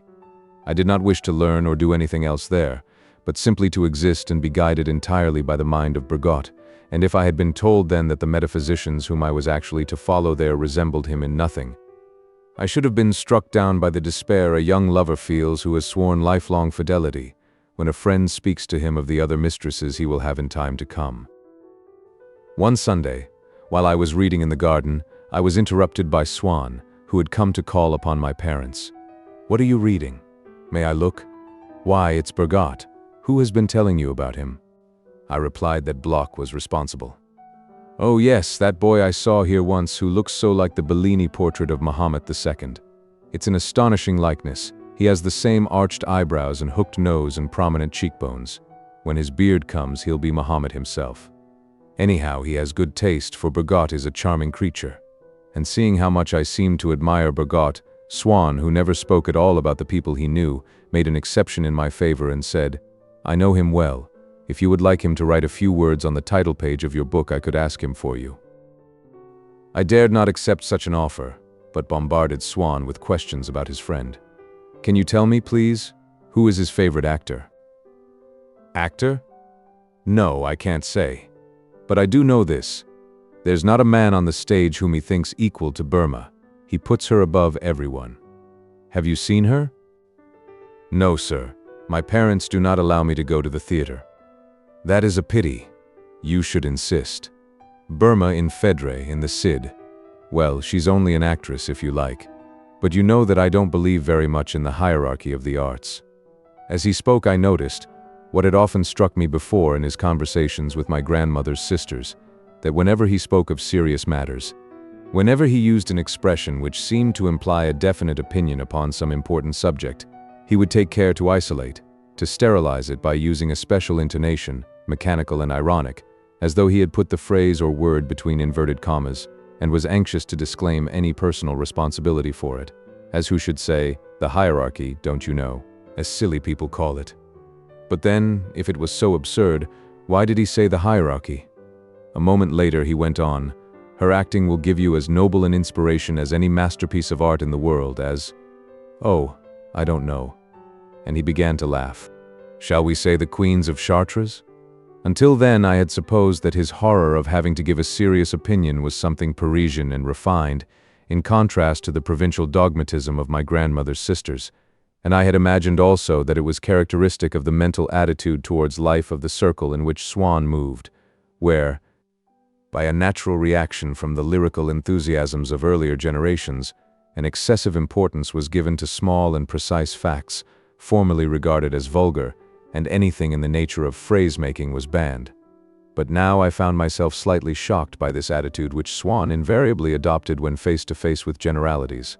He appeared unwilling to risk even having an opinion, and to be at his ease only when he could furnish, with meticulous accuracy, some precise but unimportant detail. But in so doing he did not take into account that even here he was giving an opinion, holding a brief, as they say, for something that the accuracy of his details had an importance of its own. I thought again of the dinner that night, when I had been so unhappy because Mama would not be coming up to my room, and when he had dismissed the balls given by the Princesse de Léon as being of no importance. And yet it was to just that sort of amusement that he was devoting his life. For what other kind of existence did he reserve the duties of saying in all seriousness what he thought about things, of formulating judgments which he would not put between inverted commas, and when would he cease to give himself up to occupations of which at the same time he made out that they were absurd? I noticed too in the manner in which Swann spoke to me of Bergotte, something which, to do him justice, was not peculiar to himself, but was shared by all that writer's admirers at that time, at least by my mother's friend and by Dr. du Boulbon. Like Swann, they would say of Bergotte, he has a charming mind, so individual, he has a way of his own of saying things which is a little far-fetched but so pleasant. You never need to look for his name on the title page, you can tell his work at once. But none of them had yet gone so far as to say, he is a great writer, he has great talent. They did not even credit him with talent at all. They did not speak, because they were not aware of it. We are very slow in recognizing in the peculiar physiognomy of a new writer the type which is labeled great talent in our museum of general ideas. Simply because that physiognomy is new and strange, we can find in it no resemblance to what we are accustomed to call talent. We say rather originality, charm, delicacy, strength, and then one day we add up the sum of these and find that it amounts simply to talent. Are there any books in which Bergotte has written about Burma? I asked Monsieur Swann. I think he has in that little essay on Racine, but it must be out of print. Still, there has perhaps been a second impression. I will find out. Anyhow, I can ask Bergotte himself all that you want to know next time he comes to dine with us. He never misses a week, from one year's end to another. He is my daughter's greatest friend. They go about together, and look at old towns and cathedrals and castles. As I was still completely ignorant of the different grades in the social hierarchy, the fact that my father found it impossible for us to see anything of Swann's wife and daughter had, for a long time, had the contrary effect of making me imagine them as separated from us by an enormous gulf, which greatly enhanced their dignity and importance in my eyes. I was sorry that my mother did not dye her hair and redden her lips, as I had heard our neighbor, Madame Sazerat, say that Madame Swann did, to gratify not her husband but Monsieur de Charles, and I felt that, to her, we must be an object of scorn, which distressed me particularly on account of the daughter, such a pretty little girl, as I had heard, and one of whom I used often to dream, always imagining her with the same features and appearance, which I bestowed upon her quite arbitrarily, but with a charming effect. But from this afternoon, when I had learned that Mademoiselle Swann was a creature living in such rare and fortunate circumstances, bathed, as in her natural element, in such a sea of privilege that, if she should ask her parents whether anyone were coming to dinner, she would be answered in those two syllables, radiant with celestial light. Would hear the name of that golden guest who was to her no more than an old friend of her family, Bergotte, that for her the intimate conversation at table, corresponding to what my great-aunt's conversation was for me, would be the words of Bergotte upon all those subjects which he had not been able to take up in his writings, and on which I would fain have heard him utter oracles, and that, above all, when she went to visit other towns, he would be walking by her side, unrecognized and glorious, like the gods who came down of old, from heaven to dwell among mortal men. Then I realized both the rare worth of a creature such as Mademoiselle Swann, and, at the same time, how coarse and ignorant I should appear to her. And I felt so keenly how pleasant and yet how impossible it would be for me to become her friend that I was filled at once with longing and with despair.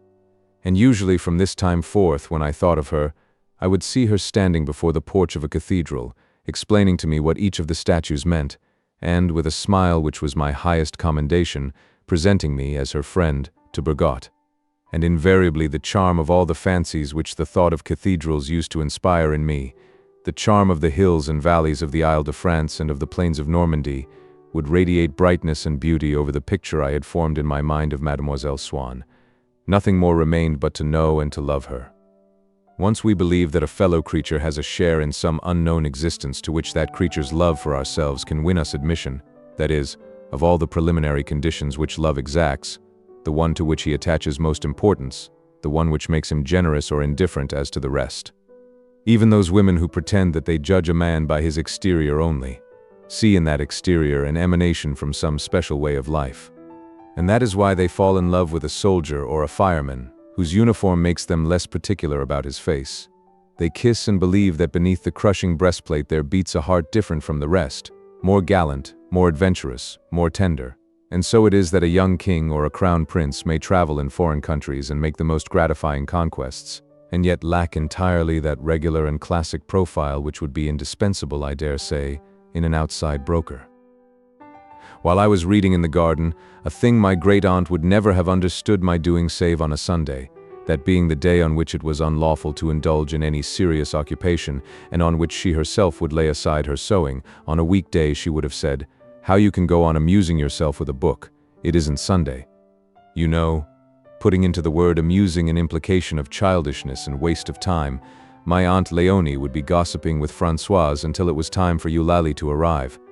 She would tell her that she had just seen Madame Goupil go by without an umbrella in the silk dress she had made for her the other day at Châteaudun. If she has far to go before vespers, she may get it properly soaked. Very likely, which meant also very likely not, was the answer, for Françoise did not wish definitely to exclude the possibility of a happier alternative. "There now," went on my aunt, beating her brow. "That reminds me that I never heard if she got to church this morning before the elevation. I must remember to ask Eulalie. Françoise, just look at that black cloud behind the steeple, and how poor the light is on the slates. You may be certain it will rain before the day is out. It couldn't possibly keep on like this. It's been too hot. And the sooner the better, for until the storm breaks my Vichy water won't go down," she concluded, since in her mind, the desire to accelerate the digestion of her Vichy water was of infinitely greater importance than her fear of seeing Madame Goupil's new dress ruined. "Very likely. And you know that when it rains in the square there's none too much shelter." Suddenly my aunt turned pale. "What? 3 o'clock," she exclaimed. "But vespers will have begun already, and I've forgotten my pepsin. Now I know why that Vichy water has been lying on my stomach, and falling precipitately upon a prayer book bound in purple velvet, with gilt clasps, out of which in her haste she let fall a shower of the little pictures, each in a lace fringe of yellowish paper, which she used to mark the places of the greater feasts of the church. My aunt, while she swallowed her drops,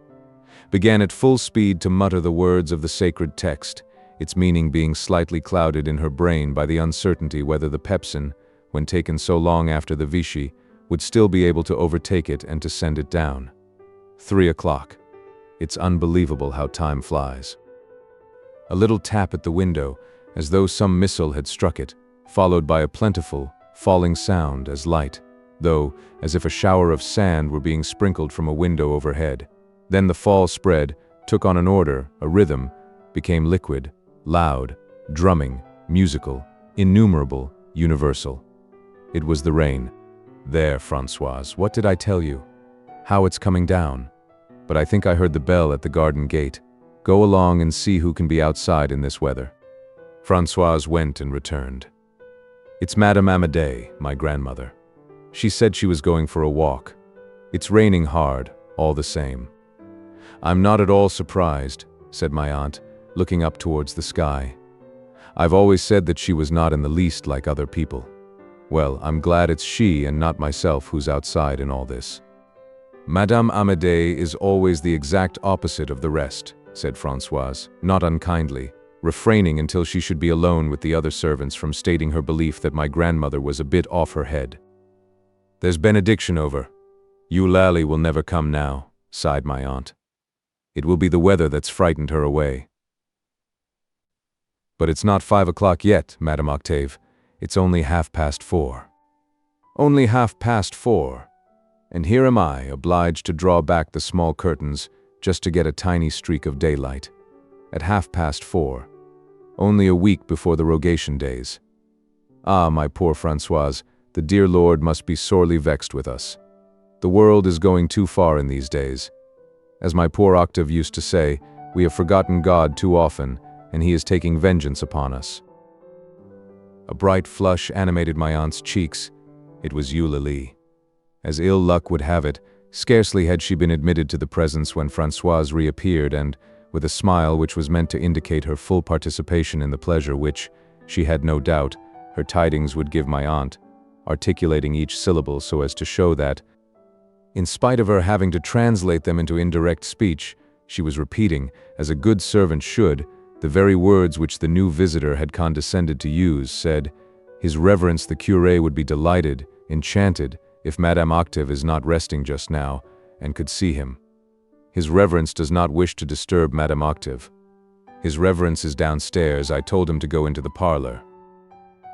Had the truth been known, the Curé's visits gave my aunt no such ecstatic pleasure as Françoise supposed, and the air of jubilation with which she felt bound to illuminate her face whenever she had to announce his arrival did not altogether correspond to what was felt by her invalid.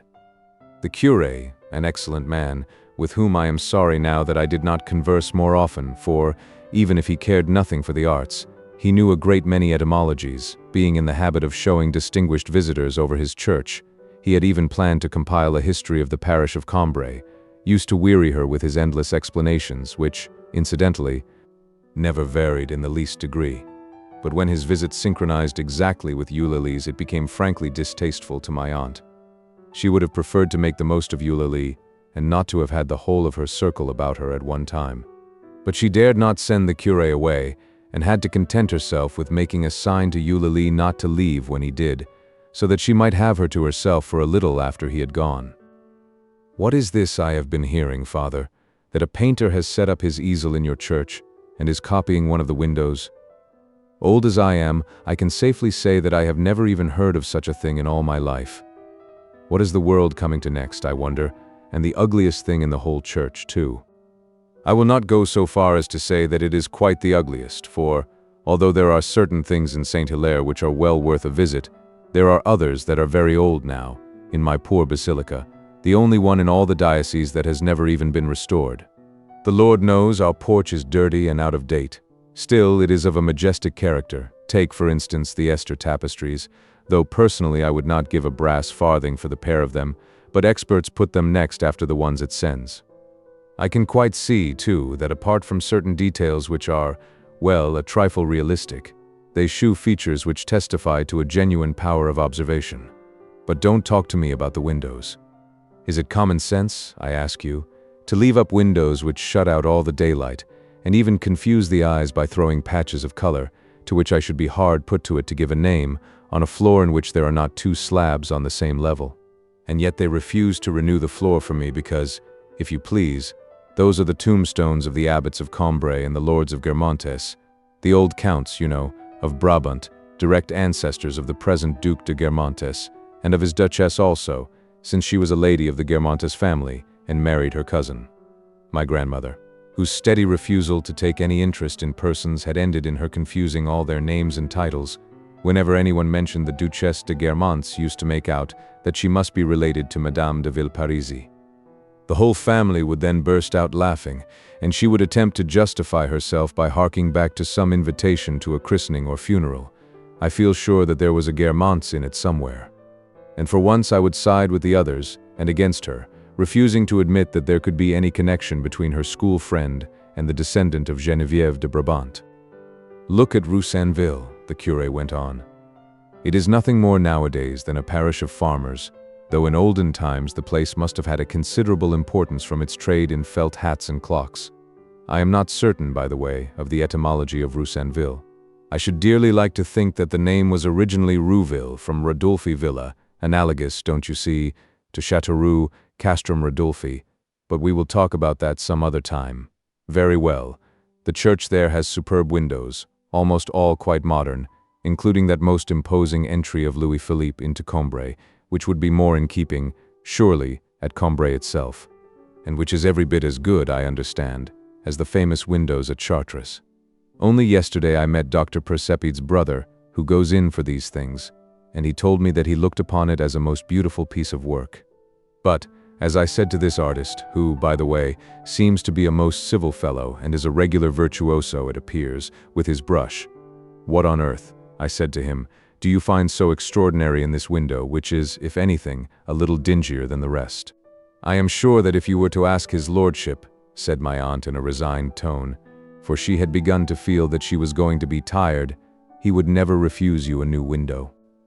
"You may depend upon it, Madame Octave," replied the curé. "Why, it was just his lordship himself who started the outcry about the window by proving that it represented Gilbert the Bad, a lord of Guermantes and a direct descendant of Geneviève de Brabant, who was a daughter of the house of Guermantes, receiving absolution from Saint Hilaire. But I don't see where Saint Hilaire comes in." "Why, yes. Have you never noticed, in the corner of the window, a lady in a yellow robe? Very well, that is Saint Hilaire, who is also known, you will remember, in certain parts of the country as Saint Hiliers, Saint Hilaire, and even, in the Jura, Saint Lié. But these various corruptions of Sanctus Hilarius are by no means the most curious that have occurred in the names of the blessed saints. Take, for example, my good Eulalie, the case of your own patron, Sancta Eulalia. Do you know what she has become in Burgundy? Saint Eloy, nothing more nor less. The lady has become a gentleman. Do you hear that? Eulalie, after you are dead, they will make a man of you. Father will always have his joke. Gilbert's brother, Charles the Stammerer, was a pious prince, but, having early in life lost his father, Pepin the Mad, who died as a result of his mental infirmity, he wielded the supreme power with all the arrogance of a man who has not been subjected to discipline in his youth, so much so that, whenever he saw a man in a town whose face he did not remember, he would massacre the whole place, to the last inhabitant.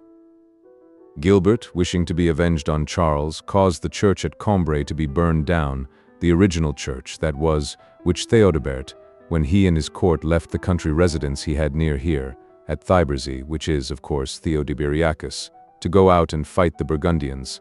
had promised to build over the tomb of Saint Hilaire if the saint brought him victory. Nothing remains of it now but the crypt, into which Théodore has probably taken you, for Gilbert burned all the rest. Finally, he defeated the unlucky Charles with the aid of William, which the curé pronounced Willem, the Conqueror, which is why so many English still come to visit the place. But he does not appear to have managed to win the affection of the people of Combray, for they fell upon him as he was coming out from Mass and cut off his head. Théodore has a little book that he lends people, which tells you the whole story. But what is unquestionably the most remarkable thing about our church is the view from the belfry, which is full of grandeur. Certainly in your case, since you are not very strong, I should never recommend you to climb our 97 steps, just half the number they have in the famous cathedral at Milan. It is quite tiring enough for the most active person, especially as you have to go on your hands and knees, if you don't wish to crack your skull, and you collect all the cobwebs off the staircase upon your clothes. In any case, you should be well wrapped up, he went on, without noticing my aunt's fury at the mere suggestion that she could ever possibly be capable of climbing into his belfry. For there's a strong breeze there once you get to the top. Some people even assure me that they have felt the chill of death up there. No matter, on Sundays there are always clubs and societies who come, some of them, long distances to admire our beautiful panorama, and they always go home charmed. Wait now, next Sunday, if the weather holds, you will be sure to find a lot of people there, for Rogation Tide. You must admit certainly that the view from up there is like a fairy tale, with what you might call vistas along the plain, which have quite a special charm of their own. On a clear day you can see as far as Verneuil. And then another thing, you can see at the same time places which you are in the habit of seeing one without the other, as for instance the course of the Vivonne and the ditches at Saint-Assise-les-Combray, which are separated, really, by a screen of tall trees. Or, to take another example, there are all the canals at Jouy-le-Vicomte, which is Gaudieus Viscomitis, as of course you know. Each time that I have been to Jouy I have seen a bit of a canal in one place, and then I have turned a corner and seen another, but when I saw the second I could no longer see the first. I tried in vain to imagine how they lay by one another. It was no good. But from the top of Saint-Hilaire, it's quite another matter. The whole countryside is spread out before you like a map. Only you cannot make out the water. You would say that there were great rifts in the town, slicing it up so neatly that it looks like a loaf of bread which still holds together after it has been cut up. To get it all quite perfect you would have to be in both places at once, up here on the top of Saint-Hilaire, and down there at Jouy-le-Vicomte. The curé had so much exhausted my aunt that no sooner had he gone than she was obliged to send away Eulalie also. "Here, my poor Eulalie," she said in a feeble voice, drawing a coin from a small purse which lay ready to her hand. "This is just something so that you shall not forget me in your prayers." "Oh, but, Madame Octave, I don't think I ought to. You know very well that I don't come here for that."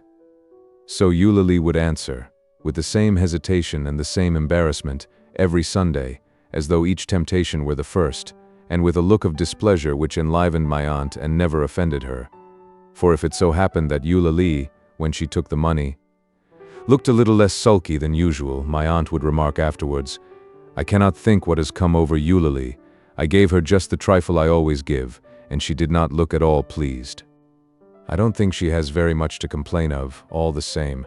Françoise would sigh grimly, for she had a tendency to regard as petty cash all that my aunt might give her for herself or her children, and as treasure riotously squandered on a pampered and ungrateful darling the little coins slipped, Sunday by Sunday, into Eulalie's hand, but so discreetly passed that Françoise never managed to see them. It was not that she wanted to have for herself the money my aunt bestowed on Eulalie. She already enjoyed a sufficiency of all that my aunt possessed, in the knowledge that the wealth of the mistress automatically ennobled and glorified the maid in the eyes of the world, and that she herself was conspicuous and worthy to be praised throughout Combray, Jouy-le-Vicomte, and other cities of men, on account of my aunt's many farms, her frequent and prolonged visits from the curé, and the astonishing number of bottles of Vichy water which she consumed. Françoise was avaricious only for my aunt. Had she had control over my aunt's fortune, which would have more than satisfied her highest ambition, she would have guarded it from the assaults of strangers with a maternal ferocity. She would, however, have seen no great harm in what my aunt, whom she knew to be incurably generous, allowed herself to give away, had she given only to those who were already rich. Perhaps she felt that such persons, not being actually in need of my aunt's presence, could not be suspected of simulating affection for her on that account. Besides, presents offered to persons of great wealth and position, such as Madame Sazerat, Monsieur Swann, Monsieur Legrandin, and Madame Goupil, to persons of the same class as my aunt, and who would naturally mix with her, seemed to Françoise to be included among the ornamental customs of that strange and brilliant life led by rich people, who hunted and shot, gave balls and paid visits. A life which she would contemplate with an admiring smile, but it was by no means the same thing if, for this princely exchange of courtesies, my aunt substituted mere charity. If her beneficiaries were of the class which Françoise would label people like myself, or people no better than myself, people whom she despised even more if they did not address her always as Madame Françoise, just to show that they considered themselves to be not as good, and when she saw that, despite all her warnings, my aunt continued to do exactly as she pleased, and to fling money away with both hands, or so at least Françoise believed, on undeserving objects, she began to find that the presents she herself received from my aunt were very tiny compared to the imaginary riches squandered upon Eulalie. There was not, in the neighborhood of Combray, a farm of such prosperity and importance that Françoise doubted Eulalie's ability to buy it. Without thinking twice, out of the capital which her visits to my aunt had brought in, it must be added that Eulalie had formed an exactly similar estimate of the vast and secret hoards of Françoise. So, every Sunday after Eulalie had gone, Françoise would mercilessly prophesy her coming downfall. She hated Eulalie, but was at the same time afraid of her, and so felt bound, when Eulalie was there, to look pleasant. But she would make up for that after the other's departure, never, it is true, alluding to her by name, but hinting at her in Sibylline oracles, or in utterances of a comprehensive character, like those of Ecclesiastes, the preacher, but so worded that their special application could not escape my aunt. After peering out at the side of the curtain to see whether Eulalie had shut the front door behind her. Flatterers know how to make themselves welcome and to gather up the crumbs, but have patience. Have patience. Our God is a jealous God, and one fine day he will be avenged upon them, she would declaim, with the sidelong, insinuating glance of Joash, thinking of Athaliah alone when he says that the prosperity of wicked men runs like a torrent past, and soon is spent. But on this memorable afternoon, when the curé had come as well, and by his interminable visit had drained my aunt's strength, Françoise followed Eulalie from the room, saying, "Madame Octave, I will leave you to rest. You look utterly tired out." And my aunt answered her not a word, breathing a sigh so faint that it seemed it must prove her last, and lying there with closed eyes as though already dead. But hardly had Françoise arrived downstairs when 4 peals of a bell, pulled with the utmost violence, reverberated through the house, and my aunt, sitting erect upon her bed, called out, "Has Eulalie gone yet? Would you believe it? I forgot to ask her whether Madame Goupil arrived in church before the elevation. Run after her, quick." But Françoise returned alone, having failed to overtake Eulalie. "It is most provoking," said my aunt, shaking her head. "The one important thing that I had to ask her." In this way life went by for my Aunt Léonie, always the same, in the gentle uniformity of what she called, with a pretense of deprecation but with a deep tenderness, her little jog-trot, respected by all and sundry, not merely in her own house, where every one of us, having learned the futility of recommending any healthier mode of life, had become gradually resigned to its observance, but in the village as well, where, 3 streets away, a tradesman who had to hammer nails into a packing case would send first to Françoise to make sure that my aunt was not resting. Her little jog-trot was, nonetheless, brutally disturbed on one occasion in this same year. Like a fruit hidden among its leaves, which is grown and ripened unobserved by man, until it falls of its own accord, there came upon us one night the kitchen maid's confinement. Her pains were unbearable, and, as there was no midwife in Combray, Françoise had to set off before dawn to fetch one from Thiberzy. My aunt was unable to rest, owing to the cries of the girl, and as Françoise, though the distance was nothing, was very late in returning, her services were greatly missed. And so, in the course of the morning, my mother said to me, "Run upstairs and see if your aunt wants anything." I went into the first of her 2 rooms, and through the open door of the other saw my aunt lying on her side, asleep. I could hear her breathing in what was almost distinguishable as a snore. I was just going to slip away when something, probably the sound of my entry, interrupted her sleep and made it change speed, as they say of motorcars nowadays, for the music of her snore broke off for a second and began again on a lower note. Then she awoke and half turned her face, which I could see for the first time. A kind of horror was imprinted on it. Plainly she had just escaped from some terrifying dream. She could not see me from where she was lying, and I stood there not knowing whether I ought to go forward or to retire, but all at once she seemed to return to a sense of reality, and to grasp the falsehood of the visions that had terrified her, a smile of joy, a pious act of thanksgiving to God, who is pleased to grant that life shall be less cruel than our dreams, feebly illumined her face, and with the habit she had formed of speaking to herself, half aloud when she thought herself alone, she murmured, "The Lord be praised. We have nothing to disturb us here but the kitchen maid's baby. And I've been dreaming that my poor Octave had come back to life and was trying to make me take a walk every day." She stretched out a hand towards her rosary, which was lying on the small table, but sleep was once again getting the mastery and did not leave her the strength to reach it. She fell asleep, calm and contented, and I crept out of the room on tiptoe, without either her or anyone else ever knowing from that day to this what I had seen and heard.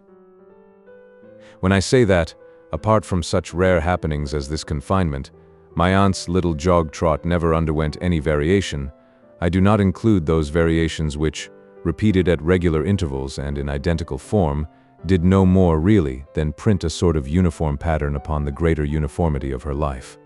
So, for instance, every Saturday, as Françoise had to go in the afternoon to market at Rue Saint-Ville-le-Pin, the whole household would have to have luncheon an hour earlier. And my aunt had so thoroughly acquired the habit of this weekly exception to her general habits that she clung to it as much as to the rest. She was so well routine to it, as Françoise would say, that if, on a Saturday, she had had to wait for her luncheon until the regular hour, it would have upset her as much as if she had had, on an ordinary day, to put her luncheon forward to its Saturday time.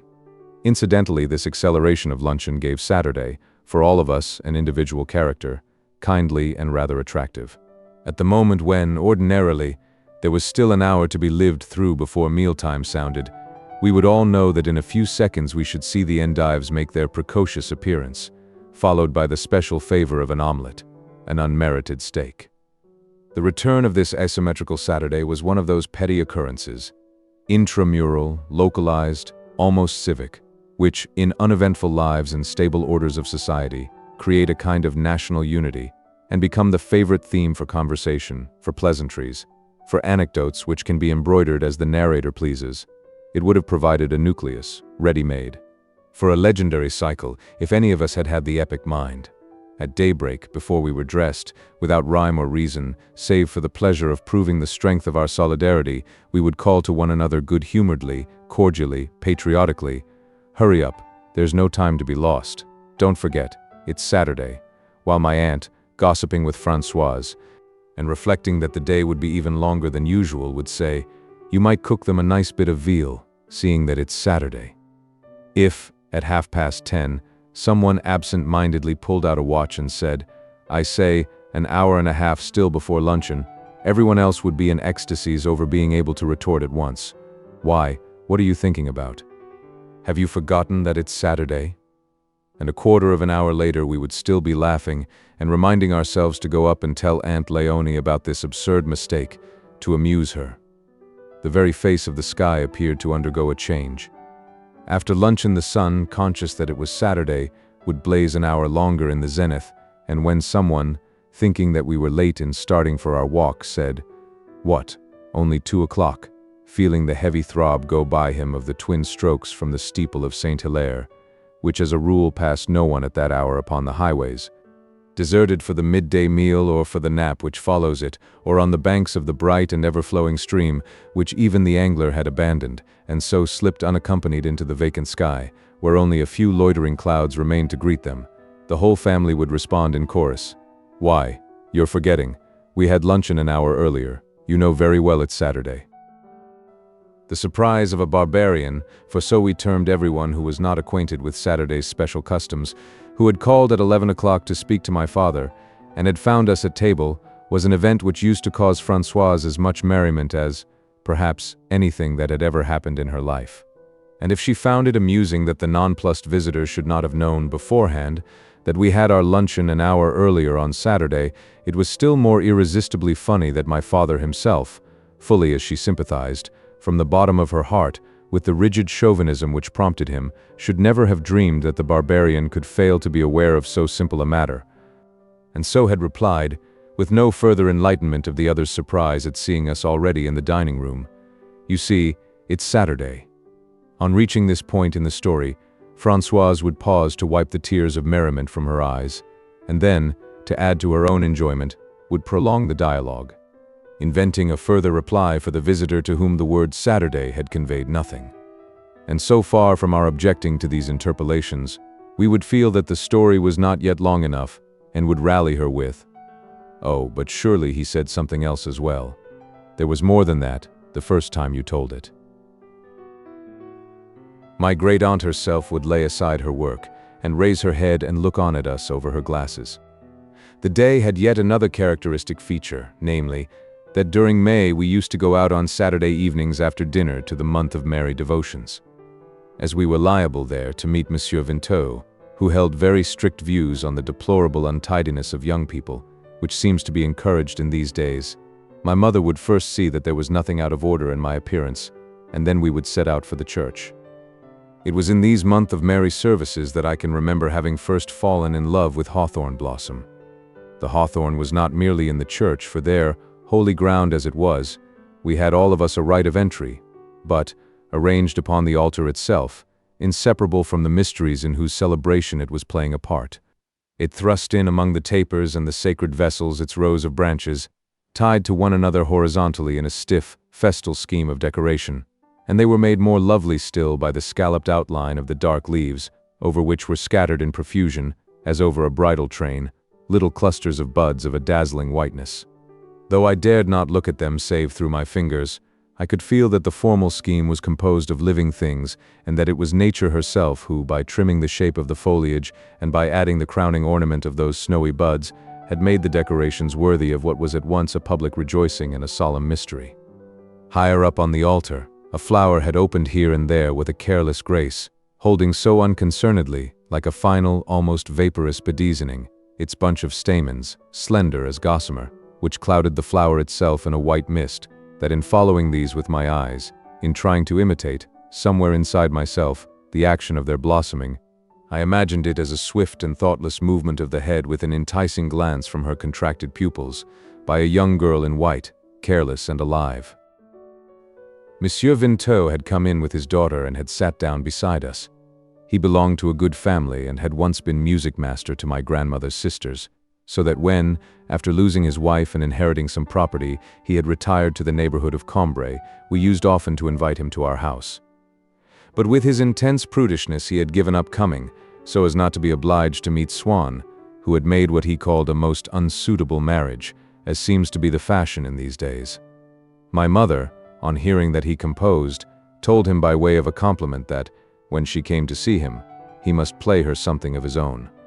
Monsieur Vinteuil would have liked nothing better, but he carried politeness and consideration for others to so fine a point, always putting himself in their place, that he was afraid of boring them, or of appearing egotistical if he carried out, or even allowed them to suspect what were his own desires. On the day when my parents had gone to pay him a visit, I had accompanied them, but they had allowed me to remain outside, and as Monsieur Vinteuil's house, Montchauvin, stood on a site actually hollowed out from a steep hill covered with shrubs, among which I took cover, I had found myself on a level with his drawing room, upstairs, and only a few feet away from its window. When a servant came in to tell him that my parents had arrived, I had seen Monsieur Vinteuil run to the piano and lay out a sheet of music so as to catch the eye. But as soon as they entered the room, he had snatched it away and hidden it in a corner. He was afraid, no doubt, of letting them suppose that he was glad to see them only because it gave him a chance of playing them some of his compositions. And every time that my mother, in the course of her visit, had returned to the subject of his playing, he had hurriedly protested, "I cannot think who put that on the piano. It is not the proper place for it at all," and had turned the conversation aside to other topics, simply because those were of less interest to himself. His one and only passion was for his daughter, and she, with her somewhat boyish appearance, looked so robust that it was hard to restrain a smile when one saw the precautions her father used to take for her health, with spare shawls always in readiness to wrap around her shoulders. My grandmother had drawn our attention to the gentle, delicate, almost timid expression which might often be caught flitting across the face, dusted all over with freckles, of this otherwise stolid child.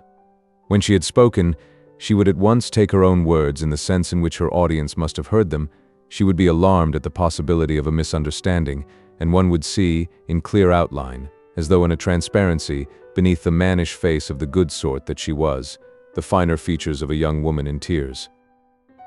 When, before turning to leave the church, I made a genuflection before the altar, I felt suddenly, as I rose again, a bitter-sweet fragrance of almonds steal towards me from the hawthorn blossom, and I then noticed that on the flowers themselves were little spots of a creamier color, in which I imagined that this fragrance must lie concealed.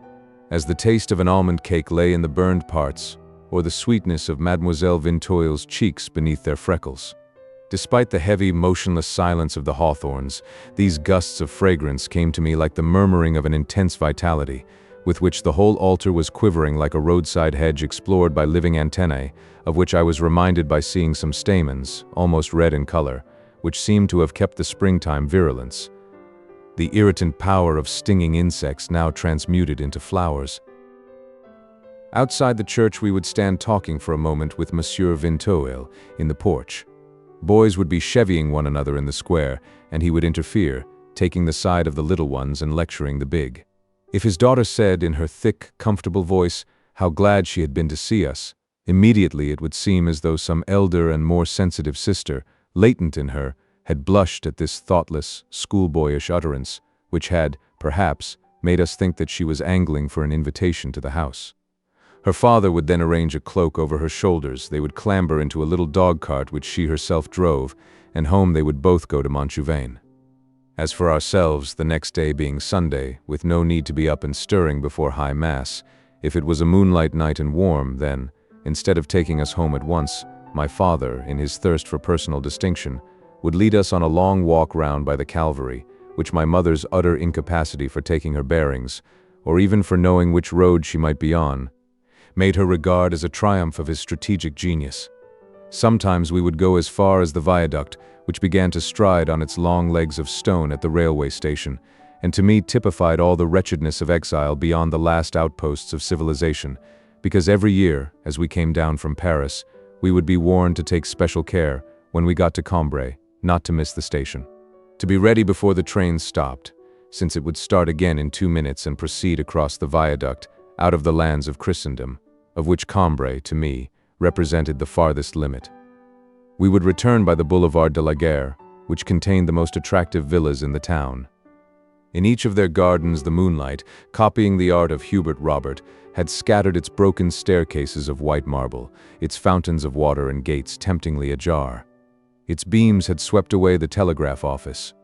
All that was left of it was a column, half shattered, but preserving the beauty of a ruin which endures for all time. I would by now be dragging my weary limbs, and ready to drop with sleep. The balmy scent of the lime trees seemed a consolation which I could obtain only at the price of great suffering and exhaustion, and not worthy of the effort. From gates far apart the watchdogs, awakened by our steps in the silence, would set up an antiphonal barking as I still hear them bark at times in the evenings, and it is in their custody, when the public gardens of Combray were constructed on its site, that the Boulevard de la Gare must have taken refuge, for wherever I may be, as soon as they begin their alternate challenge and acceptance.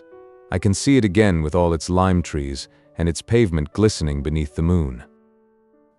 Suddenly my father would bring us to a standstill and ask my mother, "Where are we?" Utterly worn out by the walk but still proud of her husband, she would lovingly confess that she had not the least idea. He would shrug his shoulders and laugh. And then, as though it had slipped with his latchkey from his waistcoat pocket, he would point out to us, when it stood before our eyes, the back gate of our own garden, which had come hand in hand with the familiar corner of the Rue du Saint-Esprit to await us, to greet us at the end of our wanderings over paths unknown. My mother would murmur admiringly, "You really are wonderful," and from that instant I had not to take another step. The ground moved forward under my feet in that garden where for so long my actions had ceased to require any control or even attention from my will. Custom came to take me in her arms, carried me all the way up to my bed, and laid me down there like a little child. Although Saturday, by beginning an hour earlier, and by depriving her of the services of Françoise, passed more slowly than other days for my aunt, yet, the moment it was past, and a new week begun, she would look forward with impatience to its return, as something that embodied all the novelty and distraction which her frail and disordered body was still able to endure. This was not to say, however, that she did not long, at times, for some even greater variation, that she did not pass through those abnormal hours in which one thirsts for something different from what one has, when those people who, through lack of energy or imagination, are unable to generate any motive power in themselves, cry out, as the clock strikes or the postman knocks. In their eagerness for news, even if it be bad news, for some emotion, even that of grief, when the heartstrings which prosperity has silenced, like a harp laid by, yearn to be plucked and sounded again by some hand, even a brutal hand, even if it shall break them, when the will which has with such difficulty brought itself to subdue its impulse, to renounce its right to abandon itself to its own uncontrolled desires and consequent sufferings, would fain cast its guiding reins into the hands of circumstances, coercive and, it may be, cruel. Of course, since my aunt's strength, which was completely drained by the slightest exertion, returned but drop by drop into the pool of her repose, the reservoir was very slow in filling, and months would go by before she reached that surplus which other people use up in their daily activities, but which she had no idea, and could never decide how to employ. And I have no doubt that then, just as a desire to have her potatoes served with bechamel sauce, for a change would be formed, ultimately, from the pleasure she found in the daily reappearance of those mashed potatoes of which she was never tired, she would extract from the accumulation of those monotonous days, on which she so much depended, a keen expectation of some domestic cataclysm, instantaneous in its happening, but violent enough to compel her to put into effect, once for all, one of those changes which she knew would be beneficial to her health, but to which she could never make up her mind without some such stimulus. She was genuinely fond of us. She would have enjoyed the long luxury of weeping for our untimely decease. Coming at a moment when she felt well and was not in a perspiration, the news that the house was being destroyed by a fire in which all the rest of us had already perished, a fire which, in a little while, would not leave one stone standing upon another, but from which she herself would still have plenty of time to escape without undue haste, provided that she rose at once from her bed, must often have haunted her dreams, as a prospect which, combined with the two minor advantages of letting her taste the full savor of her affection for us in long years of mourning, and of causing universal stupefaction in the village when she should sally forth to conduct our obsequies, crushed but courageous, moribund but erect, the paramount and priceless boon of forcing her at the right moment, with no time to be lost, no room for weakening hesitations, to go off and spend the summer at her charming farm of Mirograin, where there was a waterfall. Inasmuch as nothing of this sort had ever occurred, though indeed she must often have pondered the success of such a maneuver as she lay alone absorbed in her interminable games of patience, and though it must have plunged her in despair from the first moment of its realization, from the first of those little unforeseen facts, the first word of calamitous news, whose accents can never afterwards be expunged from the memory, everything that bears upon it the imprint of actual physical death, so terribly different from the logical abstraction of its possibility, she would fall back from time to time, to add an interest to her life, upon imagining other minor catastrophes, which she would follow up with passion. She would beguile herself with a sudden suspicion that Françoise had been robbing her, that she had set a trap to make certain, and had caught her betrayer red-handed, and being in the habit, when she made up a game of cards by herself, of playing her own and her adversary's hands at once, she would first stammer out Françoise's awkward apologies, and then reply to them with such a fiery indignation that any of us who happened to intrude upon her at one of these moments would find her bathed in perspiration, her eyes blazing, her false hair pushed awry and exposing the baldness of her brows. Françoise must often, from the next room, have heard these mordant sarcasms leveled at herself, the mere framing of which in words would not have relieved my aunt's feelings sufficiently, had they been allowed to remain in a purely immaterial form, without the degree of substance and reality which she added to them by murmuring them half aloud. Sometimes, however, even these counterpane dramas would not satisfy my aunt. She must see her work staged. And so, on a Sunday, with all the doors mysteriously closed, she would confide in Eulalie her doubts of Françoise's integrity and her determination to be rid of her. And on another day she would confide in Françoise her suspicions of the disloyalty of Eulalie, to whom the front door would very soon be closed for good. A few days more, and, disgusted with her latest confidant, she would again be as thick as thieves with the traitor, while, before the next performance, the two would once more have changed their parts. But the suspicions which Eulalie might occasionally breed in her were no more than a fire of straw, which must soon subside for lack of fuel, since Eulalie was not living with her in the house. It was a very different matter when the suspect was Françoise, of whose presence under the same roof as herself my aunt was perpetually conscious, while for fear of catching cold, were she to leave her bed, she would never dare go downstairs to the kitchen to see for herself whether there was, indeed, any foundation for her suspicions. And so on by degrees, until her mind had no other occupation than to attempt, at every hour of the day, to discover what was being done, what was being concealed from her by Françoise. She would detect the most furtive movement of Françoise's features, something contradictory in what she was saying, some desire which she appeared to be screening, and she would show her that she was unmasked by a single word which made Françoise turn pale, and which my aunt seemed to find a cruel satisfaction in driving into her unhappy servant's heart. And the very next Sunday a disclosure by Eulalie, like one of those discoveries which suddenly open up an unsuspected field for exploration to some new science which has hitherto followed only the beaten paths, proved to my aunt that her own worst suspicions fell a long way short of the appalling truth. "But Françoise ought to know that," said Eulalie, "now that you have given her a carriage." "Now that I have given her a carriage," gasped my aunt. "Oh, but I didn't know. I only thought so. I saw her go by yesterday in her open coach, as proud as Artaban, on her way to Roussainville market. I suppose that it must be Madame Octave who had given it to her." So on by degrees until Françoise and my aunt, the quarry and the hunter, could never cease from trying to forestall each other's devices. My mother was afraid lest Françoise should develop a genuine hatred of my aunt, who was doing everything in her power to annoy her. However that might be, Françoise had come more and more to pay an infinitely scrupulous attention to my aunt's least word and gesture. When she had to ask her for anything, she would hesitate first for a long time, making up her mind how best to begin. And when she had uttered her request, she would watch my aunt covertly, trying to guess from the expression on her face what she thought of it, and how she would reply. And in this way, whereas an artist who had been reading memoirs of the 17th century, and wished to bring himself nearer to the great Louis, would consider that he was making progress in that direction when he constructed a pedigree that traced his own descent from some historic family, or when he engaged in correspondence with one of the reigning sovereigns of Europe, and so would shut his eyes to the mistake he was making in seeking to establish a similarity by an exact and therefore lifeless copy of mere outward forms, a middle-aged lady in a small country town, by doing no more than yield wholehearted obedience to her own irresistible eccentricities, and to a spirit of mischief engendered by the utter idleness of her existence, could see, without ever having given a thought to Louis XIV, the most trivial occupations of her daily life, her morning toilet, her luncheon, her afternoon nap, assume, by virtue of their despotic singularity, something of the interest that was to be found in what Saint Simon used to call the machinery of life at Versailles, and was able too to persuade herself that her silence, a shade of good humor or of arrogance on her features, would provide Françoise with matter for a mental commentary as tense with passion and terror,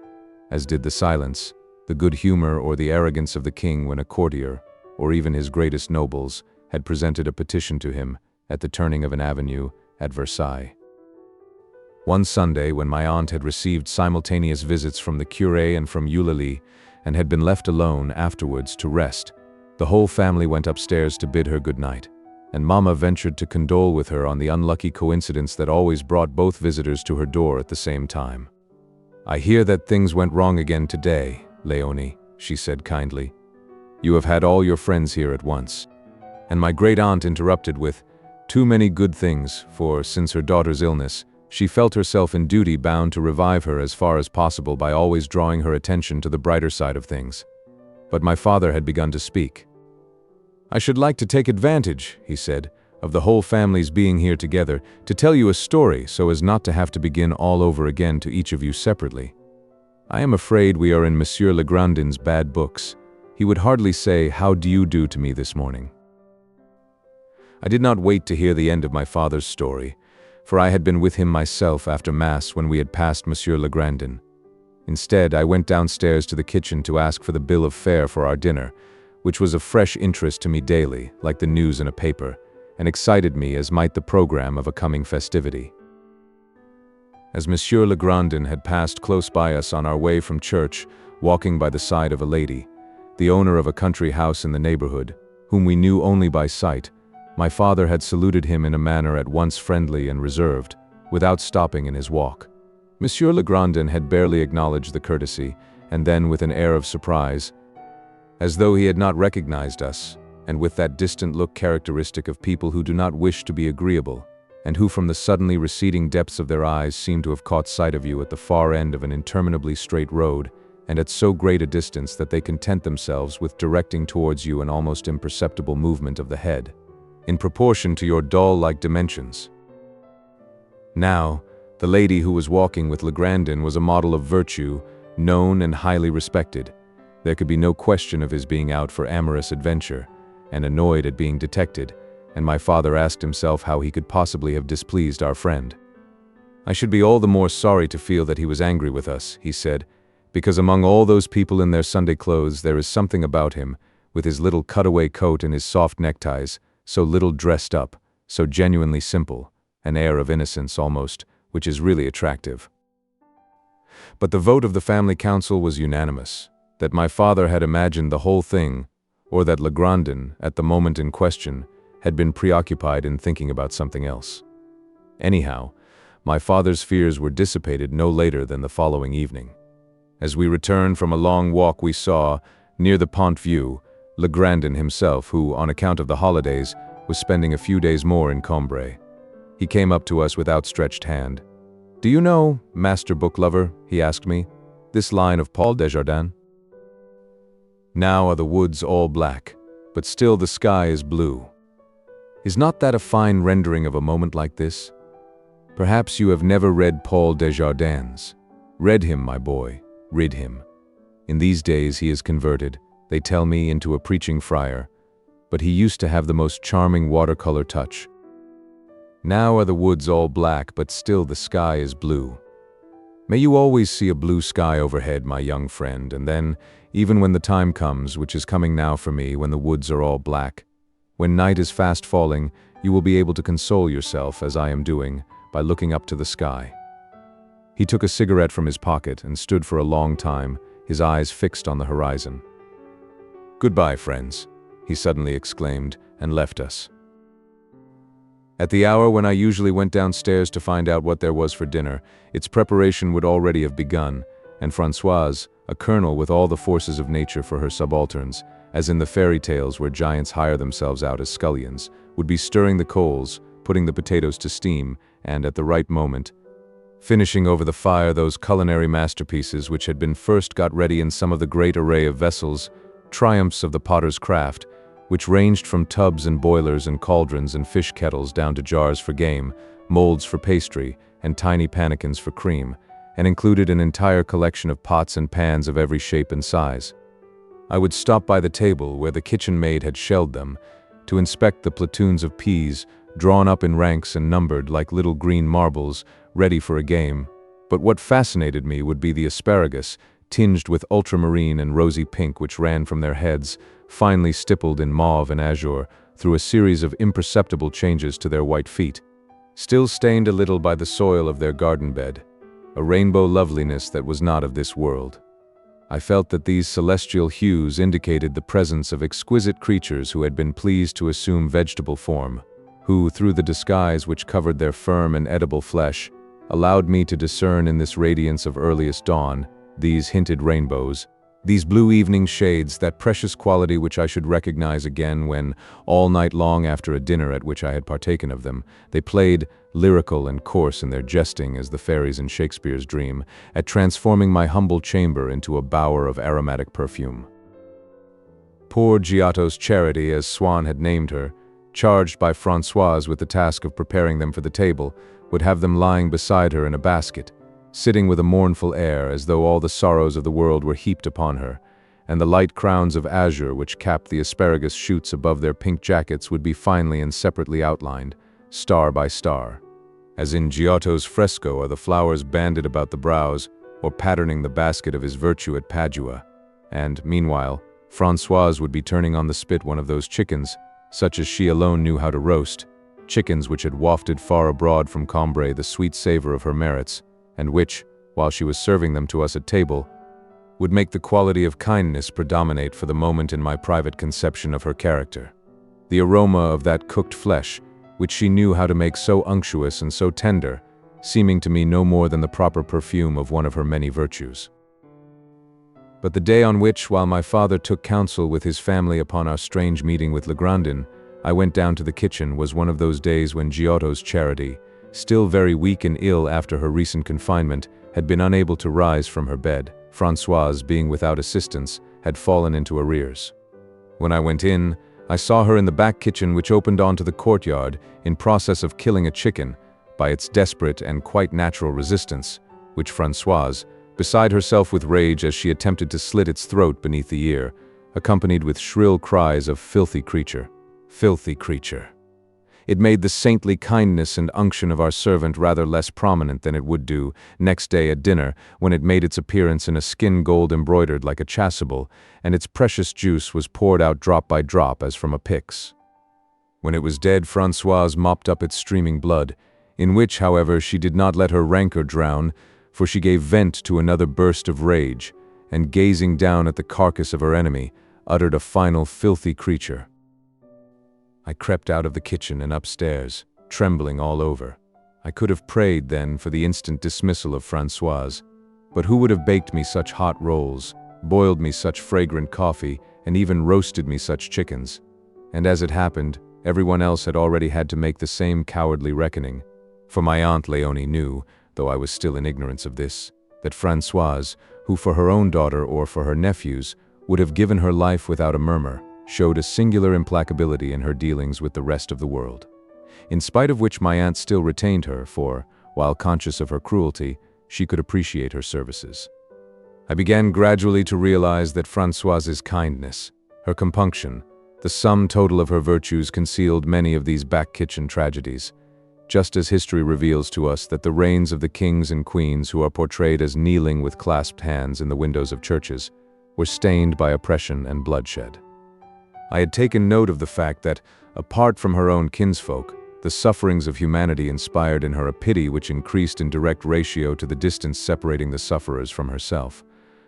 The tears which flowed from her in torrents when she read of the misfortunes of persons unknown to her in a newspaper were quickly stemmed once she had been able to form a more accurate mental picture of the victims. One night, shortly after her confinement, the kitchen maid was seized with the most appalling pains. Mamma heard her groans and rose and awakened Françoise, who, quite unmoved, declared that all the outcry was mere malingering, that the girl wanted to play the mistress in the house. The doctor, who had been afraid of some such attack, had left a marker in a medical dictionary which we had, at the page on which the symptoms were described, and had told us to turn up this passage, where we would find the measures of first aid to be adopted. My mother sent Françoise to fetch the book, warning her not to let the marker drop out.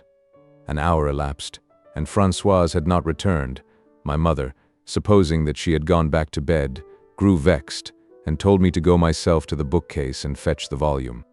I did so, and there found Françoise who, in her curiosity to know what the marker indicated, had begun to read the clinical account of these afterpains, and was violently sobbing, now that it was a question of a type of illness with which she was not familiar.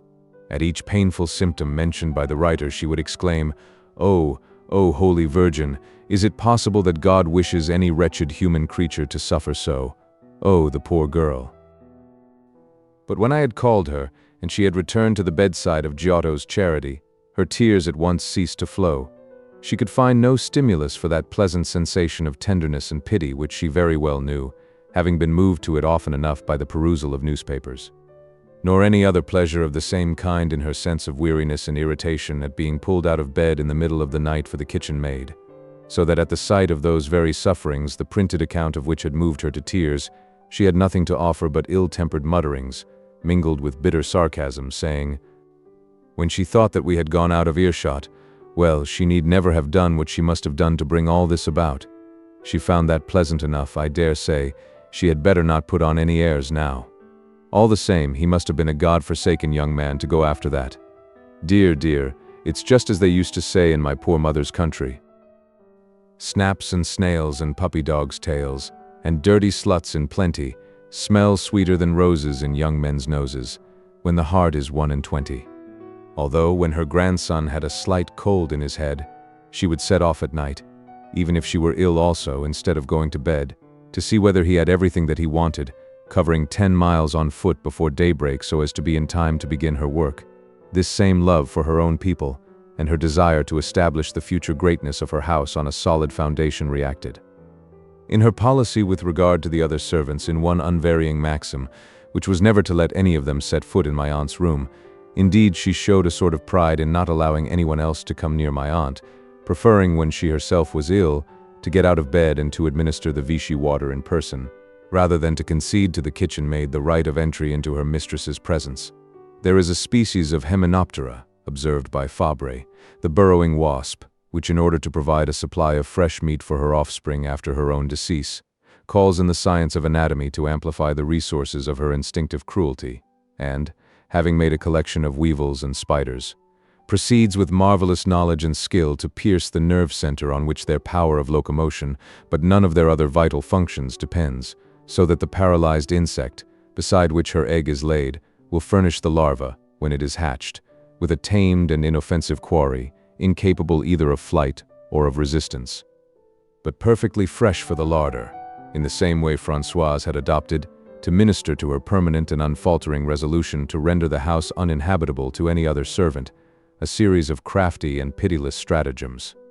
Many years later we discovered that, if we had been fed on asparagus day after day throughout that whole season, it was because the smell of the plants gave the poor kitchen maid, who had to prepare them, such violent attacks of asthma that she was finally obliged to leave my aunt's service. Alas, we had definitely to alter our opinion of Monsieur Legrandin. On one of the Sundays following our meeting with him on the Pont Vieux, after which my father had been forced to confess himself mistaken, as Mass drew to an end, and, with the sunshine and the noise of the outer world, something else invaded the church, an atmosphere so far from sacred that Madame perceived all those, in fact, who a moment ago, when I arrived a little late, had been sitting motionless, their eyes fixed on their prayer books, who, I might even have thought, had not seen me come in, had not their feet moved slightly to push away the little kneeling desk which was preventing me from getting to my chair, began in loud voices to discuss with us all manner of utterly mundane topics, as though we were already outside in the square. We saw, standing on the sun-baked steps of the porch, dominating the many-colored tumult of the market, Legrandin himself, whom the husband of the lady we had seen with him on the previous occasion was just going to introduce to the wife of another large landed proprietor of the district. Legrandin's face showed an extraordinary zeal and animation. He made a profound bow, with a subsidiary backward movement which brought his spine sharply up into a position behind its starting point, a gesture in which he must have been trained by the husband of his sister, Madame de Cambremer. This rapid recovery caused a sort of tense muscular wave to ripple over Legrandin's hips, which I had not supposed to be so fleshy. I cannot say why, but this undulation of pure matter, this wholly carnal fluency, with not the least hint in it of spiritual significance, this wave lashed to a fury by the wind of an assiduity, an obsequiousness of the basest sort, awoke my mind suddenly to the possibility of a Legrandin altogether different from the one whom we knew. The lady gave him some message for her coachman, and while he was stepping down to her carriage, the impression of joy, timid and devout, which the introduction had stamped there, still lingered on his face. Carried away in a sort of dream, he smiled. Then he began to hurry back towards the lady. He was walking faster than usual, and his shoulders swayed backwards and forwards, right and left, in the most absurd fashion. Altogether he looked, so utterly had he abandoned himself to it, ignoring all other considerations, as though he were the lifeless and wire-pulled puppet of his own happiness. Meanwhile, we were coming out through the porch. We were passing close beside him. He was too well bred to turn his head away, but he fixed his eyes, which had suddenly changed to those of a seer, lost in the profundity of his vision, on so distant a point of the horizon that he could not see us, and so had not to acknowledge our presence. His face emerged, still with an air of innocence, from his straight and pliant coat, which looked as though conscious of having been led astray, in spite of itself, and plunged into surroundings of a detested splendor. And a spotted necktie, stirred by the breezes of the square, continued to float in front of Legrandin, like the standard of his proud isolation, of his noble independence. Just as we reached the house, my mother discovered that we had forgotten the Saint Honoré, and asked my father to go back with me and tell them to send it up at once. Near the church we met Legrandin, coming towards us with the same lady, whom he was escorting to her carriage. He brushed past us, and did not interrupt what he was saying to her, but gave us, out of the corner of his blue eye, a little sign, which began and ended, so to speak, inside his eyelids, and as it did not involve the least movement of his facial muscles, managed to pass quite unperceived by the lady. But, striving to compensate by the intensity of his feelings for the somewhat restricted field in which they had to find expression, he made that blue chink, which was set apart for us, sparkle with all the animation of cordiality, which went far beyond mere playfulness, and almost touched the borderline of roguery. He subtilized the refinements of good fellowship into a wink of connivance, a hint, a hidden meaning, a secret understanding, all the mysteries of complicity in a plot, and finally exalted his assurances of friendship to the level of protestations of affection, even of a declaration of love, lighting up for us, and for us alone, with a secret and languid flame invisible by the great lady upon his other side, an enamored pupil in a countenance of ice. Only the day before he had asked my parents to send me to dine with him on this same Sunday evening. "Come and bear your aged friend company," he had said to me. "Like the nosegay which a traveler sends us from some land to which we shall never go again. Come and let me breathe from the far country of your adolescence, the scent of those flowers of spring among which I also used to wander many years ago. Come with the primrose, with the canon's beard, with the gold cup, come with the stone crop, whereof are posies made, pledges of love, in the Balsatian flora, come with that flower of the resurrection morning, the Easter daisy, come with the snowballs of the Guelder rose, which begin to embalm with their fragrance the alleys of your great-aunt's garden ere the last snows of Lent are melted from its soil. Come with the glorious silken raiment of the lily, apparel fit for Solomon, and with the many-colored enamel of the pansies, but come, above all, with the spring breeze, still cooled by the last frosts of winter, wafting apart, for the two butterflies' sake, that have waited outside all morning, the closed portals of the first Jerusalem rose." The question was raised at home whether, all things considered, I ought still to be sent to dine with Monsieur Legrandin, but my grandmother refused to believe that he could have been impolite. "You admit yourself that he appears at church there, quite simply dressed, and all that. He hardly looks like a man of fashion." She added that, in any event, even if, at the worst, he had been intentionally rude, it was far better for us to pretend that we had noticed nothing. And indeed my father himself, though more annoyed than any of us by the attitude which Legrandin had adopted, may still have held in reserve a final uncertainty as to its true meaning. It was like every attitude or action which reveals a man's deep and hidden character. They bear no relation to what he has previously said, and we cannot confirm our suspicions by the culprit's evidence, for he will admit nothing. We are reduced to the evidence of our own senses, and we ask ourselves, in the face of this detached and incoherent fragment of recollection, whether indeed our senses have not been the victims of a hallucination, with the result that such attitudes, and these alone are of importance in indicating character, are the most apt to leave us in perplexity. I dined with Legrandin on the terrace of his house, by moonlight. "There is a charming quality, is there not," he said to me, "in this silence, for hearts that are wounded, as mine is. A novelist, whom you will read in time to come, claims that there is no remedy but silence and shadow. And see you this, my boy, there comes in all lives a time, towards which you still have far to go, when the weary eyes can endure but one kind of light, the light which a fine evening like this prepares for us in the still room of darkness, when the ears can listen to no music save what the moonlight breathes through the flute of silence." I could hear what Monsieur Legrandin was saying. Like everything that he said, it sounded attractive, but I was disturbed by the memory of a lady whom I had seen recently for the first time, and thinking, now that I knew that Legrandin was on friendly terms with several of the local aristocracy, that perhaps she also was among his acquaintance, I summoned up all my courage and said to him, "Tell me, sir, do you, by any chance, know the ladies of Guermantes?" And I felt glad because, in pronouncing the name, I had secured a sort of power over it, by the mere act of drawing it up out of my dreams and giving it an objective existence in the world of spoken things.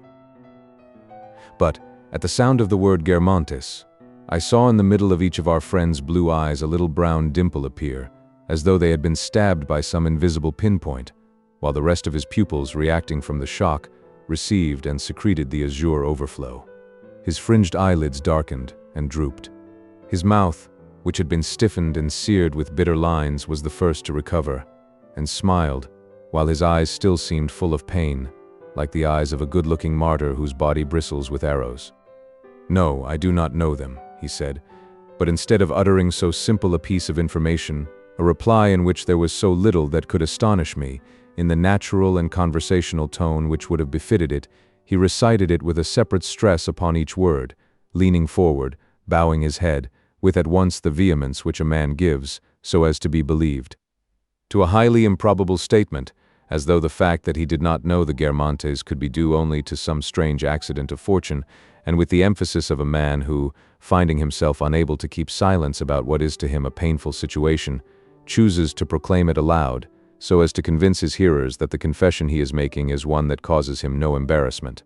but is easy, agreeable, spontaneous, that the situation in question, in this case the absence of relations with the Guermantes family, might very well have been not forced upon, but actually designed by Legrandin himself, might arise from some family tradition, some moral principle or mystical vow, which expressly forbade his seeking their society. "No," he resumed, explaining by his words the tone in which they were uttered. "No, I do not know them. I have never wished to know them. I have always made a point of preserving complete independence. At heart, as you know, I am a bit of a radical. People are always coming to me about it, telling me I am mistaken in not going to Guermantes, that I make myself seem ill-bred, uncivilized, and old bear. But that's not the sort of reputation that can frighten me. It's too true. In my heart of hearts, I care for nothing in the world now but a few churches, books, 2 or 3, pictures rather more perhaps, and the light of the moon when the fresh breeze of youth such as yours wafts to my nostrils the scent of gardens whose flowers my old eyes are not sharp enough now to distinguish." I did not understand very clearly why, in order to refrain from going to the houses of people whom one did not know, it should be necessary to cling to one's independence, nor how that could give one the appearance of a savage or a bear. But what I did understand was this, that Legrandin was not altogether truthful when he said that he cared only for churches, moonlight, and youth. He cared a very great deal, for people who lived in country houses, and would be so much afraid, when in their company, of incurring their displeasure that he would never dare to let them see that he numbered, as well, among his friends, middle-class people, the families of solicitors and stockbrokers, preferring, if the truth must be known, that it should be revealed in his absence, when he was out of earshot, that judgment should go against him, if so it must, by default. In a word, he was a snob. Of course, he would never have admitted all or any of this in the poetical language which my family and I so much admired. And if I asked him, "Do you know the Guermantes family?" Legrandin the talker would reply, "No, I have never cared to know them." But unfortunately, the talker was now subordinated to another Legrandin, whom he kept carefully hidden in his breast, whom he would never consciously exhibit, because this other could tell stories about our own Legrandin and about his snobbishness, which would have ruined his reputation forever. And this other Legrandin had replied to me already in that wounded look, that stiffened smile, the undue gravity of his tone in uttering those few words, in the 1,000 arrows by which our own Legrandin had instantaneously been stabbed and sickened. Like a Saint Sebastian of snobbery. "Oh, how you hurt me! No, I do not know the Guermantes family. Do not remind me of the great sorrow of my life. And since this other, this irrepressible, dominant, despotic Legrandin, if he lacked our Legrandin's charming vocabulary, shewed an infinitely greater promptness in expressing himself, by means of what are called reflexes, it followed that, when Legrandin the talker attempted to silence him, he would already have spoken, and it would be useless for our friend to deplore the bad impression which the revelations of his alter ego must have caused, since he could do no more now than endeavor to mitigate them. This was not to say that Monsieur Legrandin was anything but sincere when he inveighed against snobs. He could not, from his own knowledge at least, be aware that he was one also, since it is only with the passions of others that we are ever really familiar, and what we come to find out about our own can be no more than what other people have shown us. Upon ourselves they react but indirectly through our imagination, which substitutes for our actual primary motives other, secondary motives, less stark and therefore more decent. Never had Legrandin's snobbishness impelled him to make a habit of visiting a duchess as such. Instead, it would set his imagination to make that duchess appear, in Legrandin's eyes, endowed with all the graces. He would be drawn towards the duchess, assuring himself the while that he was yielding to the attractions of her mind, and her other virtues, which the vile race of snobs could never understand. Only his fellow snobs knew that he was of their number, for, owing to their inability to appreciate the intervening efforts of his imagination, they saw in close juxtaposition the social activities of Legrandin and their primary cause. At home, meanwhile, we had no longer any illusions as to Monsieur Legrandin, and our relations with him had become much more distant. Mamma would be greatly delighted whenever she caught him red-handed in the sin, which he continued to call the unpardonable sin, of snobbery. As for my father, he found it difficult to take Legrandin's airs in so light and so detached a spirit, and when there was some talk, one year, of sending me to spend the long summer holidays at Baalbec with my grandmother, he said, "I must most certainly tell Legrandin that you are going to Baalbec, to see whether he will offer you an introduction to his sister." He probably doesn't remember telling us that she lived within a mile of the place. My grandmother, who held that, when one went to the seaside, One ought to be on the beach from morning to night, to taste the salt breezes, and that one should not know anyone in the place, because calls and parties and excursions were so much time stolen from what belonged, by rights, to the sea air, begged him on no account to speak to Legrandin of our plans, for already, in her mind's eye,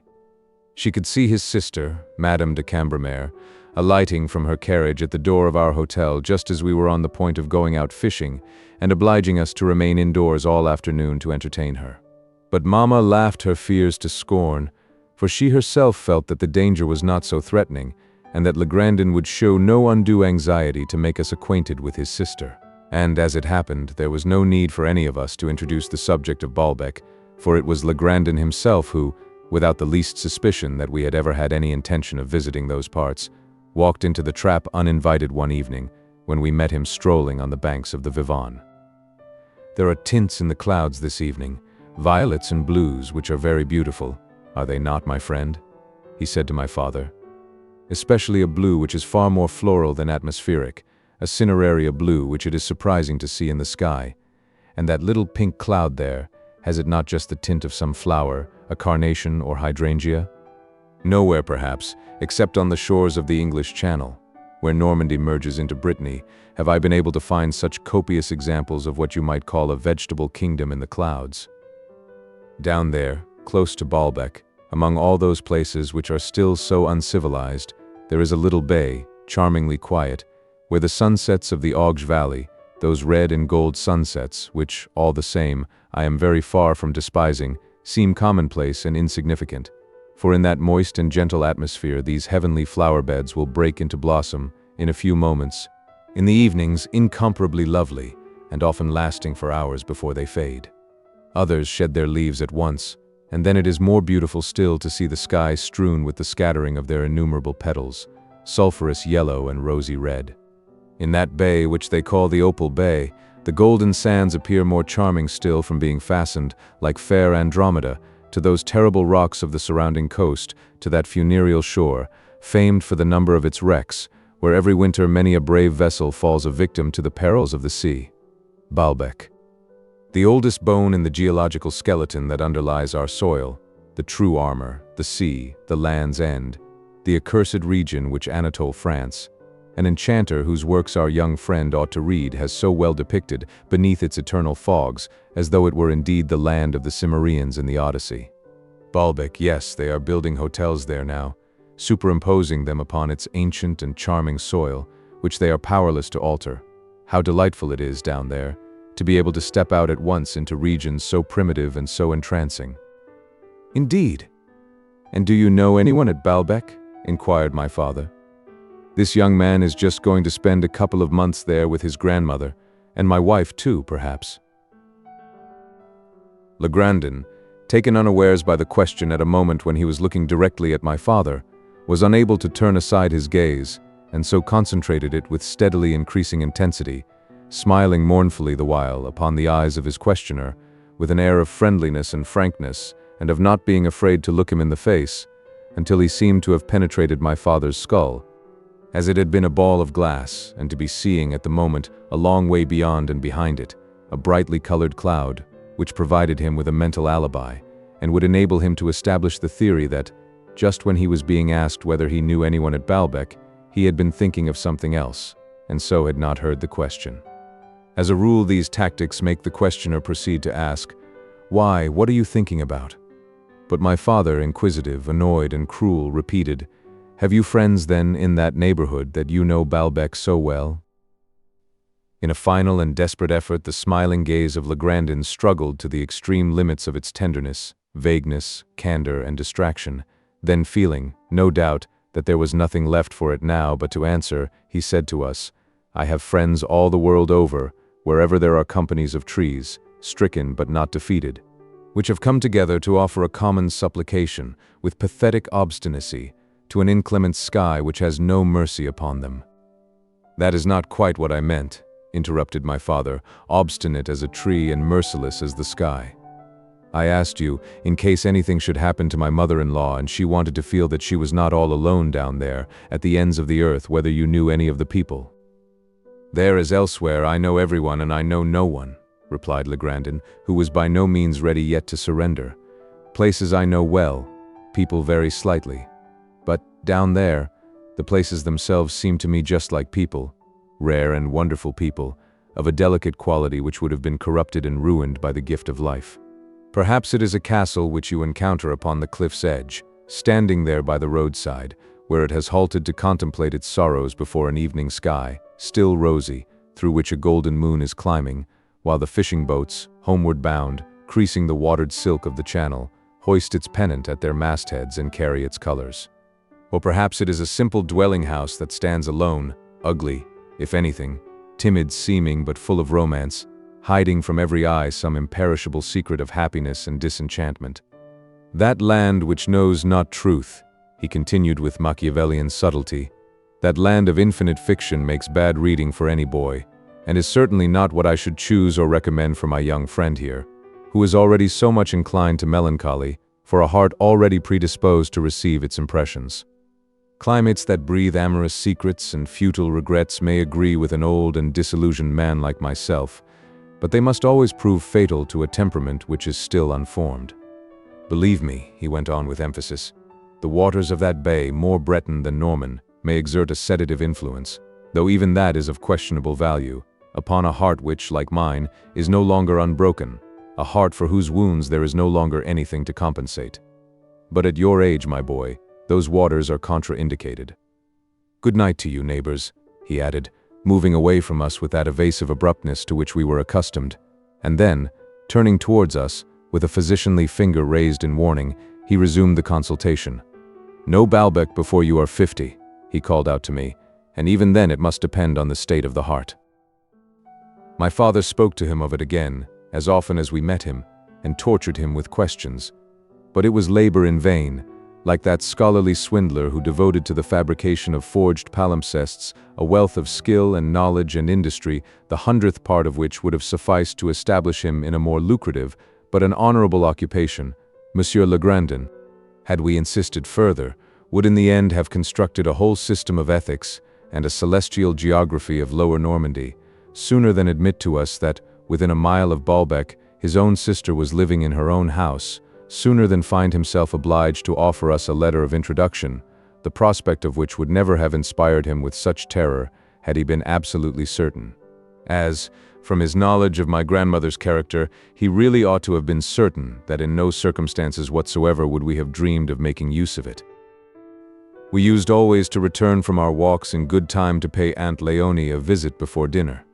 In the first weeks of our Combray holidays, when the days ended early, we would still be able to see, as we turned into the Rue du Saint-Esprit, a reflection of the western sky from the windows of the house, and a band of purple at the foot of the Calvary, which was mirrored further on in the pond.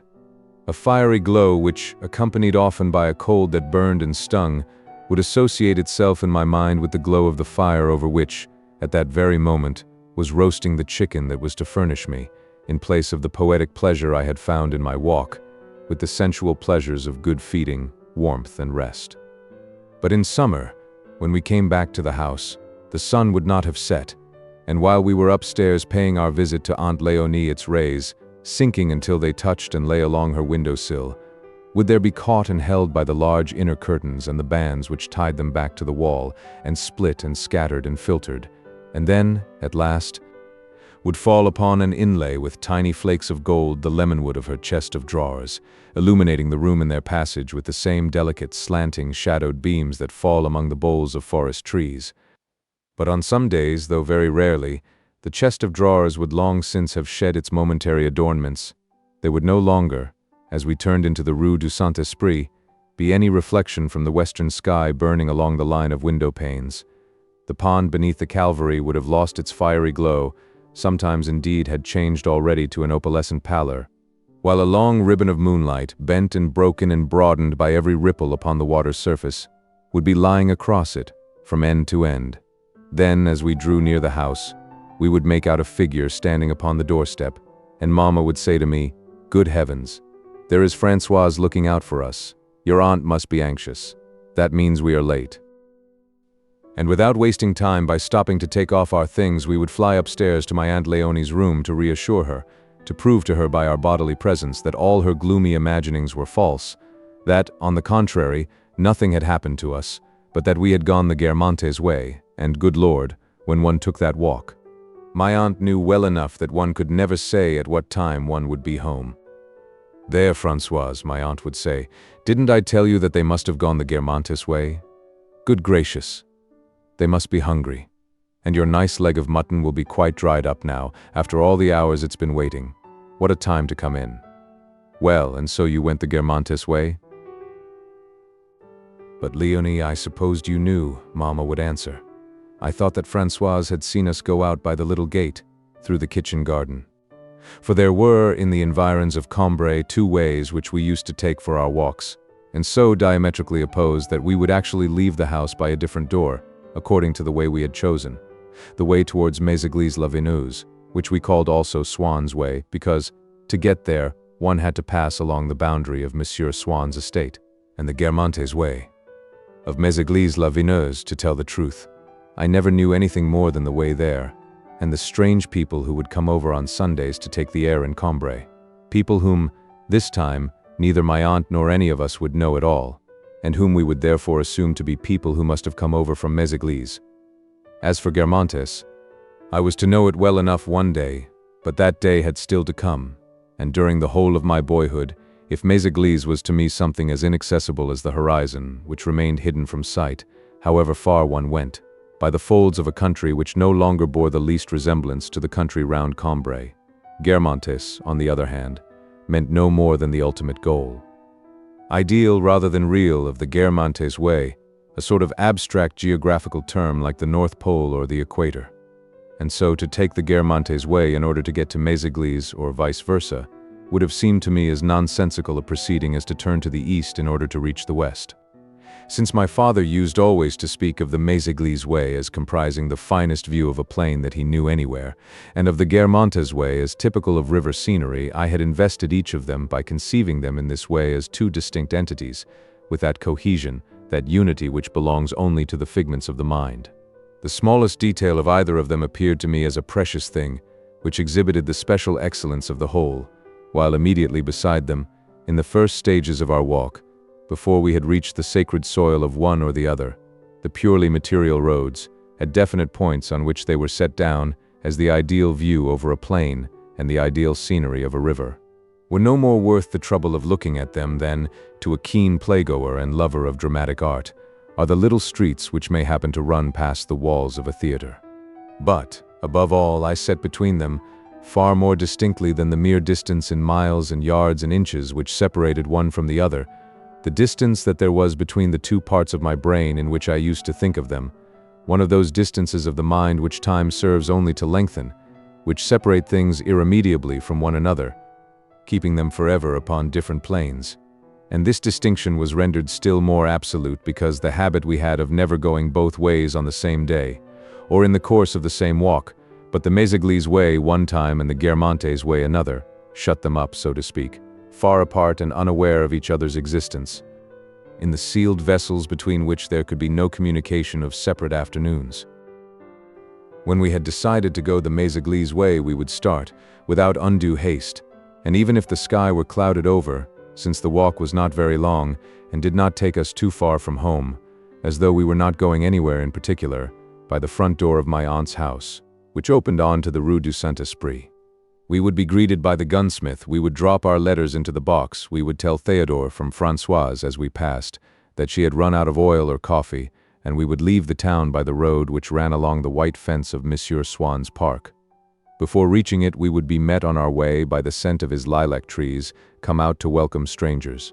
Out of the fresh little green hearts of their foliage, the lilacs raised inquisitively over the fence of the park their plumes of white or purple blossom, which glowed, even in the shade, with the sunlight in which they had been bathed. Some of them, half concealed by the little tiled house, called the Archer's Lodge, in which Swann's keeper lived, overtopped its Gothic gable with their rosy minaret.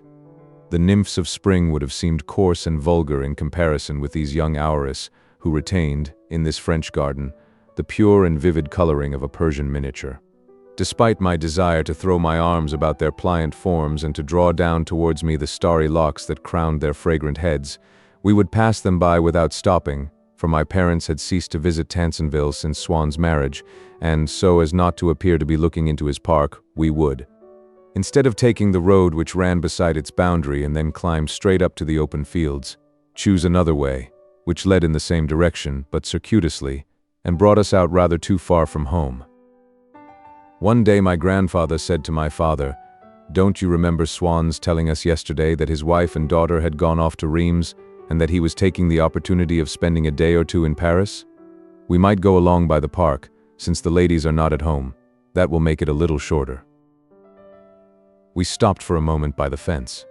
Lilac time was nearly over. Some of the trees still thrust aloft, in tall purple chandeliers, their tiny balls of blossom, but in many places among their foliage where, only a week before, they had still been breaking in waves of fragrant foam, these were now spent and shriveled and discolored, a hollow scum, dry and scentless. My grandfather pointed out to my father in what respects the appearance of the place was still the same, and how far it had altered since the walk that he had taken with old Monsieur Swann on the day of his wife's death, and he seized the opportunity to tell us, once again, the story of that walk. In front of us a path bordered with nasturtiums rose in the full glare of the sun towards the house. But to our right the park stretched away into the distance, on level ground. Overshadowed by the tall trees which stood close around it, an ornamental water had been constructed by Swann's parents, but even in his most artificial creations, nature is the material upon which man has to work. Certain spots will persist in remaining surrounded by the vassals of their own especial sovereignty, and will raise their immemorial standards among all the laid-out scenery of a park, just as they would have done far from any human interference, in a solitude which must everywhere return to engulf them, springing up out of the necessities of their exposed position, and superimposing itself upon the work of man's hands.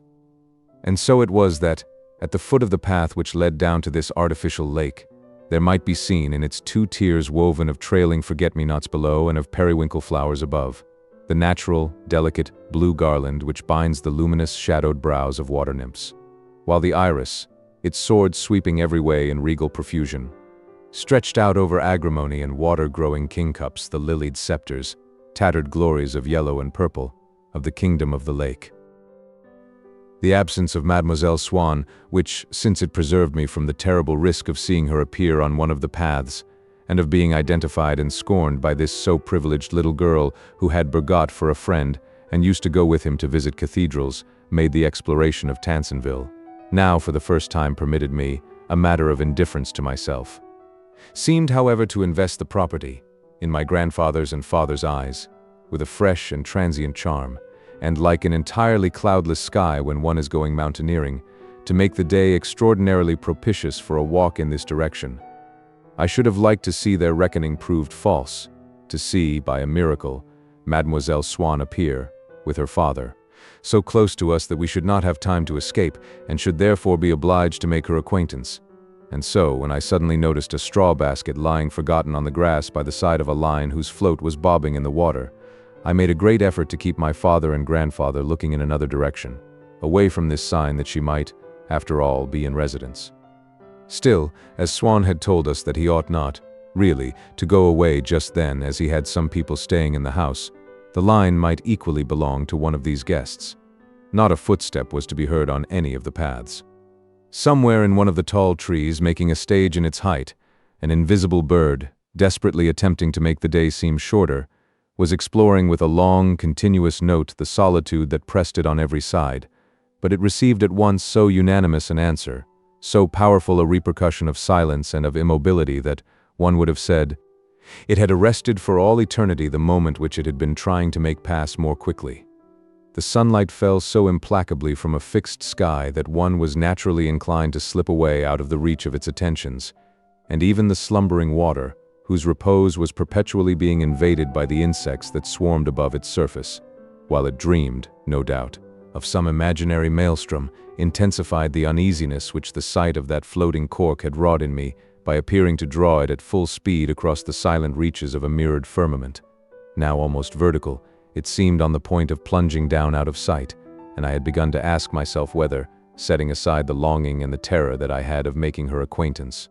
it was not actually my duty to warn Mademoiselle Swann that the fish was biting, when I was obliged to run after my father and grandfather, who were calling me, and were surprised that I had not followed them along the little path, climbing uphill towards the open fields, into which they had already turned. I found the whole path throbbing with the fragrance of hawthorn blossom.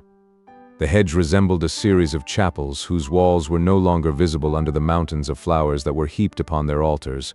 while underneath, the sun cast a square of light upon the ground, as though it had shone in upon them through a window. The scent that swept out over me from them was as rich, and as circumscribed in its range,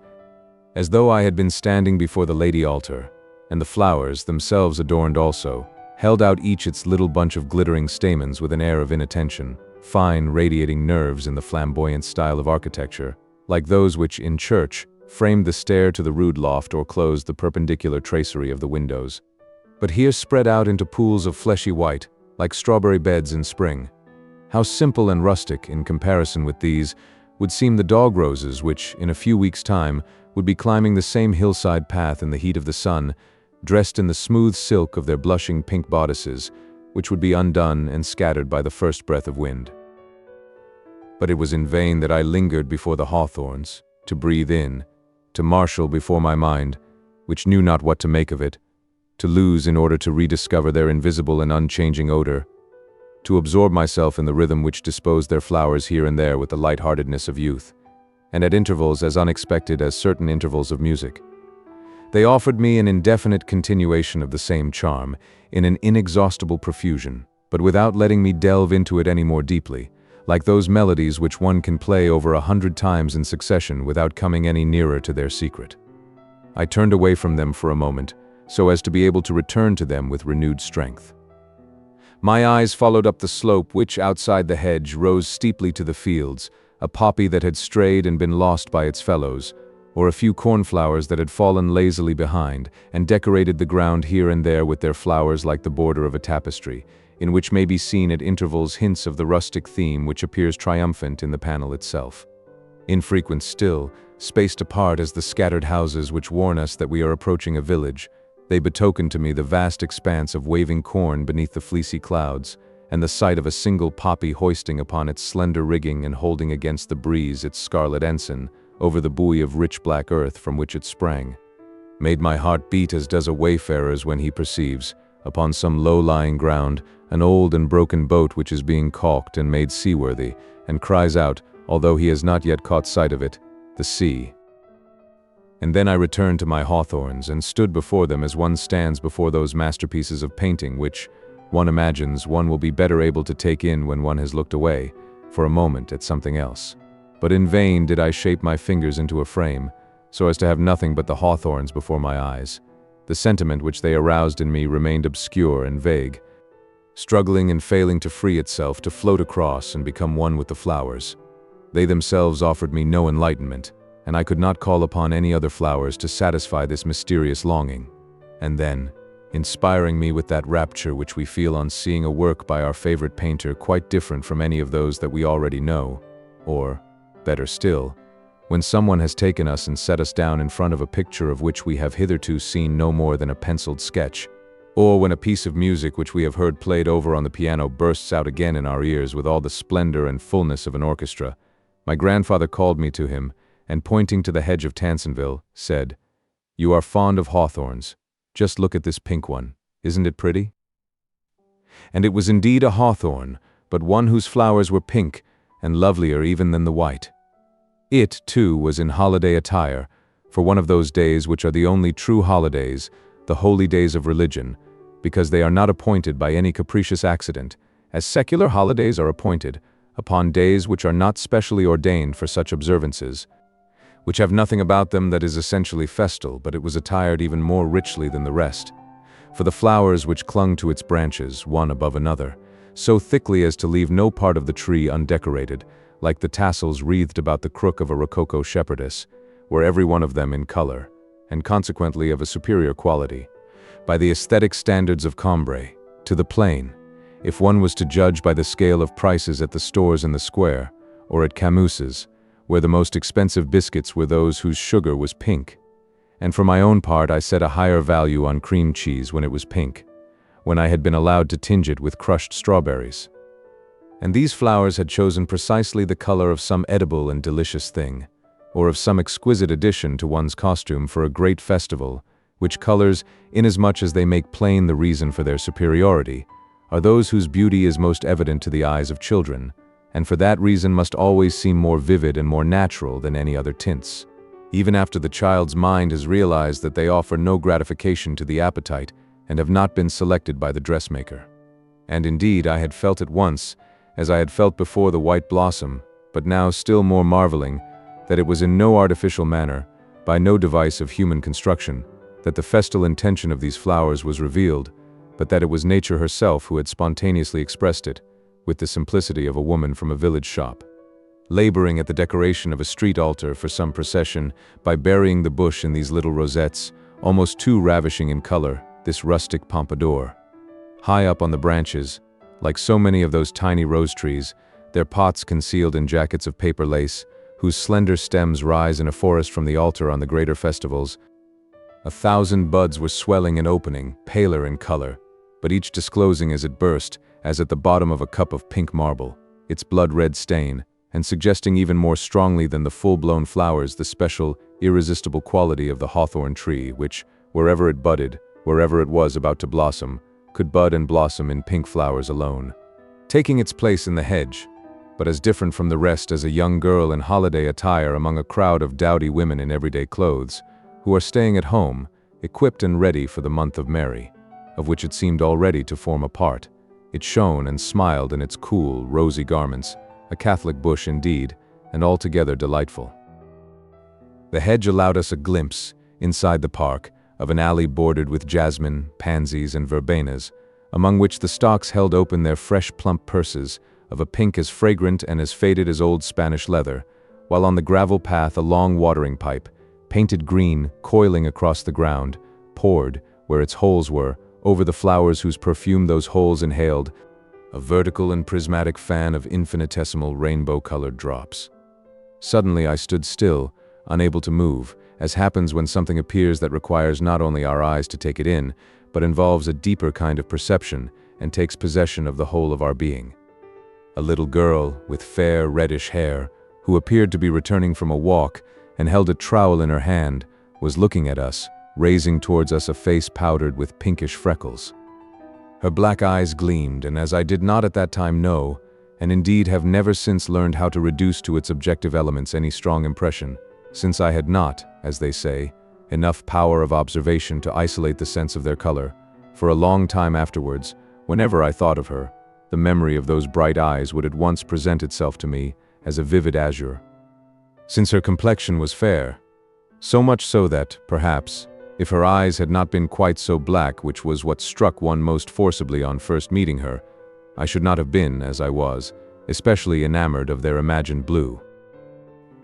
I gazed at her, at first with that gaze which is not merely a messenger from the eyes, but in whose window all the senses assemble and lean out, petrified and anxious, that gaze which would fain reach, touch, capture, bear off in triumph the body at which it is aimed, and the soul with the body. Then, so frightened was I lest at any moment my grandfather and father, catching sight of the girl, might tear me away from her by making me run on in front of them, with another, an unconsciously appealing look, whose object was to force her to pay attention to me, to see, to know me.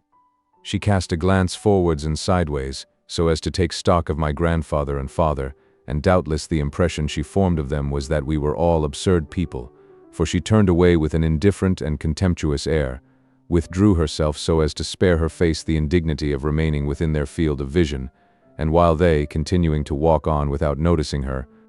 had overtaken and passed me, she allowed her eyes to wander, over the space that lay between us, in my direction, without any particular expression, without appearing to have seen me, but with an intensity, a half-hidden smile which I was unable to interpret, according to the instruction I had received in the ways of good breeding, save as a mark of infinite disgust. And her hand,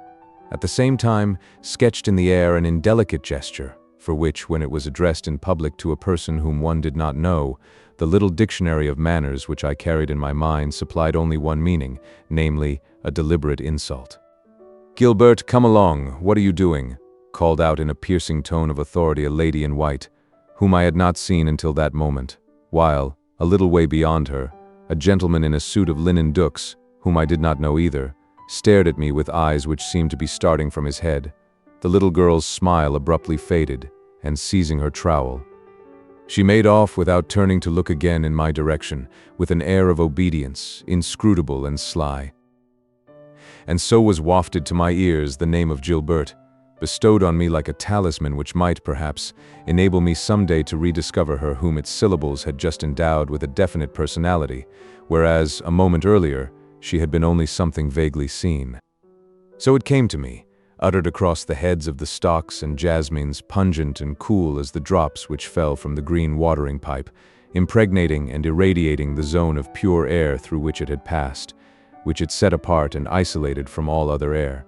with the mystery of the life of her whom its syllables designated to the happy creatures that lived and walked and traveled in her company, unfolding through the arch of the pink hawthorn, which opened at the height of my shoulder, the quintessence of their familiarity so exquisitely painful to myself with her, and with all that unknown world of her existence, into which I should never penetrate.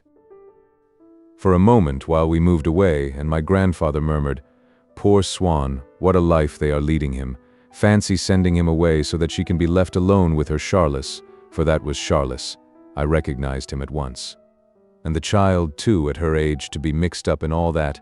The impression left on me by the despotic tone in which Gilberte's mother had spoken to her, without her replying, by exhibiting her to me as being obliged to yield obedience to someone else, as not being indeed superior to the whole world, calmed my sufferings somewhat, revived some hope in me, and cooled the ardor of my love. But very soon that love surged up again in me like a reaction by which my humiliated heart was endeavoring to rise to Gilberte's level, or to draw her down to its own. I loved her. I was sorry not to have had the time and the inspiration to insult her, to do her some injury, to force her to keep some memory of me. I knew her to be so beautiful that I should have liked to be able to retrace my steps so as to shake my fist at her and shout, "I think you are hideous, grotesque. You are utterly disgusting." However, I walked away, carrying with me, then and forever afterwards, as the first illustration of a type of happiness rendered inaccessible to a little boy of my kind by certain laws of nature which it was impossible to transgress, the picture of a little girl with reddish hair and a skin freckled with tiny pink marks, who held a trowel in her hand, and smiled as she directed towards me a long and subtle and inexpressive stare. And already the charm with which her name, like a cloud of incense, had filled that archway in the pink hawthorn through which she and I had, together, heard its sound, was beginning to conquer, to cover, to embalm, to beautify everything with which it had any association. Her grandparents, whom my own had been so unspeakably fortunate as to know, the glorious profession of a stockholder, even the melancholy neighborhood of the Champs-Élysées where she lived in Paris. "Léonie," said my grandfather on our return, "I wish we had had you with us this afternoon. You would never have known Tansonville. If I had had the courage, I would have cut you a branch of that pink hawthorn you used to like so much." And so my grandfather told her the story of our walk, either just to amuse her, or perhaps because there was still some hope that she might be stimulated to rise from her bed and to go out of doors. For in earlier days she had been very fond of Tansonville, and moreover Swann's visits had been the last that she had continued to receive, at a time when she had already closed her doors to all the world. And just as, when he called, in these later days, to inquire for her, and she was still the only person in our household whom he would ask to see, she would send down to say that she was tired at the moment and resting, but that she would be happy to see him another time. So, this evening, she said to my grandfather, "Yes. Some day when the weather is fine I shall go for a drive as far as the gate of the park." And in saying this she was quite sincere. She would have liked to see Swann and Tansonville again, but the mere wish to do so sufficed for all that remained of her strength, which its fulfillment would have more than exhausted. Sometimes a spell of fine weather made her a little more energetic. She would rise and put on her clothes, but before she had reached the outer room she would be tired again and would insist on returning to her bed. The process which had begun in her, and in her a little earlier only than it must come to all of us, was the great and general renunciation which old age makes in preparation for death, the chrysalis stage of life, which may be observed wherever life has been unduly prolonged, even in old lovers who have lived for one another with the utmost intensity of passion, and in old friends bound by the closest ties of mental sympathy who, after a certain year, cease to make the necessary journey or even to cross the street to see one another, cease to correspond and know well that they will communicate no more in this world. My aunt must have been perfectly well aware that she would not see Swann again, that she would never leave her own house anymore. But this ultimate seclusion seemed to be accepted by her with all the more readiness for the very reason which, to our minds, ought to have made it more unbearable, namely, that such a seclusion was forced upon her by the gradual and steady diminution in her strength which she was able to measure daily, which, by making every action, every movement tiring to her if not actually painful, gave to inaction, isolation and silence the blessed, strengthening and refreshing charm of repose. My aunt did not go to see the pink hawthorn in the hedge, but at all hours of the day I would ask the rest of my family whether she was not going to go, whether she used not, at one time, to go often to Tansonville, trying to make them speak of Mademoiselle Swann's parents and grandparents, who appeared to me to be as great and glorious as gods. The name, which had for me become almost mythological, of Swann, when I talked with my family I would grow sick with longing to hear them utter it. I dared not pronounce it myself, but I would draw them into a discussion of matters which led naturally to Gilberte and her family, in which she was involved, in speaking of which I would feel myself not too remotely banished from her company. And I would suddenly force my father, by pretending, for instance, to believe that my grandfather's business had been in our family before his day, or that the hedge with the pink hawthorn which my Aunt Léonie wished to visit was on common ground, to correct my statements, to say, as though in opposition to me and of his own accord, "No, no, the business belonged to Swann's father. That hedge is part of Swann's park." And then I would be obliged to pause for breath, so stifling was the pressure upon that part of me where it was forever inscribed, of that name which, at the moment when I heard it, seemed to me fuller, more portentous than any other name, because it was burdened with the weight of all the occasions on which I had secretly uttered it in my mind. It caused me a pleasure which I was ashamed to have dared to demand from my parents, for so great was it that to have procured it for me must have involved them in an immensity of effort, and with no recompense, since for them there was no pleasure in the sound. And so I would prudently turn the conversation, and by a scruple of conscience also, all the singular seductions which I had stored up in the sound of that word Swann, I found again as soon as it was uttered. And then it occurred to me suddenly that my parents could not fail to experience the same emotions, that they must find themselves sharing my point of view, that they perceived in their turn, that they condoned, that they even embraced my visionary longings, and I was as wretched as though I had ravished and corrupted the innocence of their hearts.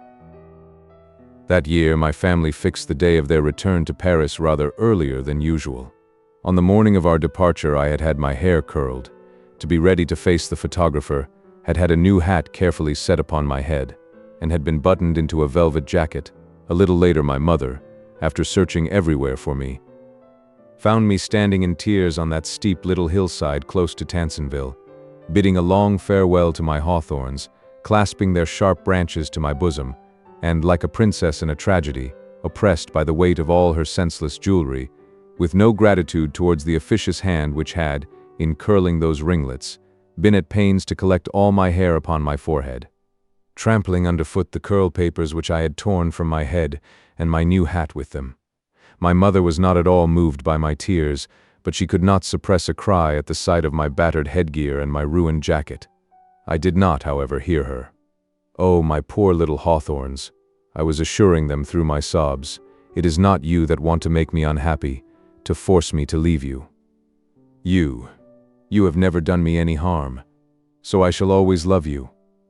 And drying my eyes, I promised them that, when I grew up, I would never copy the foolish example of other men, but that even in Paris, on fine spring days, instead of paying calls and listening to silly talk, I would make excursions into the country to see the first hawthorn trees in bloom. Once in the fields, we never left them again during the rest of our Méséglise walk. They were perpetually crossed, as though by invisible streams of traffic, by the wind, which was to me the tutelary genius of Combray. Every year on the day of our arrival, in order to feel that I really was at Combray, I would climb the hill to find it running again through my clothing and setting me running in its wake. One always had the wind for companion when one went the Méséglise way, on that swelling plain which stretched, mile beyond mile, without any disturbance of its gentle contour. I knew that Mademoiselle Swann used often to go and spend a few days at Léon, and for all that it was many miles away, The distance was obviated by the absence of any intervening obstacle. When, on hot afternoons, I would see a breath of wind emerge from the farthest horizon, bowing the heads of the corn in distant fields, pouring like a flood over all that vast expanse, and finally settling down, warm and rustling, among the clover and sainfoin at my feet. That plain which was common to us both seemed then to draw us together, to unite us. I would imagine that the same breath had passed by her also, that there was some message from her and what it was whispering to me, without my being able to understand it, and I would catch and kiss it as it passed. On my left was a village called Champieu, Campus Pagani, according to the curé. On my right I could see across the cornfields the two crocketed rustic spires of Saint André de Champs, themselves as tapering, scaly, plated, honeycombed, yellowed, and roughened as 2 ears of wheat. At regular intervals, among the inimitable ornamentation of their leaves, which can be mistaken for those of no other fruit tree, the apple trees were exposing their broad petals of white satin, or hanging in shy bunches their unopened blushing buds. It was while going the Méséglise way that I first noticed the circular shadow which apple trees cast upon the sunlit ground, and also those impalpable threads of golden silk which the setting sun weaves slantingly downwards from beneath their leaves, and which I would see my father slash through with his stick without ever making them swerve from their straight path. Sometimes in the afternoon sky a white moon would creep up like a little cloud, furtive, without display, suggesting an actress who does not have to come on for a while, and so goes in front in her ordinary clothes to watch the rest of the company for a moment, but keeps in the background, not wishing to attract attention to herself. I was glad to find her image reproduced in books and paintings, though these works of art were very different, at least in my earlier years, before Bloch had attuned my eyes and mind to more subtle harmonies from those in which the moon seems fair to me today, but in which I should not have recognized her then. It might be, for instance, some novel by Saintine, some landscape by Gleyre, in which she is cut out sharply against the sky, in the form of a silver sickle, some work as unsophisticated and as incomplete as were, at that date, my own impressions, and which it enraged my grandmother's sisters to see me admire. They held that one ought to set before children, and that children showed their own innate good taste in admiring only such books and pictures as they would continue to admire when their minds were developed and mature. No doubt they regarded aesthetic values as material objects which an unclouded vision could not fail to discern, without needing to have their equivalent in experience of life stored up and slowly ripening in one's heart. It was along the Méséglise way, at Montjouvain, a house built on the edge of a large pond, and overlooked by a steep shrub-grown hill, that Monsieur Vinteuil lived. And so we used often to meet his daughter driving her dog-cart at full speed along the road. After a certain year we never saw her alone, but always accompanied by a friend, a girl older than herself, with an evil reputation in the neighborhood, who in the end installed herself permanently one day at Montjouvain. People said that poor Monsieur Vinteuil must be blinded by love not to see what everyone is talking about, and to let his daughter, a man who is horrified if you use a word in the wrong sense, bring a woman like that to live under his roof. He says that she is a most superior woman, with a heart of gold, and that she would have shown extraordinary musical talent if she had only been trained. He may be sure it is not music that she is teaching his daughter. But Monsieur Vinteuil assured them that it was, and indeed it is remarkable that people never fail to arouse admiration of their normal qualities in the relatives of anyone with whom they are in physical intercourse. Bodily passion, which has been so unjustly decried, compels its victims to display every vestige that is in them of unselfishness and generosity, and so effectively that they shine resplendent in the eyes of all beholders.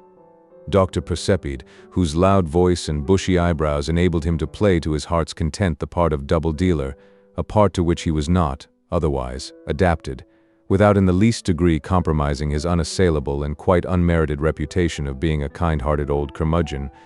could make the curé and everyone else laugh until they cried by saying in a harsh voice, "What do you say to this, now? It seems that she plays music with her friend, Mademoiselle Vinteuil. That surprises you, does it?" "Oh, I know nothing, nothing at all. It was Papa Vinteuil who told me all about it yesterday. After all, she has every right to be fond of music, that girl. I should never dream of thwarting the artistic vocation of a child, nor Vinteuil either, it seems. And then he plays music too with his daughter's friend. Why, gracious heavens, it must be a regular musical box, That house out there. What are you laughing at? I say they've been playing too much music, those people. I met Papa Vinto the other day, by the cemetery. It was all he could do to keep on his feet. Anyone who, like ourselves, had seen Monsieur Vinteuil about this time, avoiding people whom he knew and turning away as soon as he caught sight of them, changed in a few months into an old man, engulfed in a sea of sorrows, incapable of any effort not directly aimed at promoting his daughter's happiness, spending whole days beside his wife's grave. Could hardly have failed to realize that he was gradually dying of a broken heart, could hardly have supposed that he paid no attention to the rumors which were going about. He knew, perhaps he even believed, what his neighbors were saying. There is probably no one, however rigid his virtue, who is not liable to find himself, by the complexity of circumstances, living at close quarters with the very vice which he himself has been most outspoken in condemning, without at first recognizing it beneath the disguise which it assumes on entering his presence, so as to wound him and to make him suffer, the odd words. The unaccountable attitude, one evening, of a person whom he has 1,000 reasons for loving. But for a man of Monsieur Vinteuil's sensibility it must have been far more painful than for a hardened man of the world to have to resign himself to one of those situations which are wrongly supposed to occur in bohemian circles only. For they are produced whenever there needs to establish itself in the security necessary to its development a vice which nature herself has planted in the soul of a child, perhaps by no more than blending the virtues of its father and mother, as she might blend the colors of their eyes. And yet, however much Monsieur Vinteuil may have known of his daughter's conduct, it did not follow that his adoration of her grew any less. The facts of life do not penetrate to the sphere in which our beliefs are cherished, as it was not they that engendered those beliefs, so they are powerless to destroy them. They can aim at them continual blows of contradiction and disproof without weakening them, and an avalanche of miseries and maladies coming, one after another, without interruption into the bosom of a family, will not make it lose faith in either the clemency of its God or the capacity of its physician. But when Monsieur Vinteuil regarded his daughter and himself from the point of view of the world and of their reputation, when he attempted to place himself by her side in the rank which they occupied in the general estimation of their neighbors, then he was bound to give judgment, to utter his own and her social condemnation in precisely the terms which the inhabitant of Combray most hostile to him and his daughter would have employed. He saw himself and her in the very lowest water, inextricably stranded, and his manners had of late been tinged with that humility, that respect for persons who ranked above him and to whom he must now look up, however far beneath him they might hitherto have been, that tendency to search for some means of rising again to their level, which is an almost mechanical result of any human misfortune. One day, when we were walking with Swann in one of the streets of Combray, Monsieur Vinteuil, turning out of another street, found himself so suddenly face to face with us all that he had not time to escape, and Swann, with that almost arrogant charity of a man of the world who, amid the dissolution of all his own moral prejudices, finds in another's shame merely a reason for treating him with a friendly benevolence, the outward signs of which serve to enhance and gratify the self-esteem of the bestower, because he feels that they are all the more precious to him upon whom they are bestowed, conversed at great length with Monsieur Vinteuil, with whom for a long time he had been barely on speaking terms, and invited him, before leaving us, to send his daughter over one day to play at Tansonville. It was an invitation which, 2 years earlier, would have enraged Monsieur Vinteuil, but which now filled him with so much gratitude that he felt himself obliged to refrain from the indiscretion of accepting. Swann's friendly regard for his daughter seemed to him to be in itself so honorable, so precious a support for his cause, that he felt it would perhaps be better to make no use of it, so as to have the wholly platonic satisfaction of keeping it in reserve. "What a charming man,"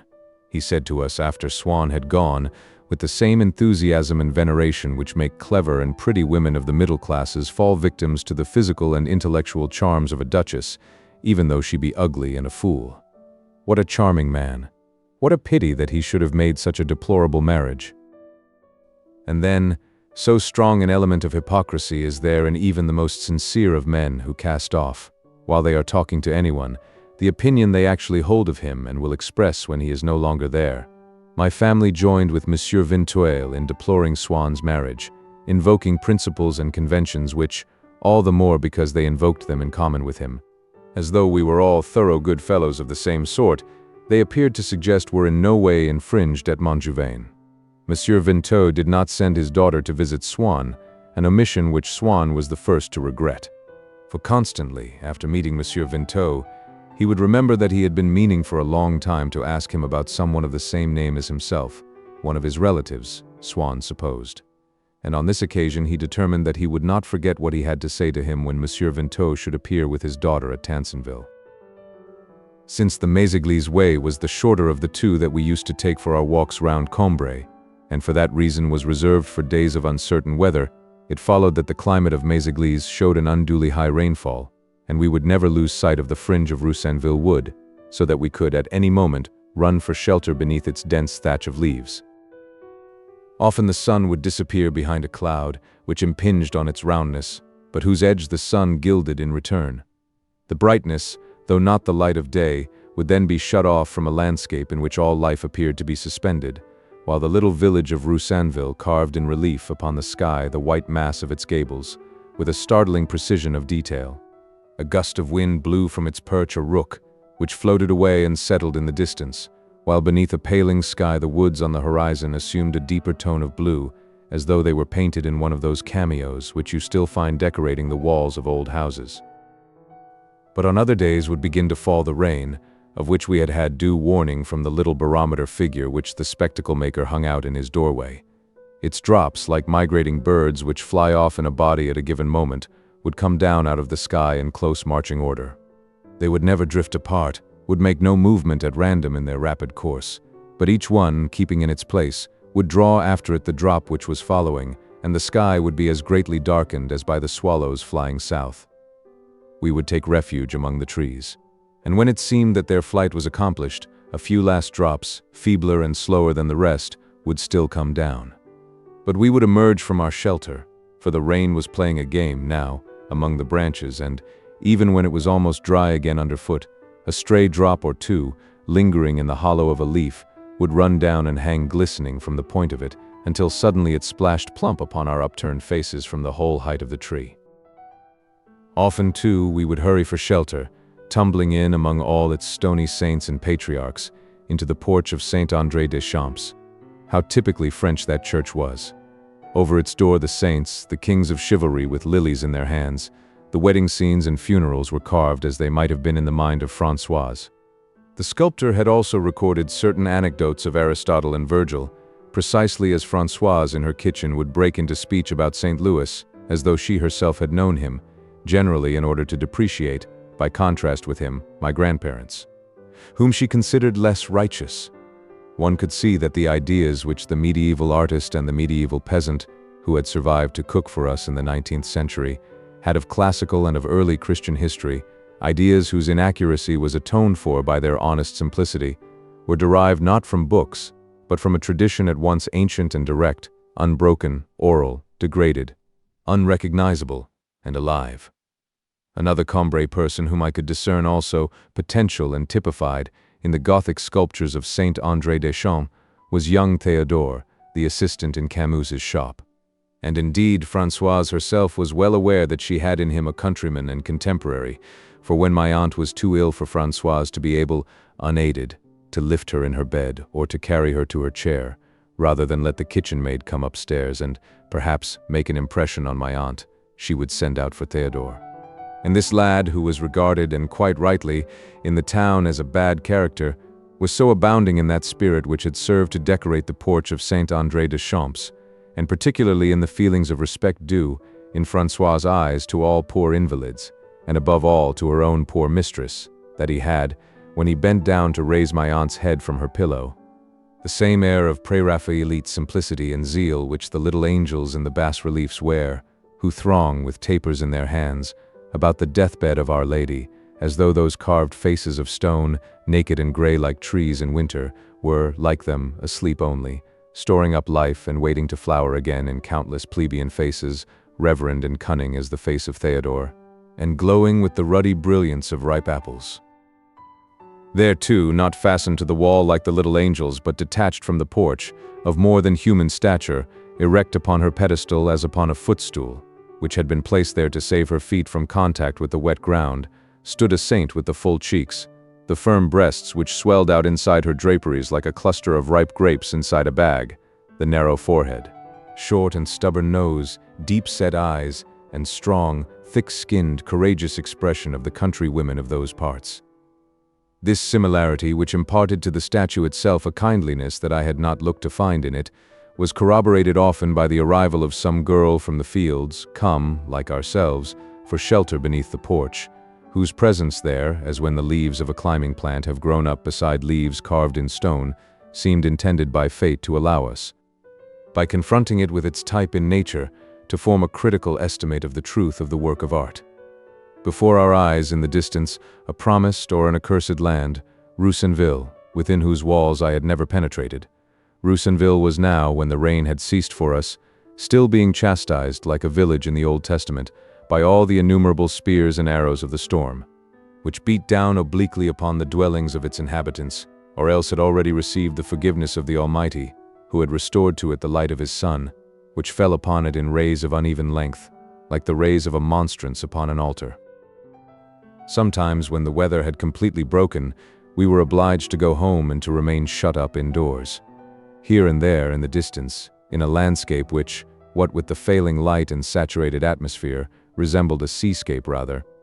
a few solitary houses clinging to the lower slopes of a hill whose heights were buried in a cloudy darkness shone out like little boats which had folded their sails and would ride at anchor, all night, upon the sea.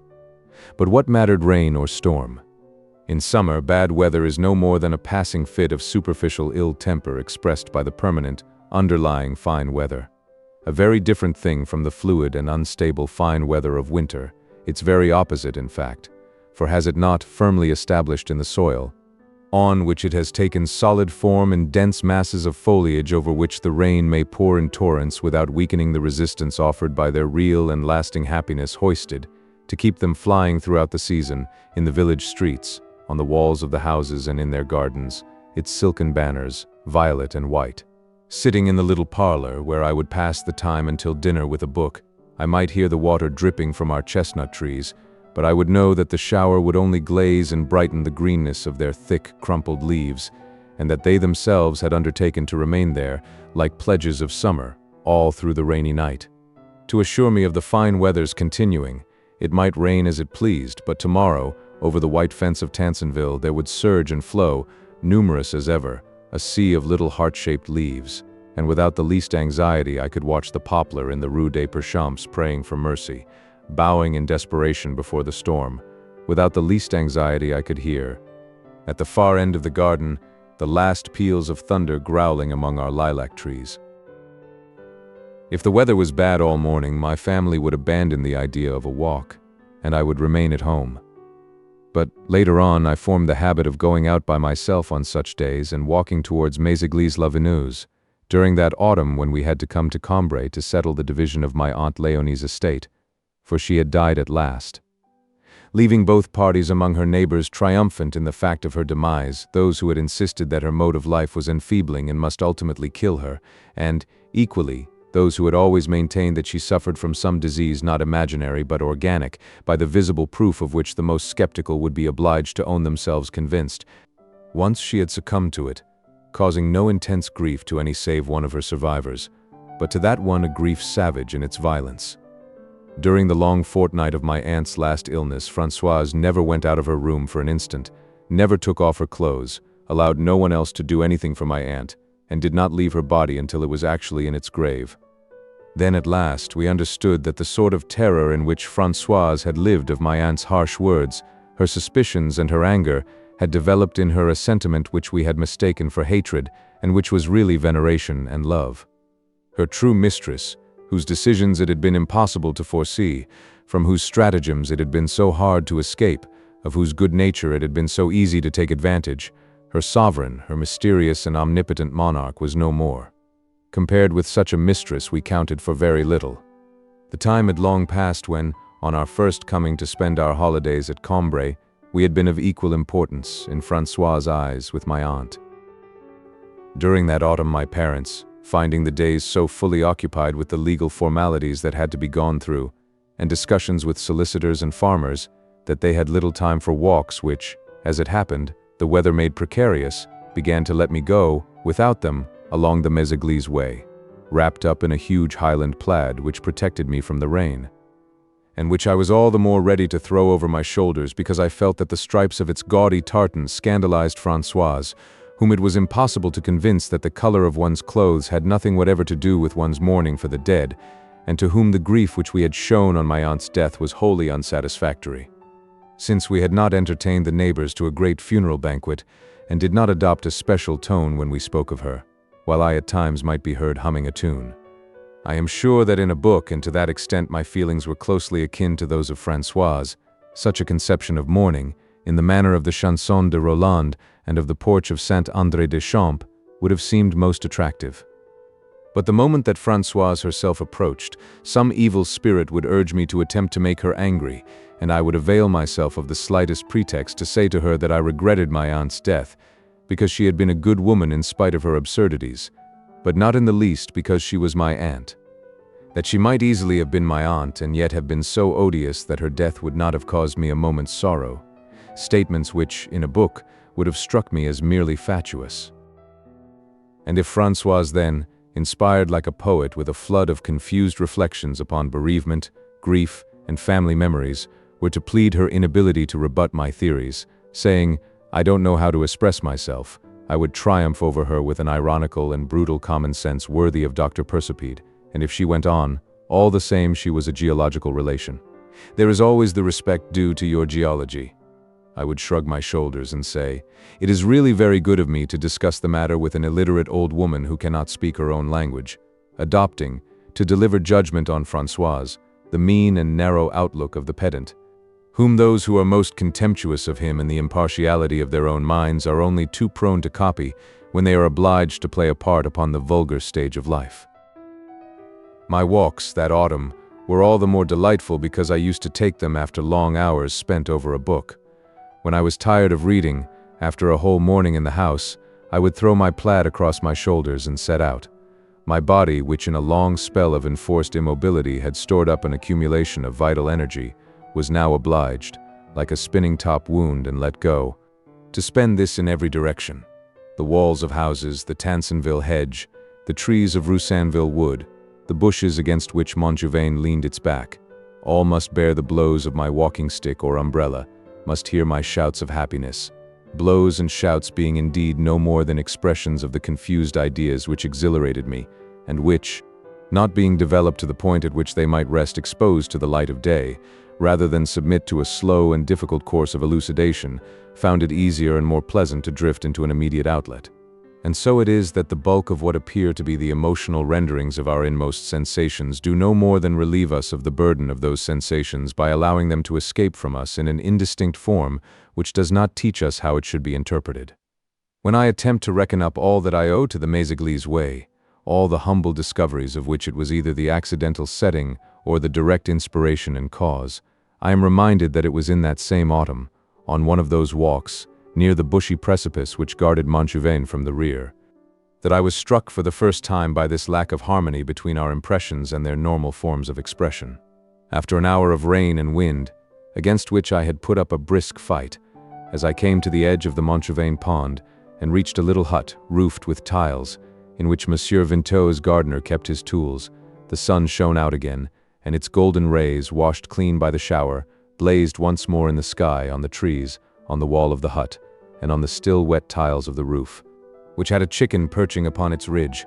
The wind pulled out sideways the wild grass that grew in the wall, and the chicken's downy feathers, both of which things let themselves float upon the wind's breath to their full extent, with the unresisting submissiveness of light and lifeless matter. The tiled roof cast upon the pond, whose reflections were now clear again in the sunlight, a square of pink marble, the like of which I had never observed before.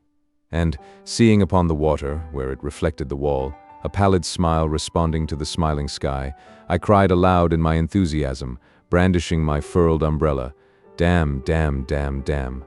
But at the same time I felt that I was in duty bound not to content myself with these unilluminating words, but to endeavor to see more clearly into the sources of my enjoyment. And it was at that moment, too, thanks to a peasant who went past, apparently in a bad enough humor already, but more so when he nearly received my umbrella in his face, and who replied without any cordiality to my fine day, "What, good to be out walking?" that I learned that identical emotions do not spring up in the hearts of all men simultaneously by a pre-established order. Later on, I discovered that, whenever I had read for too long and was in a mood for conversation, the friend to whom I would be burning to say something would at that moment have finished indulging himself in the delights of conversation, and wanted nothing now but to be left to read undisturbed. And if I had been thinking with affection of my parents, and forming the most sensible and proper plans for giving them pleasure, they would have been using the same interval of time to discover some misdeed that I had already forgotten, and would begin to scold me severely, just as I flung myself upon them with a kiss. Sometimes to the exhilaration which I derived from being alone would be added an alternative feeling, so that I could not be clear in my mind to which I should give the casting vote, a feeling stimulated by the desire to see rise up before my eyes a peasant girl whom I might clasp in my arms. Coming abruptly, and without giving me time to trace it accurately to its source among so many ideas of a very different kind, the pleasure which accompanied this desire seemed only a degree superior to what was given me by my other thoughts. I found an additional merit in everything that was in my mind at the moment, in the pink reflection of the tiled roof, the wild grass in the wall, the village of Roussainville into which I had long desired to penetrate, the trees of its wood and the steeple of its church, created in them by this fresh emotion which made them appear more desirable only because I thought it was they that had provoked it, and which seemed only to wish to bear me more swiftly towards them when it filled my sails with a potent, unknown, and propitious breeze. But if this desire that a woman should appear added for me something more exalting than the charms of nature, they in their turn enlarged what I might, in the woman's charm, have found too much restricted. It seemed to me that the beauty of the trees was hers also, and that, as for the spirit of those horizons, of the village of Roussainville, of the books which I was reading that year, it was her kiss which would make me master of them all, and, my imagination drawing strength from contact with my sensuality expanding through all the realms of my imagination. My desire had no longer any bounds. Moreover, just as in moments of musing contemplation of nature, the normal actions of the mind being suspended, and our abstract ideas of things set on one side, we believe with the profoundest faith in the originality. In the individual existence of the place in which we may happen to be, the passing figure which my desire evoked seemed to be not any one example of the general type of woman, but a necessary and natural product of the soil.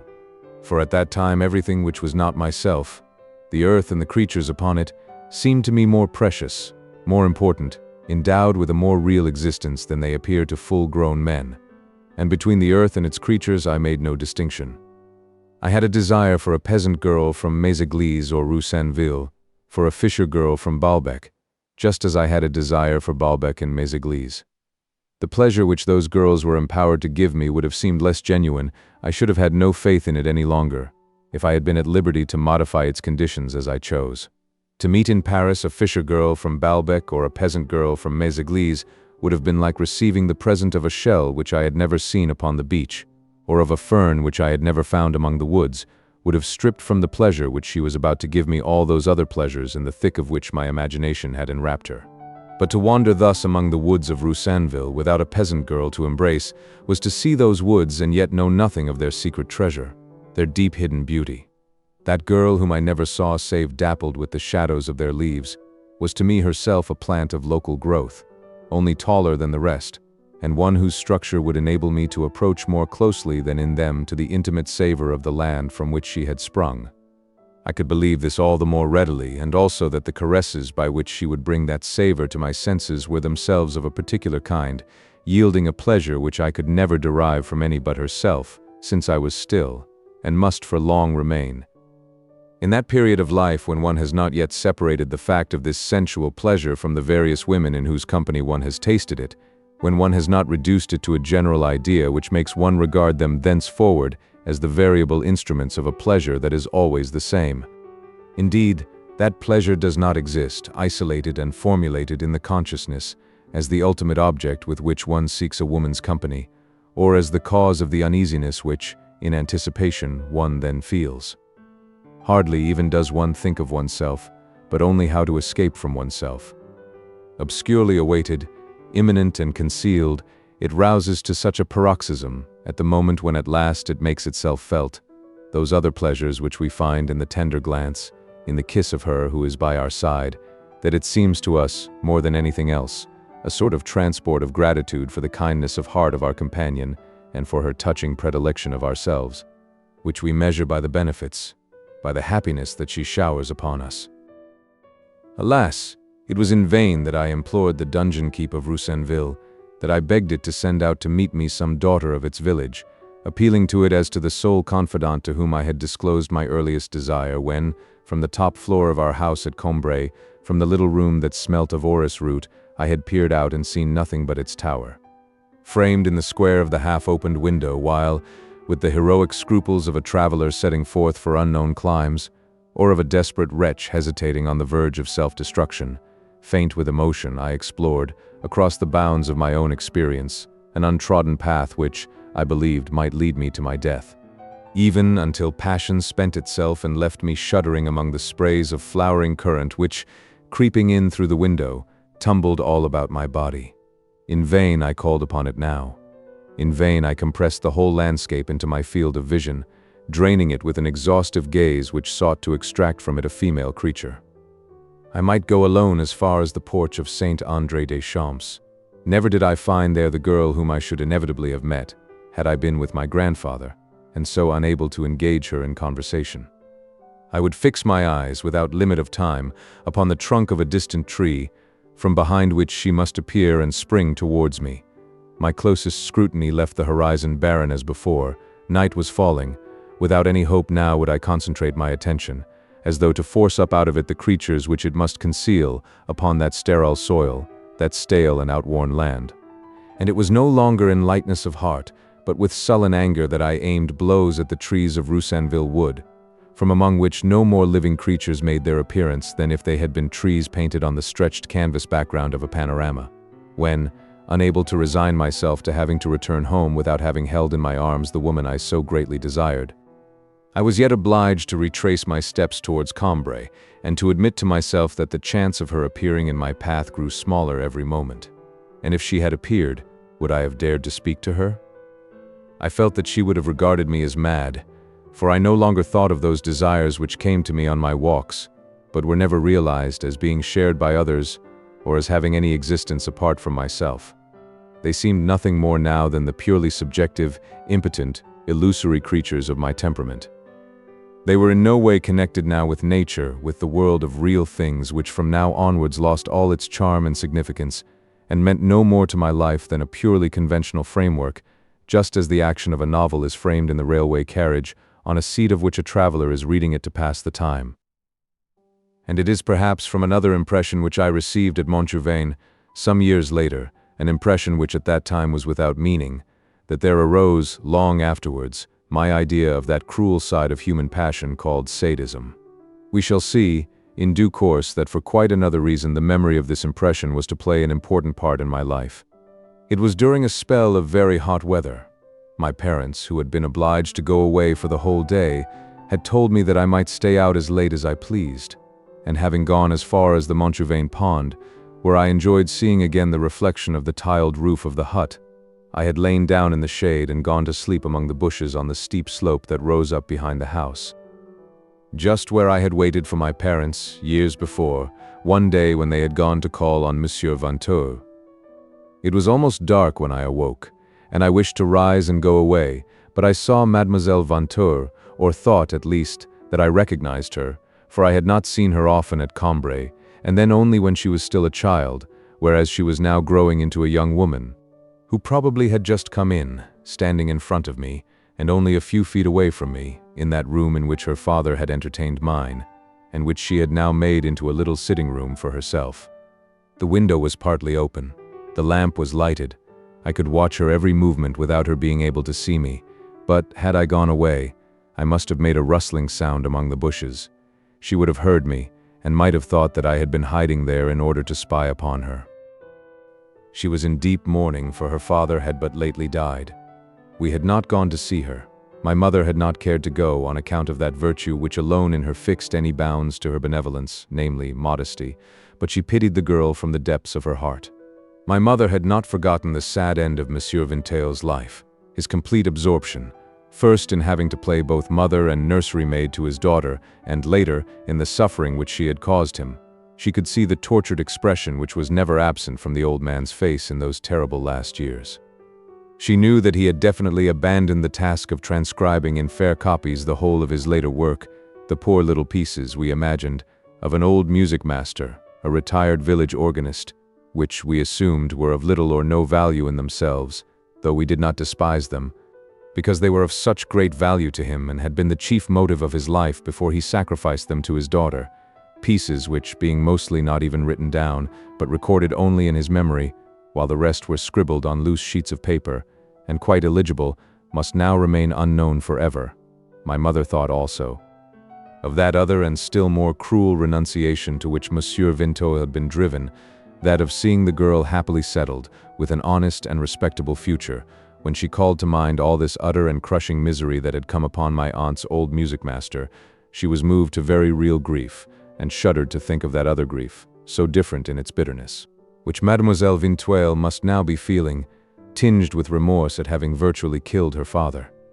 Poor Monsieur Vinteuil, my mother would say, he lived for his daughter, and now he has died for her, without getting his reward.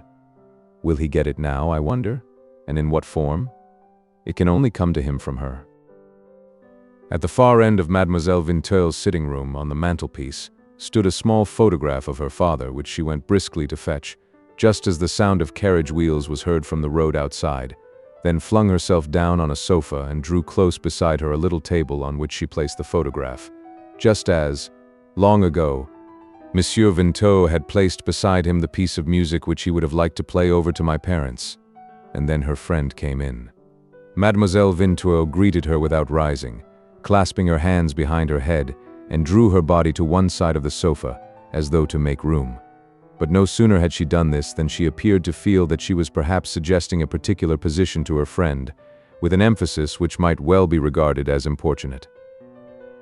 She thought that her friend would prefer, no doubt, to sit down at some distance from her, upon a chair. She felt that she had been indiscreet. Her sensitive heart took fright. Stretching herself out again over the whole of the sofa, she closed her eyes and began to yawn, so as to indicate that it was a desire to sleep, and that alone which had made her lie down there.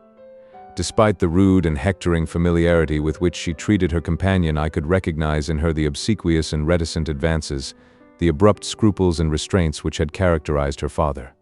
Presently she rose and came to the window, where she pretended to be trying to close the shutters and not succeeding. "Leave them open," said her friend. "I am hot. But it's too dreadful. People will see us," Mademoiselle Vinteuil answered. And then she guessed, probably, that her friend would think that she had uttered these words simply in order to provoke a reply in certain other words, which she seemed, indeed, to wish to hear spoken, but, from prudence, would let her friend be the first to speak. And so, although I could not see her face clearly enough, I am sure that the expression must have appeared on it which my grandmother had once found so delightful, when she hastily went on, "When I say see us, I mean, of course, see us reading. It's so dreadful to think that in every trivial little thing you do someone may be overlooking you." With the instinctive generosity of her nature, a courtesy beyond her control, she refrained from uttering the studied words which, she had felt, were indispensable for the full realization of her desire. And perpetually in the depths of her being a shy and suppliant maiden would kneel before that other element. The old campaigner, battered but triumphant, would intercede with him and oblige him to retire. "Oh yes, it is so extremely likely that people are looking at us at this time of night in this densely populated district," said her friend with bitter irony. "And what if they are?" she went on, feeling bound to annotate with a malicious yet affectionate wink these words which she was repeating, out of good nature, like a lesson prepared beforehand which, she knew, it would please Mademoiselle Vinteuil to hear. "And what if they are? All the better that they should see us." Mademoiselle Vinteuil shuddered and rose to her feet. In her sensitive and scrupulous heart she was ignorant what words ought to flow spontaneously from her lips, so as to produce the scene for which her eager senses clamored. She reached out as far as she could across the limitations of her true character to find the language appropriate to a vicious young woman such as she longed to be thought, but the words which, she imagined, such a young woman might have uttered with sincerity sounded unreal in her own mouth. and what little she allowed herself to say was said in a strained tone, in which her ingrained timidity paralyzed her tendency to freedom and audacity of speech, while she kept on interrupting herself with, "You're sure you aren't cold? You aren't too hot? You don't want to sit and read by yourself? Your ladyship's thoughts seem to be rather warm this evening," she concluded, doubtless repeating a phrase which she had heard used on some earlier occasion by her friend. In the V-shaped opening of her crepe bodice, Mademoiselle Vinteuil felt the sting of her friend's sudden kiss. She gave a little scream and ran away, and then they began to chase one another about the room, scrambling over the furniture, their wide sleeves fluttering like wings, clucking and crowing like a pair of amorous fowls. At last, Mademoiselle Vinteuil fell down exhausted upon the sofa, where she was screened from me by the stooping body of her friend. But the latter now had her back turned to the little table on which the old music master's portrait had been arranged. Mademoiselle Vinteuil realized that her friend would not see it unless her attention were drawn to it, and so exclaimed, as if she herself had just noticed it for the first time, "Oh, there's my father's picture looking at us. I can't think who can have put it there. I'm sure I've told them 20 times. That is not the proper place for it." I remembered the words that Monsieur Vinteuil had used to my parents in apologizing for an obtrusive sheet of music. This photograph was, of course, in common use in their ritual observances, was subjected to daily profanation, for the friend replied in words which were evidently a liturgical response. "Let him stay there. He can't trouble us any longer. Do you think he'd start whining? Do you think he'd pack you out of the house if he could see you now with the window open, the ugly old monkey?" To which Mademoiselle Vinteuil replied, "Oh, please," a gentle reproach which testified to the genuine goodness of her nature, not that it was prompted by any resentment at hearing her father spoken of in this fashion, for that was evidently a feeling which she had trained herself, by a long course of sophistries, to keep in close subjection at such moments, but rather because it was the bridle which, so as to avoid all appearance of egotism, she herself used to curb the gratification which her friend was attempting to procure for her. It may well have been, too, that the smiling moderation with which she faced and answered these blasphemies, that this tender and hypocritical rebuke appeared to her frank and generous nature as a particularly shameful and seductive form of that criminal attitude towards life which she was endeavoring to adopt. But she could not resist the attraction of being treated with affection by a woman who had just shown herself so implacable towards the defenseless dead. She sprang on to the knees of her friend and held out a chaste brow to be kissed, precisely as a daughter would have done to her mother, feeling with exquisite joy that they would thus, between them, inflict the last turn of the screw of cruelty, in robbing Monsieur Vinteuil, as though they were actually rifling his tomb, of the sacred rights of fatherhood. Her friend took the girl's head in her hands and placed a kiss on her brow with a docility prompted by the real affection she had for Mademoiselle Vinteuil, as well as by the desire to bring what distraction she could into the dull and melancholy life of an orphan.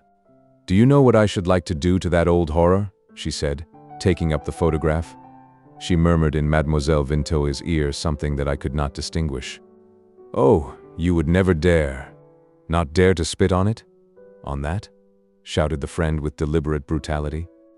I heard no more, for Mademoiselle Vinteuil, who now seemed weary, awkward, preoccupied, sincere, and rather sad, came back to the window and drew the shutters close. But I knew now what was the reward that Monsieur Vinteuil, in return for all the suffering that he had endured in his lifetime, on account of his daughter, had received from her after his death.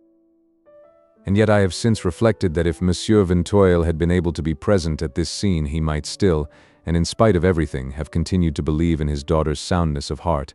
and that he might even, in so doing, have been not altogether wrong. It was true that in all Mademoiselle Vinteuil's actions the appearance of evil was so strong and so consistent that it would have been hard to find it exhibited in such completeness save in what is nowadays called a sadist. It is behind the footlights of a Paris theater, and not under the homely lamp of an actual country house, that one expects to see a girl leading her friend on to spit upon the portrait of a father who has lived and died for nothing and no one but herself. And when we find in real life a desire for melodramatic effect, it is generally the Sadic instinct that is responsible for it. It is possible that, without being in the least inclined towards sadism, a girl might have shown the same outrageous cruelty as Mademoiselle Vinteuil in desecrating the memory and defying the wishes of her dead father, but she would not have given them deliberate expression in an act so crude in its symbolism, so lacking in subtlety. The criminal element in her behavior would have been less evident to other people, and even to herself, since she would not have admitted to herself that she was doing wrong. But, appearances apart, in Mademoiselle Vinteuil's soul, at least in the earlier stages, the evil element was probably not unmixed. A sadist of her kind is an artist in evil, which a wholly wicked person could not be, for in that case the evil would not have been external, it would have seemed quite natural to her, and would not even have been distinguishable from herself. And as for virtue, respect for the dead, filial obedience, since she would never have practiced the cult of these things. She would take no impious delight in their profanation. Sadists of Mademoiselle Vinteuil's sort are creatures so purely sentimental, so virtuous by nature, that even sensual pleasure appears to them as something bad, a privilege reserved for the wicked. And when they allow themselves for a moment to enjoy it, they endeavor to impersonate, to assume all the outward appearance of wicked people, for themselves and their partners in guilt, so as to gain the momentary illusion of having escaped beyond the control of their own gentle and scrupulous natures into the inhuman world of pleasure. And I could understand how she must have longed for such an escape when I realized that it was impossible for her to effect it. At the moment when she wished to be thought the very antithesis of her father, what she had once suggested to me were the mannerisms in thought and speech of the poor old music master. Indeed, his photograph was nothing. What she really desecrated, what she corrupted into ministering to her pleasures, but what remained between them and her and prevented her from any direct enjoyment of them, was the likeness between her face and his mother's blue eyes which he had handed down to her, like some trinket to be kept in the family. Those little friendly movements and inclinations which set up between the viciousness of Mademoiselle Vinteuil and herself a phraseology, a mentality not designed for vice, which made her regarded as not in any way different from the numberless little social duties and courtesies to which she must devote herself every day. It was not evil that gave her the idea of pleasure, that seemed to her attractive. It was pleasure, rather, that seemed evil. And as, every time that she indulged in it, pleasure came to her attended by evil thoughts such as ordinarily had no place in her virtuous mind, she came at length to see in pleasure itself something diabolical, to identify it with evil. Perhaps Mademoiselle Vinteuil felt that at heart her friend was not altogether bad, not really sincere when she gave vent to those blasphemous utterances. At any rate, she had the pleasure of receiving those kisses on her brow, those smiles, those glances, all feigned perhaps, but akin in their base and vicious mode of expression to those which would have been discernible on the face of a creature formed not out of kindness and long-suffering, but out of self-indulgence and cruelty. She was able to delude herself for a moment into believing that she was indeed amusing herself in the way in which, with so unnatural an accomplice, a girl might amuse herself who really did experience that savage antipathy towards her father's memory. Perhaps she would not have thought of wickedness as a state so rare, so abnormal, so exotic, one which it was so refreshing to visit, had she been able to distinguish in herself, as in all her fellow men and women, that indifference to the sufferings which they cause which, whatever names else be given it, is the one true, terrible, and lasting form of cruelty. If the Méséglise way was so easy, it was a very different matter when we took the Guermantes way, for that meant a long walk, and we must make sure first of the weather. When we seemed to have entered upon a spell of fine days when Françoise, in desperation that not a drop was falling upon the poor crops, gazing up at the sky and seeing there only a little white cloud floating here and there upon its calm, azure surface, groaned aloud and exclaimed, "You would say they were nothing more nor less than a lot of dogfish swimming about and sticking up their snouts. Ah, they never think of making it rain a little for the poor laborers, and then when the corn is all ripe, down it will come, rattling all over the place, and think no more of where it is falling than if it was on the sea." When my father's appeals to the gardener had met with the same encouraging answer several times in succession, then someone would say, at dinner, "Tomorrow, if the weather holds, we might go the Guermantes way." And off we would set, immediately after luncheon, through the little garden gate which dropped us into the Rue des Perchamps, narrow and bent at a sharp angle, dotted with grass plots over which 2 or 3 wasps would spend the day botanizing, a street as quaint as its name, from which its odd characteristics and its personality were,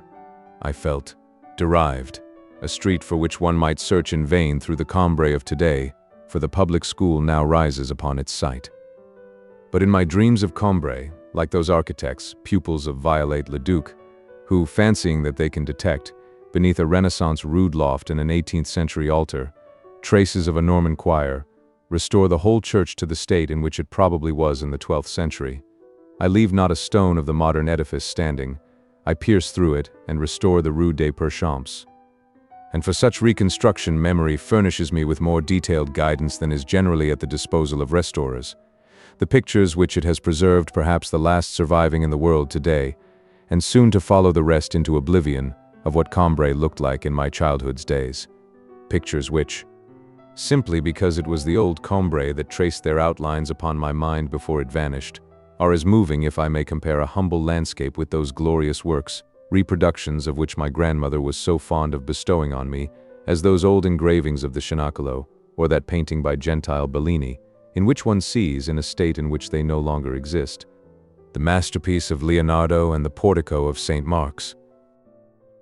We would pass, in the Rue de l'Oiseau, before the old hostelry of the Oiseau Fléché, into whose great courtyard, once upon a time, would rumble the coaches of the Duchesses de Montpensier, de Guermantes, and de Montmorency, when they had to come down to Combray for some litigation with their farmers, or to receive homage from them. We would come at length to the mall, among whose treetops I could distinguish the steeple of Saint Hilaire. And I should have liked to be able to sit down and spend the whole day there, reading and listening to the bells, for it was so charming there and so quiet that, when an hour struck, you would have said not that it broke in upon the calm of the day, but that it relieved the day of its superfluity, and that the steeple, with the indolent, painstaking exactitude of a person who has nothing else to do, had simply, in order to squeeze out and let fall the few golden drops which had slowly and naturally accumulated in the hot sunlight, pressed, at a given moment, the distended surface of the silence.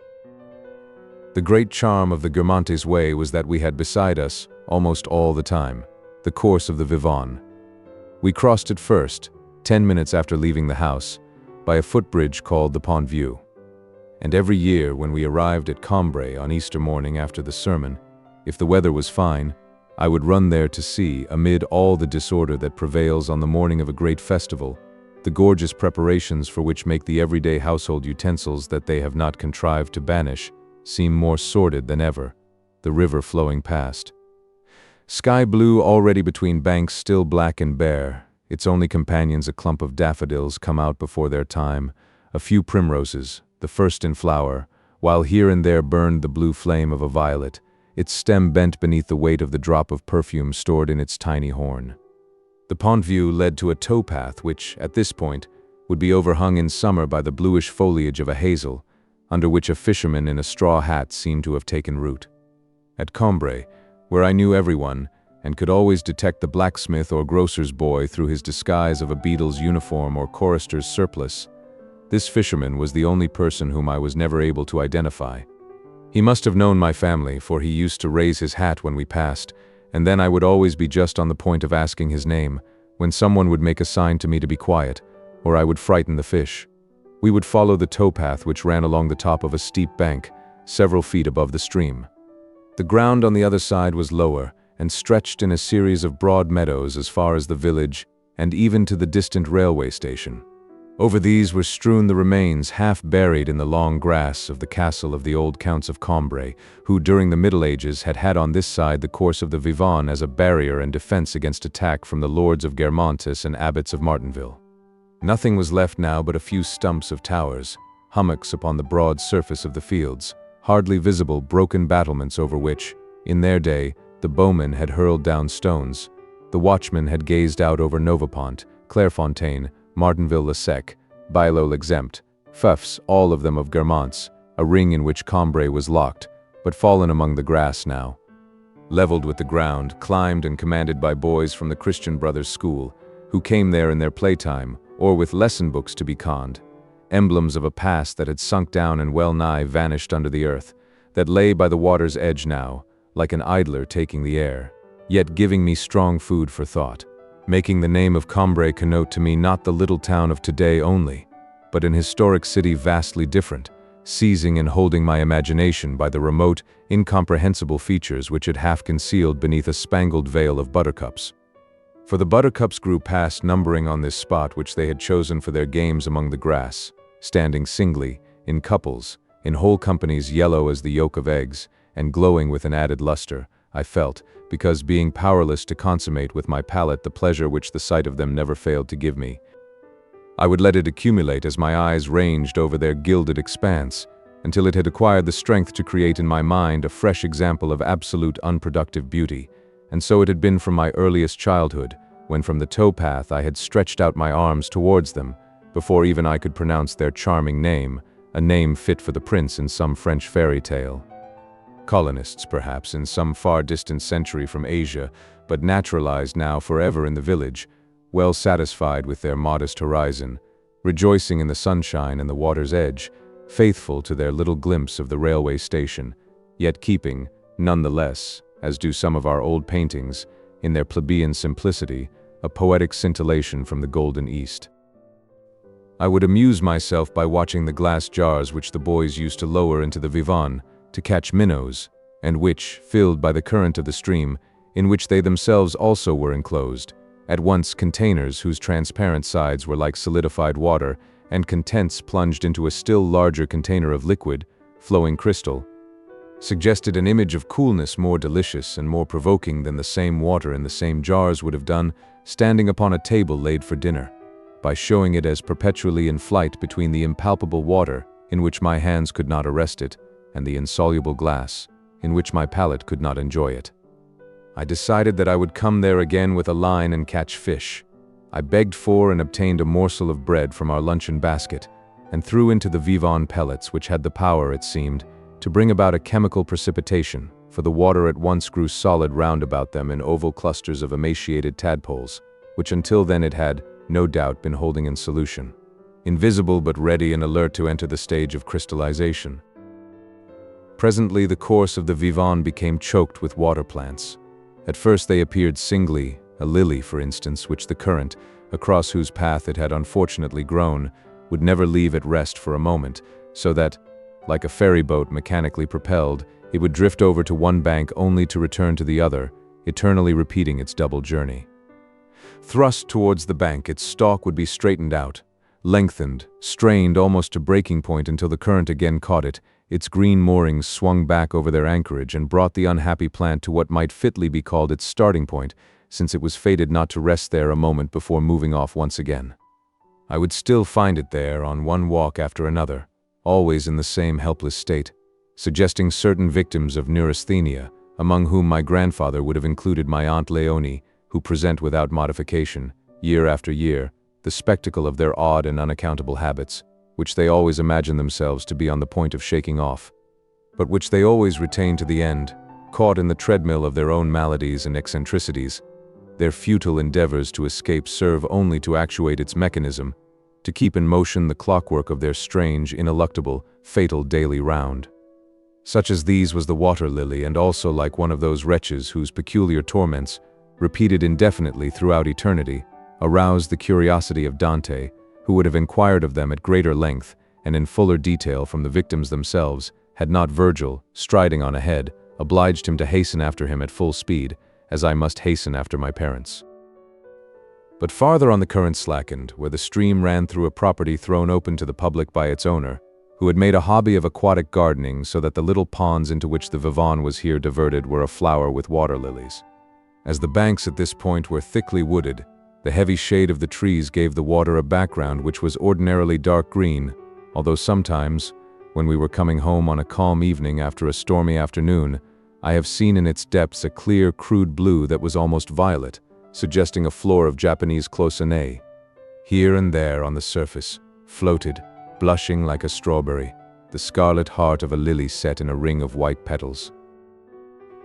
Beyond these the flowers were more frequent, but paler, less glossy, more thickly seeded, more tightly folded, and disposed, by accident, in festoons so graceful that I would fancy I saw floating upon the stream, as though after the dreary stripping of the decorations used in some Watteau festival, moss roses in loosened garlands.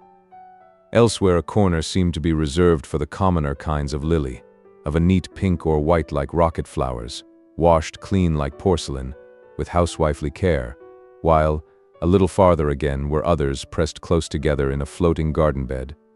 as though pansies had flown out of a garden like butterflies and were hovering with blue and burnished wings over the transparent shadowiness of this watery border.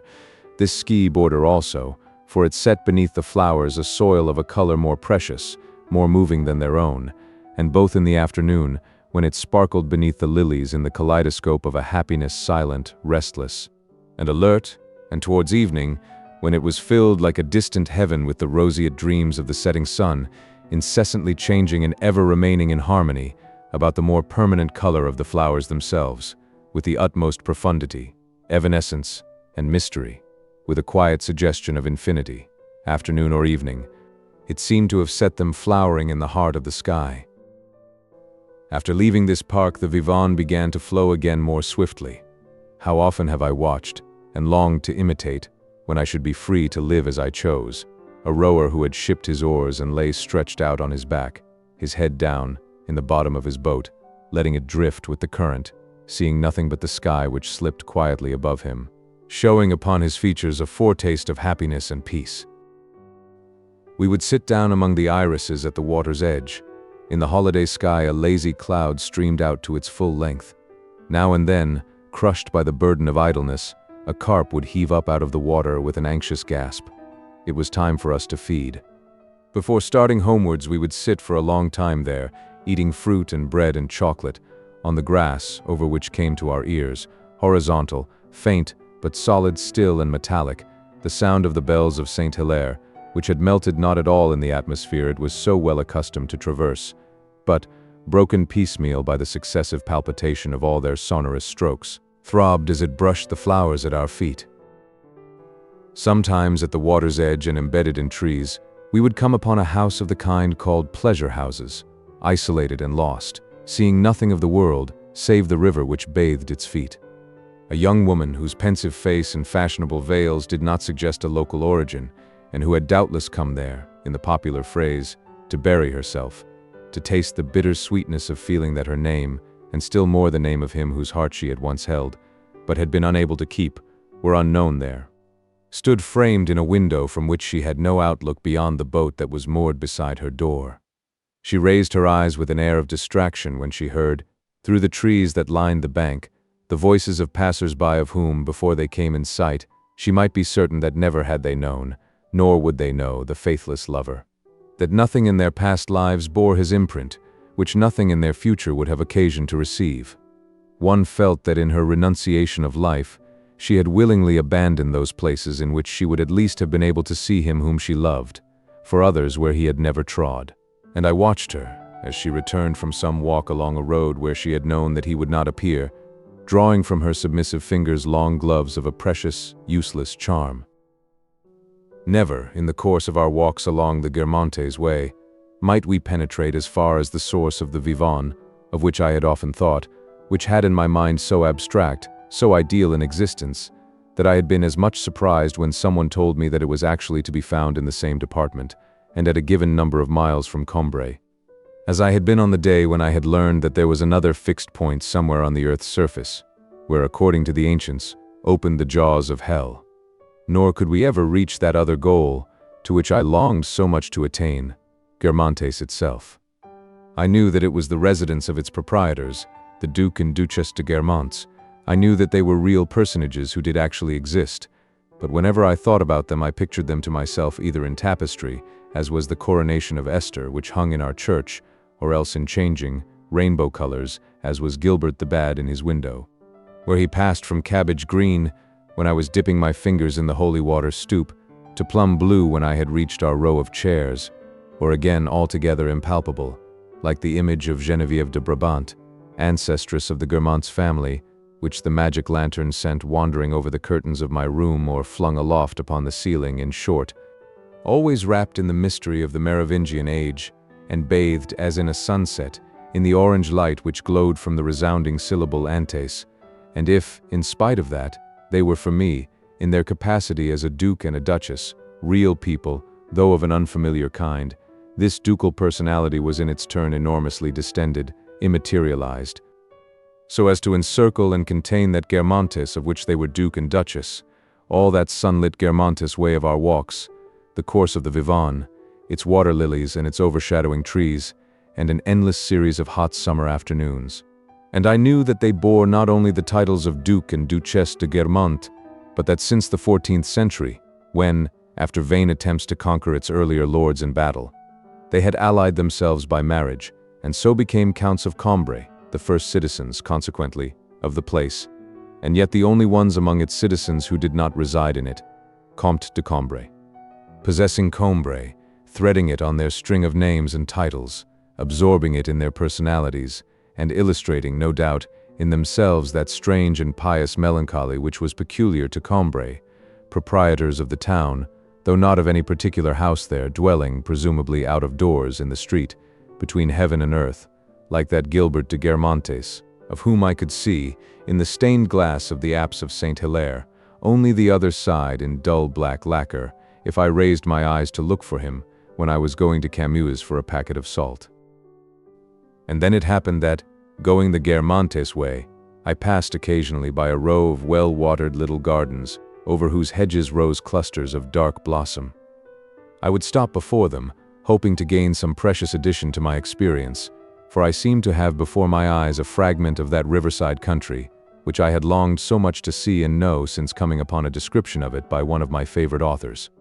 And it was with that storybook land, with its imagined soil intersected by 100 bubbling watercourses, that Guermantes, changing its form in my mind, became identified, after I heard Dr. Percepide speak of the flowers and the charming rivulets and fountains that were to be seen there in the ducal park. I used to dream that Madame de Guermantes, taking a sudden capricious fancy for myself, invited me there, that all day long she stood fishing for trout by my side. And when evening came, holding my hand in her own, as we passed by the little gardens of her vassals, she would point out to me the flowers that leaned their red and purple spikes along the tops of the low walls, and would teach me all their names. She would make me tell her, too, all about the poems that I meant to compose. And these dreams reminded me that, since I wished, someday, to become a writer, it was high time to decide what sort of books I was going to write. But as soon as I asked myself the question, and tried to discover some subjects to which I could impart a philosophical significance of infinite value, my mind would stop like a clock, I would see before me vacuity. Nothing would feel either that I was wholly devoid of talent, or that, perhaps, a malady of the brain was hindering its development. Sometimes I would depend upon my father's arranging everything for me. He was so powerful, in such favor with the people who really counted, that he made it possible for us to transgress laws which Françoise had taught me to regard as more ineluctable than the laws of life and death, as when we were allowed to postpone for a year the compulsory repainting of the walls of our house, alone among all the houses in that part of Paris, or when he obtained permission from the minister for Madame Sazerat's son, who had been ordered to some watering place, to take his degree 2 months before the proper time, among the candidates whose surnames began with A, instead of having to wait his turn as an S. If I had fallen seriously ill, if I had been captured by brigands,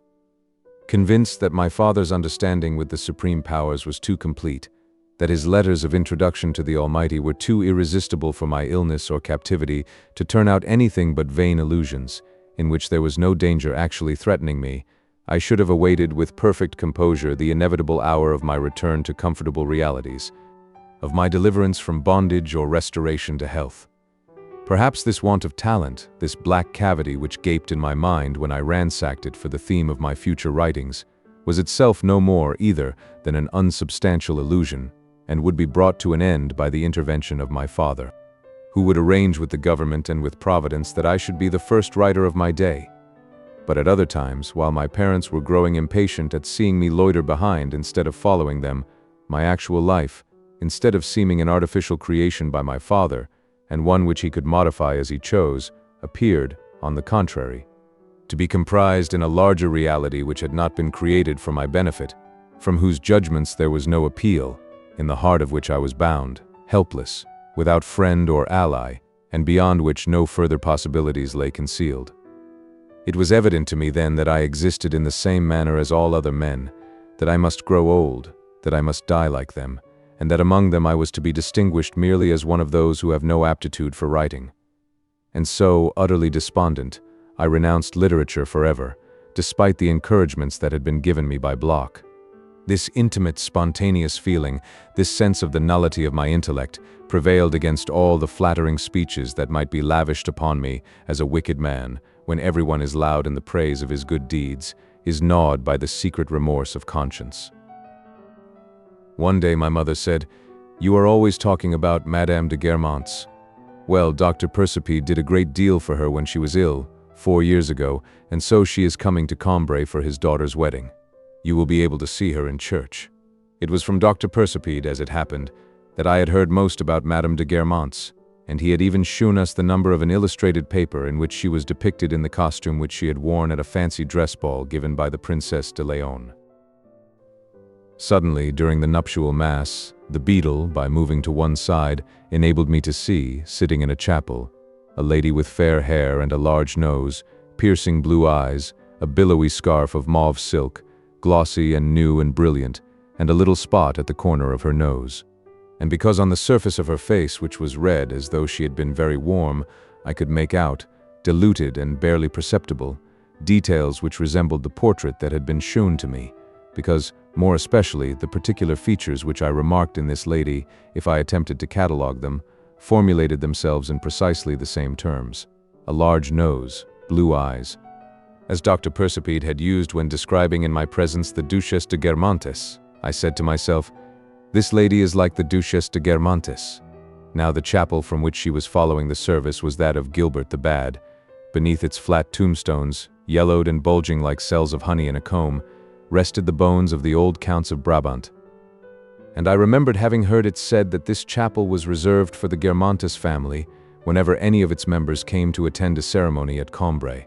There was, indeed, but one woman resembling the portrait of Madame de Guermantes, who on that day, the very day on which she was expected to come there, could be sitting in that chapel. It was she. My disappointment was immense.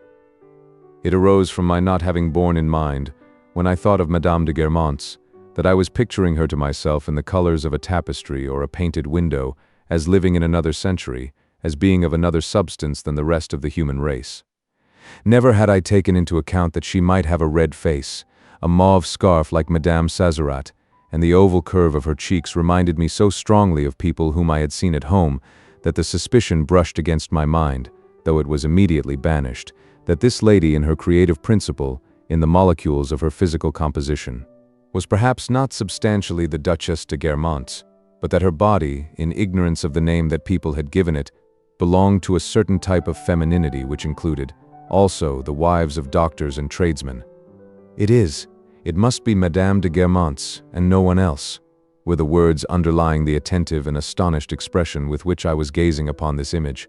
which, naturally enough, bore no resemblance to those that had so often, under the same title of Madame de Guermantes, appeared to me in dreams, since this one had not been, like the others, formed arbitrarily by myself, but had sprung into sight for the first time, only a moment ago, here in church, an image which was not of the same nature, was not colorable at will, like those others that allowed themselves to imbibe the orange tint of a sonorous syllable, but which was so real that everything, even to the fiery little spot at the corner of her nose, gave an assurance of her subjection to the laws of life.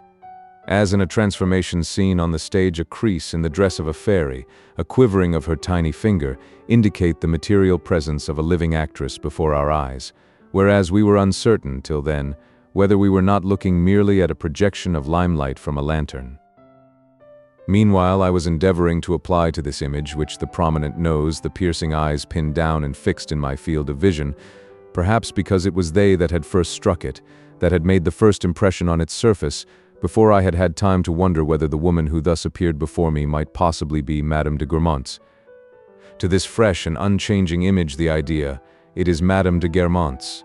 but I succeeded only in making the idea pass between me and the image, as though they were two discs moving in separate planes, with a space between. But this Madame de Guermantes, of whom I had so often dreamed, now that I could see that she had a real existence independent of myself, acquired a fresh increase of power over my imagination, which, paralyzed for a moment by contact with a reality so different from anything that it had expected, began to react and to say within me, "Great and glorious before the days of Charlemagne." The Guermantes had the right of life and death over their vassals. The Duchesse de Guermantes descends from Geneviève de Brabant. She does not know, nor would she consent to know, any of the people who are here today. And then, oh, marvelous independence of the human gaze, tied to the human face by a cord so loose, so long, so elastic that it can stray, alone, as far as it may choose, while Madame de Guermantes sat in the chapel above the tombs of her dead ancestors. Her gaze lingered here and wandered there, rose to the capitals of the pillars, and even rested upon myself, like a ray of sunlight straying down the nave, but a ray of sunlight which, at the moment when I received its caress, appeared conscious of where it fell. As for Madame de Guermantes herself, since she remained there motionless, sitting like a mother who affects not to notice the rude or awkward conduct of her children who, in the course of their play, are speaking to people whom she does not know, it was impossible for me to determine whether she approved or condemned the vagrancy of her eyes and the careless detachment of her heart. I felt it to be important that she should not leave the church before I had been able to look long enough upon her, reminding myself that for years past I had regarded the sight of her as a thing eminently to be desired, and I kept my eyes fixed on her, as though by gazing at her I should be able to carry away and incorporate, to store up, for later reference. In myself the memory of that prominent nose, those red cheeks, of all those details which struck me as so much precious, authentic, unparalleled information with regard to her face. And now that, whenever I brought my mind to bear upon that face, and especially perhaps in my determination, that form of the instinct of self-preservation with which we guard everything that is best in ourselves, not to admit that I had been in any way deceived, I found only beauty there, setting her once again, since they were one and the same person. This lady who sat before me and that Duchesse de Guermantes whom until then I had been used to conjure into an imagined shape, apart from and above that common run of humanity with which the sight, pure and simple, of her in the flesh had made me for a moment confound her, I grew indignant when I heard people saying, in the congregation round me, "She is better looking than Madame Sazerat, or than Mademoiselle Vinteux," as though she had been in any way comparable with them. And my gaze resting upon her fair hair, her blue eyes, the lines of her neck, and overlooking the features which might have reminded me of the faces of other women, I cried out within myself, as I admired this deliberately unfinished sketch, "How lovely she is! What true nobility! It is indeed a proud Guermantes, the descendant of Geneviève de Brabant, that I have before me." And the care which I took to focus all my attention upon her face succeeded in isolating it so completely that today, when I call that marriage ceremony to mind, I find it impossible to visualize any single person who was present except her. And the beadle who answered me in the affirmative when I inquired whether the lady was, indeed, Madame de Guermantes. But her, I can see her still quite clearly, especially at the moment when the procession filed into the sacristy, lighted by the intermittent hot sunshine of a windy and rainy day, where Madame de Guermantes found herself in the midst of all those Combray people whose names even she did not know, but whose inferiority proclaimed her own supremacy so loud that she must, in return, feel for them a genuine, pitying sympathy, and whom she might count on impressing even more forcibly by virtue of her simplicity and natural charm. And then, too, since she could not bring into play the deliberate glances, charged with a definite meaning, which one directs, in a crowd, towards people whom one knows, but must allow her vague thoughts to escape continually from her eyes in a flood of blue light which she was powerless to control, she was anxious not to distress in any way, not to seem to be despising those humbler mortals over whom that current flowed, by whom it was everywhere arrested. I can see again today, above her mauve scarf, silky and buoyant, the gentle astonishment in her eyes, to which she had added, without daring to address it to anyone in particular, but so that everyone might enjoy his share of it, the almost timid smile of a sovereign lady who seems to be making an apology for her presence among the vassals whom she loves. This smile rested upon myself, who had never ceased to follow her with my eyes. And I, remembering the glance which she had let fall upon me during the service, blue as a ray of sunlight that had penetrated the window of Gilbert the Bad, said to myself, "Of course, she is thinking about me." I fancied that I had found favor in her sight, that she would continue to think of me after she had left the church, and would, perhaps, grow pensive again, that evening, at Guermantes, on my account.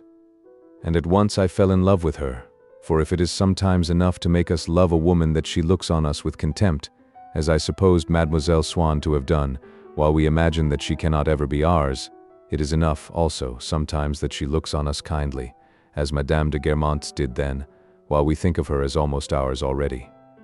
Her eyes waxed blue as a periwinkle flower, wholly beyond my reach, yet dedicated by her to me, and the sun, bursting out again from behind a threatening cloud and darting the full force of its rays onto the square and into the sacristy, shed a geranium glow over the red carpet laid down for the wedding, along which Madame de Guermantes smilingly advanced,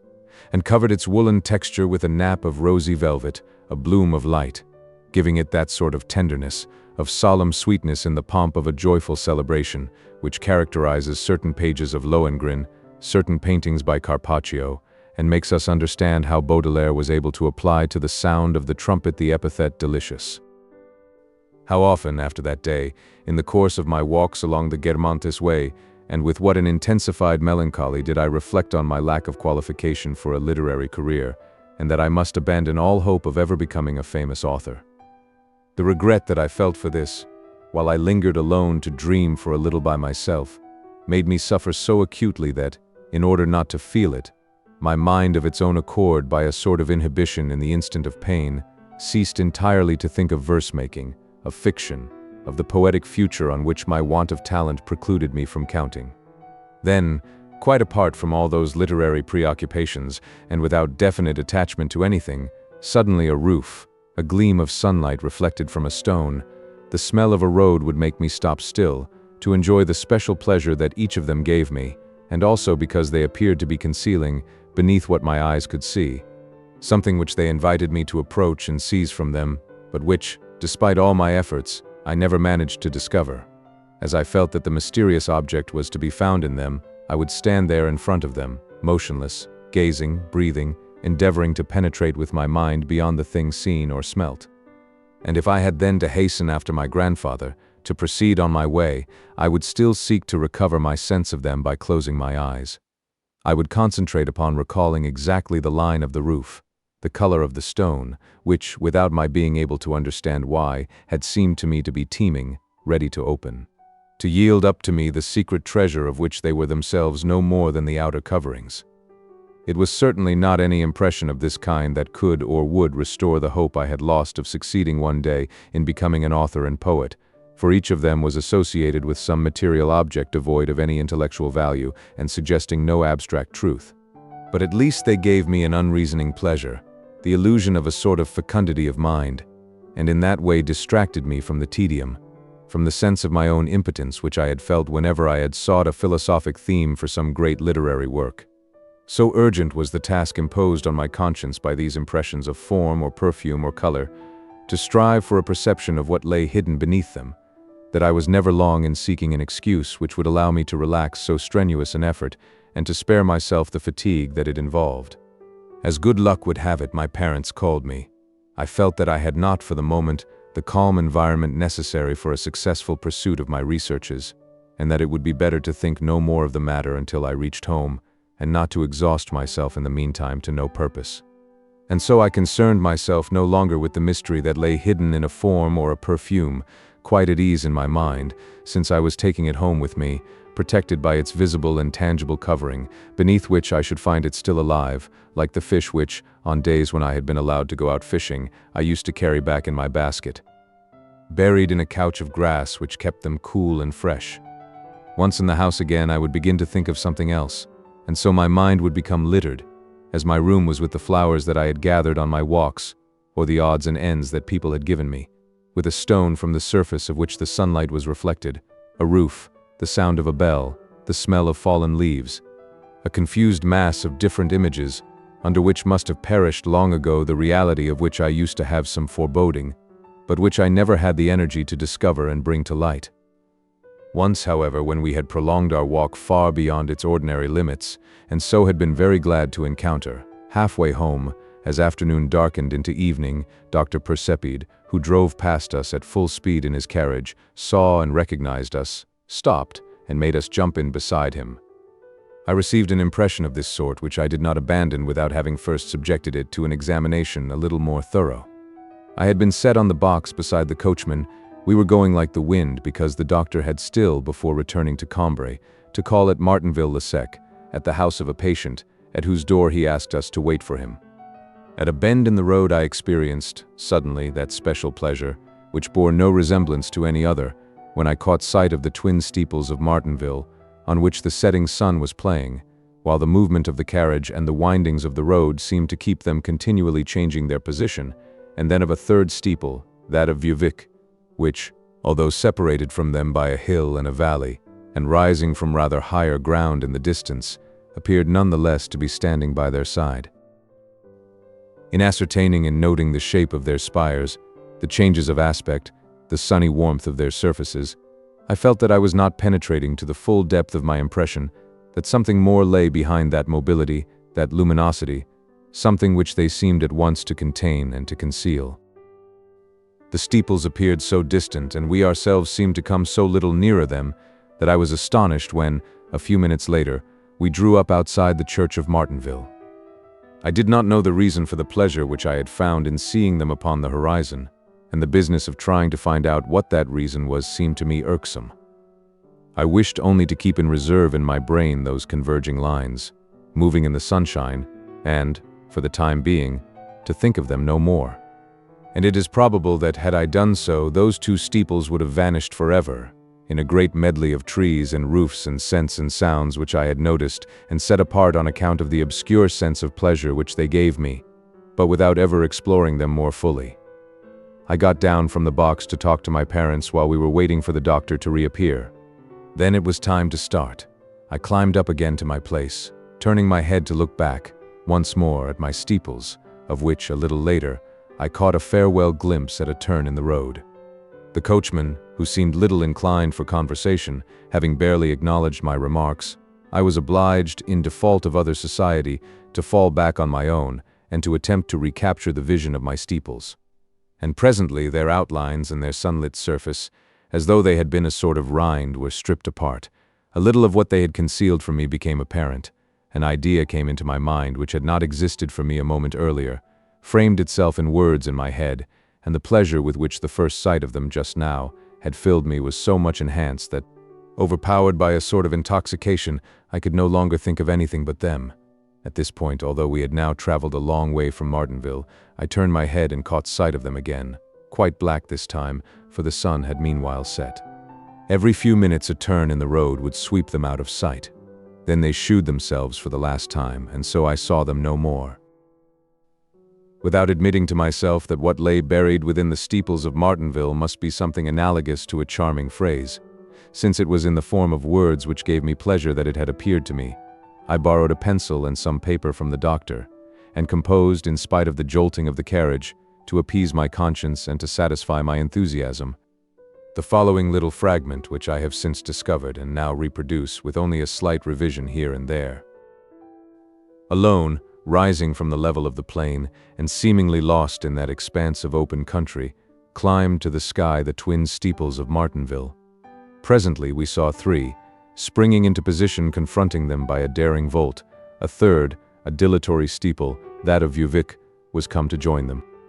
The minutes passed, we were moving rapidly, and yet the three steeples were always a long way ahead of us, like three birds perched upon the plain, motionless and conspicuous in the sunlight. Then the steeple of Vieuxvicq withdrew, took its proper distance, and the steeples of Martinville remained alone, gilded by the light of the setting sun, which, even at that distance, I could see playing and smiling upon their sloped sides. We had been so long in approaching them that I was thinking of the time that must still elapse before we could reach them when, of a sudden, the carriage, having turned a corner, set us down at their feet, and they had flung themselves so abruptly in our path that we had barely time to stop before being dashed against the porch of the church.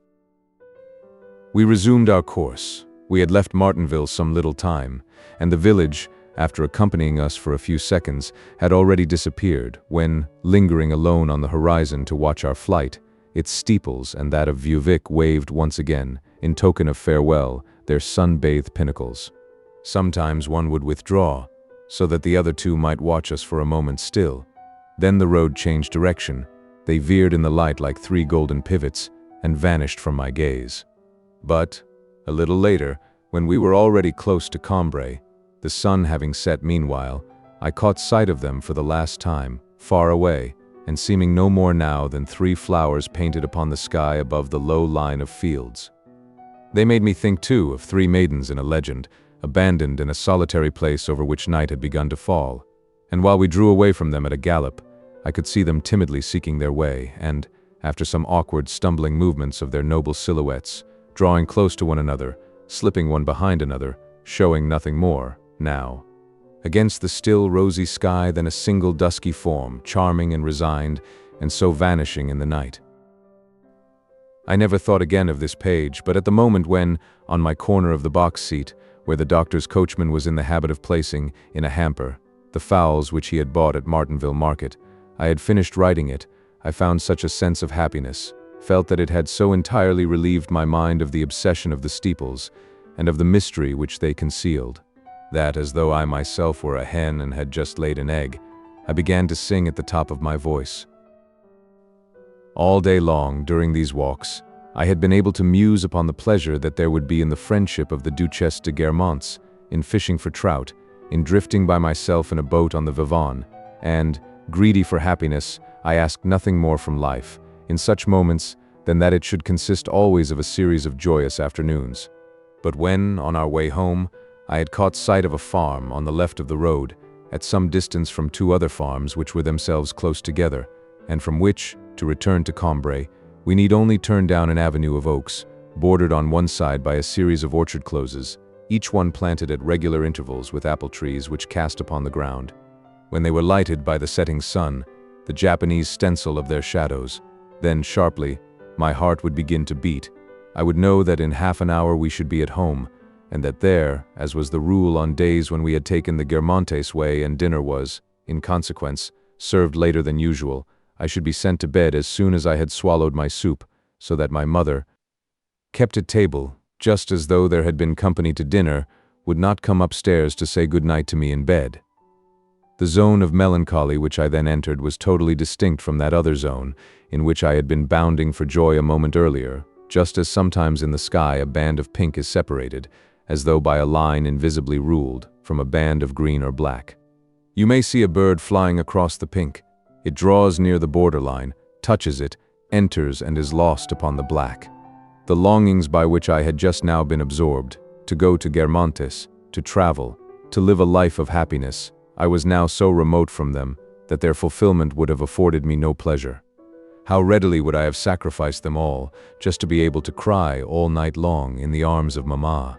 Shuddering with emotion, I could not take my agonized eyes from my mother's face, which was not to appear that evening in the bedroom where I could see myself already lying in imagination, and wished only that I were lying dead.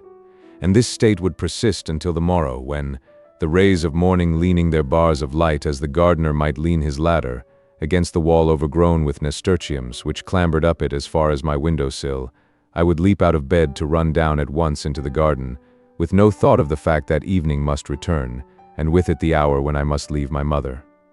And so it was from the Guermantes way that I learned to distinguish between these states which reigned alternately in my mind during certain periods,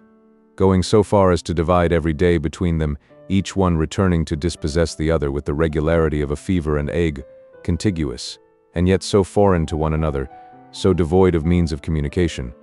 that I could no longer understand or even picture to myself in one state what I had desired or dreaded or even done in the other. So the Méséglise way and the Guermantes way remained for me linked with many of the little incidents of that one of all the divers lives along whose parallel lines we are moved, which is the most abundant in sudden reverses of fortune, the richest in episodes, I mean the life of the mind. Doubtless it makes in us an imperceptible progress, and the truths which have changed for us its meaning and its aspect, which have opened new paths before our feet, we had for long been preparing for their discovery, but that preparation was unconscious, and for us those truths date only from the day, from the minute when they became apparent. The flowers which played then among the grass, the water which rippled past in the sunshine, the whole landscape which served as environment to their apparition lingers around the memory of them still with its unconscious or unheeding air, and, certainly when they were slowly scrutinized by this humble passer-by, by this dreaming child as the face of a king is scrutinized by a petitioner lost in the crowd, that scrap of nature, that corner of a garden could never suppose that it would be thanks to him that they would be elected to survive in all their most ephemeral details, and yet the scent of hawthorn which strays plundering along the hedge from which, in a little while, the dog roses will have banished it, a sound of footsteps followed by no echo, upon a gravel path, a bubble formed at the side of a water plant by the current, and formed only to burst. My exaltation of mind has borne them with it, and has succeeded in making them traverse all these successive years, while all around them the one-trodden ways have vanished, while those who thronged those ways, and even the memory of those who thronged those trodden ways, are dead. Sometimes the fragment of landscape thus transported into the present will detach itself in such isolation from all associations that it floats uncertainly upon my mind, like a flowering isle of Delos, and I am unable to say from what place, from what time, perhaps, quite simply, from which of my dreams it comes. But it is preeminently as the deepest layer of my mental soil, as firm sites on which I still may build, that I regard the Méséglise and Guermantes ways. It is because I used to think of certain things, of certain people, while I was roaming along them, that the things, the people which they taught me to know, and these alone, I still take seriously, still give me joy. Whether it be that the faith which creates has ceased to exist in me, or that reality will take shape in the memory alone, the flowers that people shew me nowadays for the first time never seem to me to be true flowers. The Méséglise way with its lilacs, its hawthorns, its cornflowers, its poppies, its apple trees, the Guermantes way with its river full of tadpoles, its water lilies, and its buttercups have constituted for me for all time the picture of the land in which I fain would pass my life, in which my only requirements are that I may go out fishing, drift idly in a boat, see the ruins of a Gothic fortress in the grass, and find hidden among the cornfields as Saint André des Champs lay hidden, an old church, monumental, rustic, and yellow like a millstone, and the cornflowers, the hawthorns, the apple trees which I may happen, when I go walking, to encounter in the fields, because they are situated at the same depth, on the level of my past life, at once establish contact with my heart. And yet, because there is an element of individuality in places, when I am seized with a desire to see again the Guermantes way, it would not be satisfied were I led to the banks of a river in which were lilies as fair, or even fairer than those in the Vivonne, any more than on my return home in the evening. At the hour when there awakened in me that anguish which, later on in life, transfers itself to the passion of love, and may even become its inseparable companion, I should have wished for any strange mother to come in and say good night to me, though she were far more beautiful and more intelligent than my own. No, just as the one thing necessary to send me to sleep contented, in that untroubled peace which no mistress, in later years, has ever been able to give me, since one has doubts of them at the moment when one believes in them, and never can possess their hearts as I used to receive, in her kiss, the heart of my mother, complete, without scruple or reservation,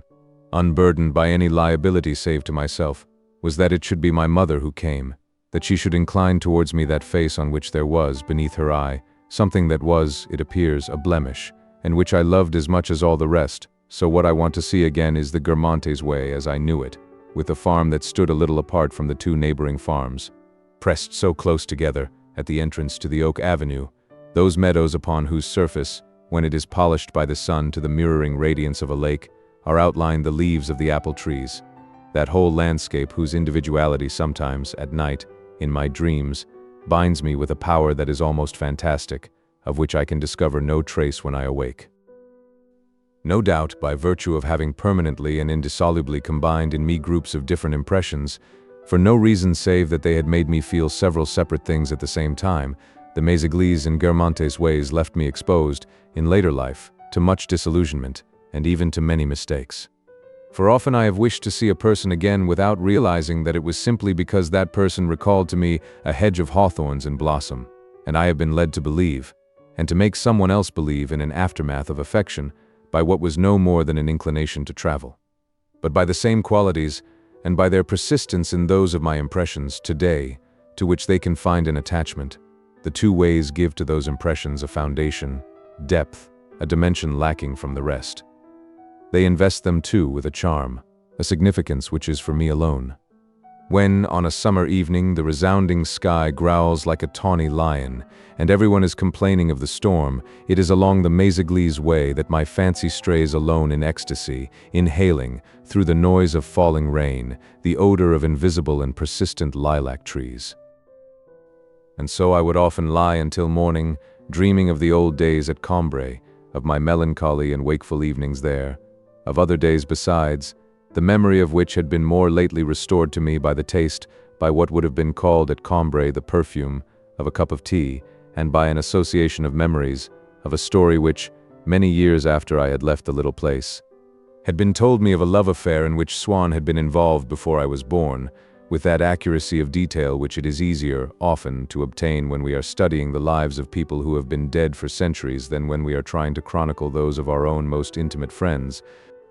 An accuracy which it seems as impossible to attain as it seemed impossible to speak from one town to another, before we learned of the contrivance by which that impossibility has been overcome. All these memories, following one after another, were condensed into a single substance, but had not so far coalesced that I could not discern between the three strata, between my oldest, my instinctive memories, those others, inspired more recently by a taste or perfume, and those which were actually the memories of another, from whom I had acquired them at second hand. No fissures, indeed. No geological faults, but at least those veins, those streaks of color which in certain rocks, in certain marbles, point to differences of origin, age, and formation. It is true that, when morning drew near, I would long have settled the brief uncertainty of my waking dream. I would know in what room I was actually lying, would have reconstructed it round about me in the darkness, and fixing my orientation by memory alone. Or, with the assistance of a feeble glimmer of light at the foot of which I placed the curtains and the window, would have reconstructed it complete and with its furniture, as an architect and an upholsterer might do, working upon an original, discarded plan of the doors and windows, would have replaced the mirrors and set the chest of drawers on its accustomed site.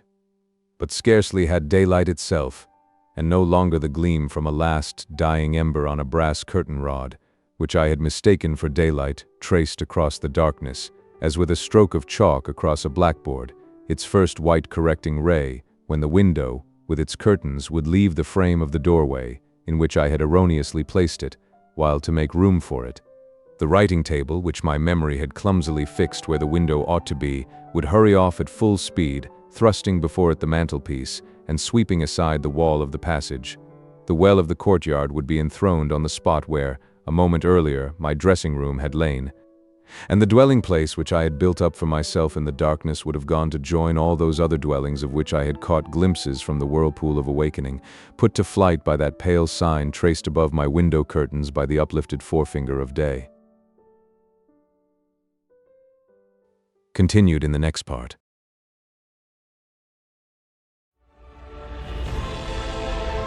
A whole galaxy to go.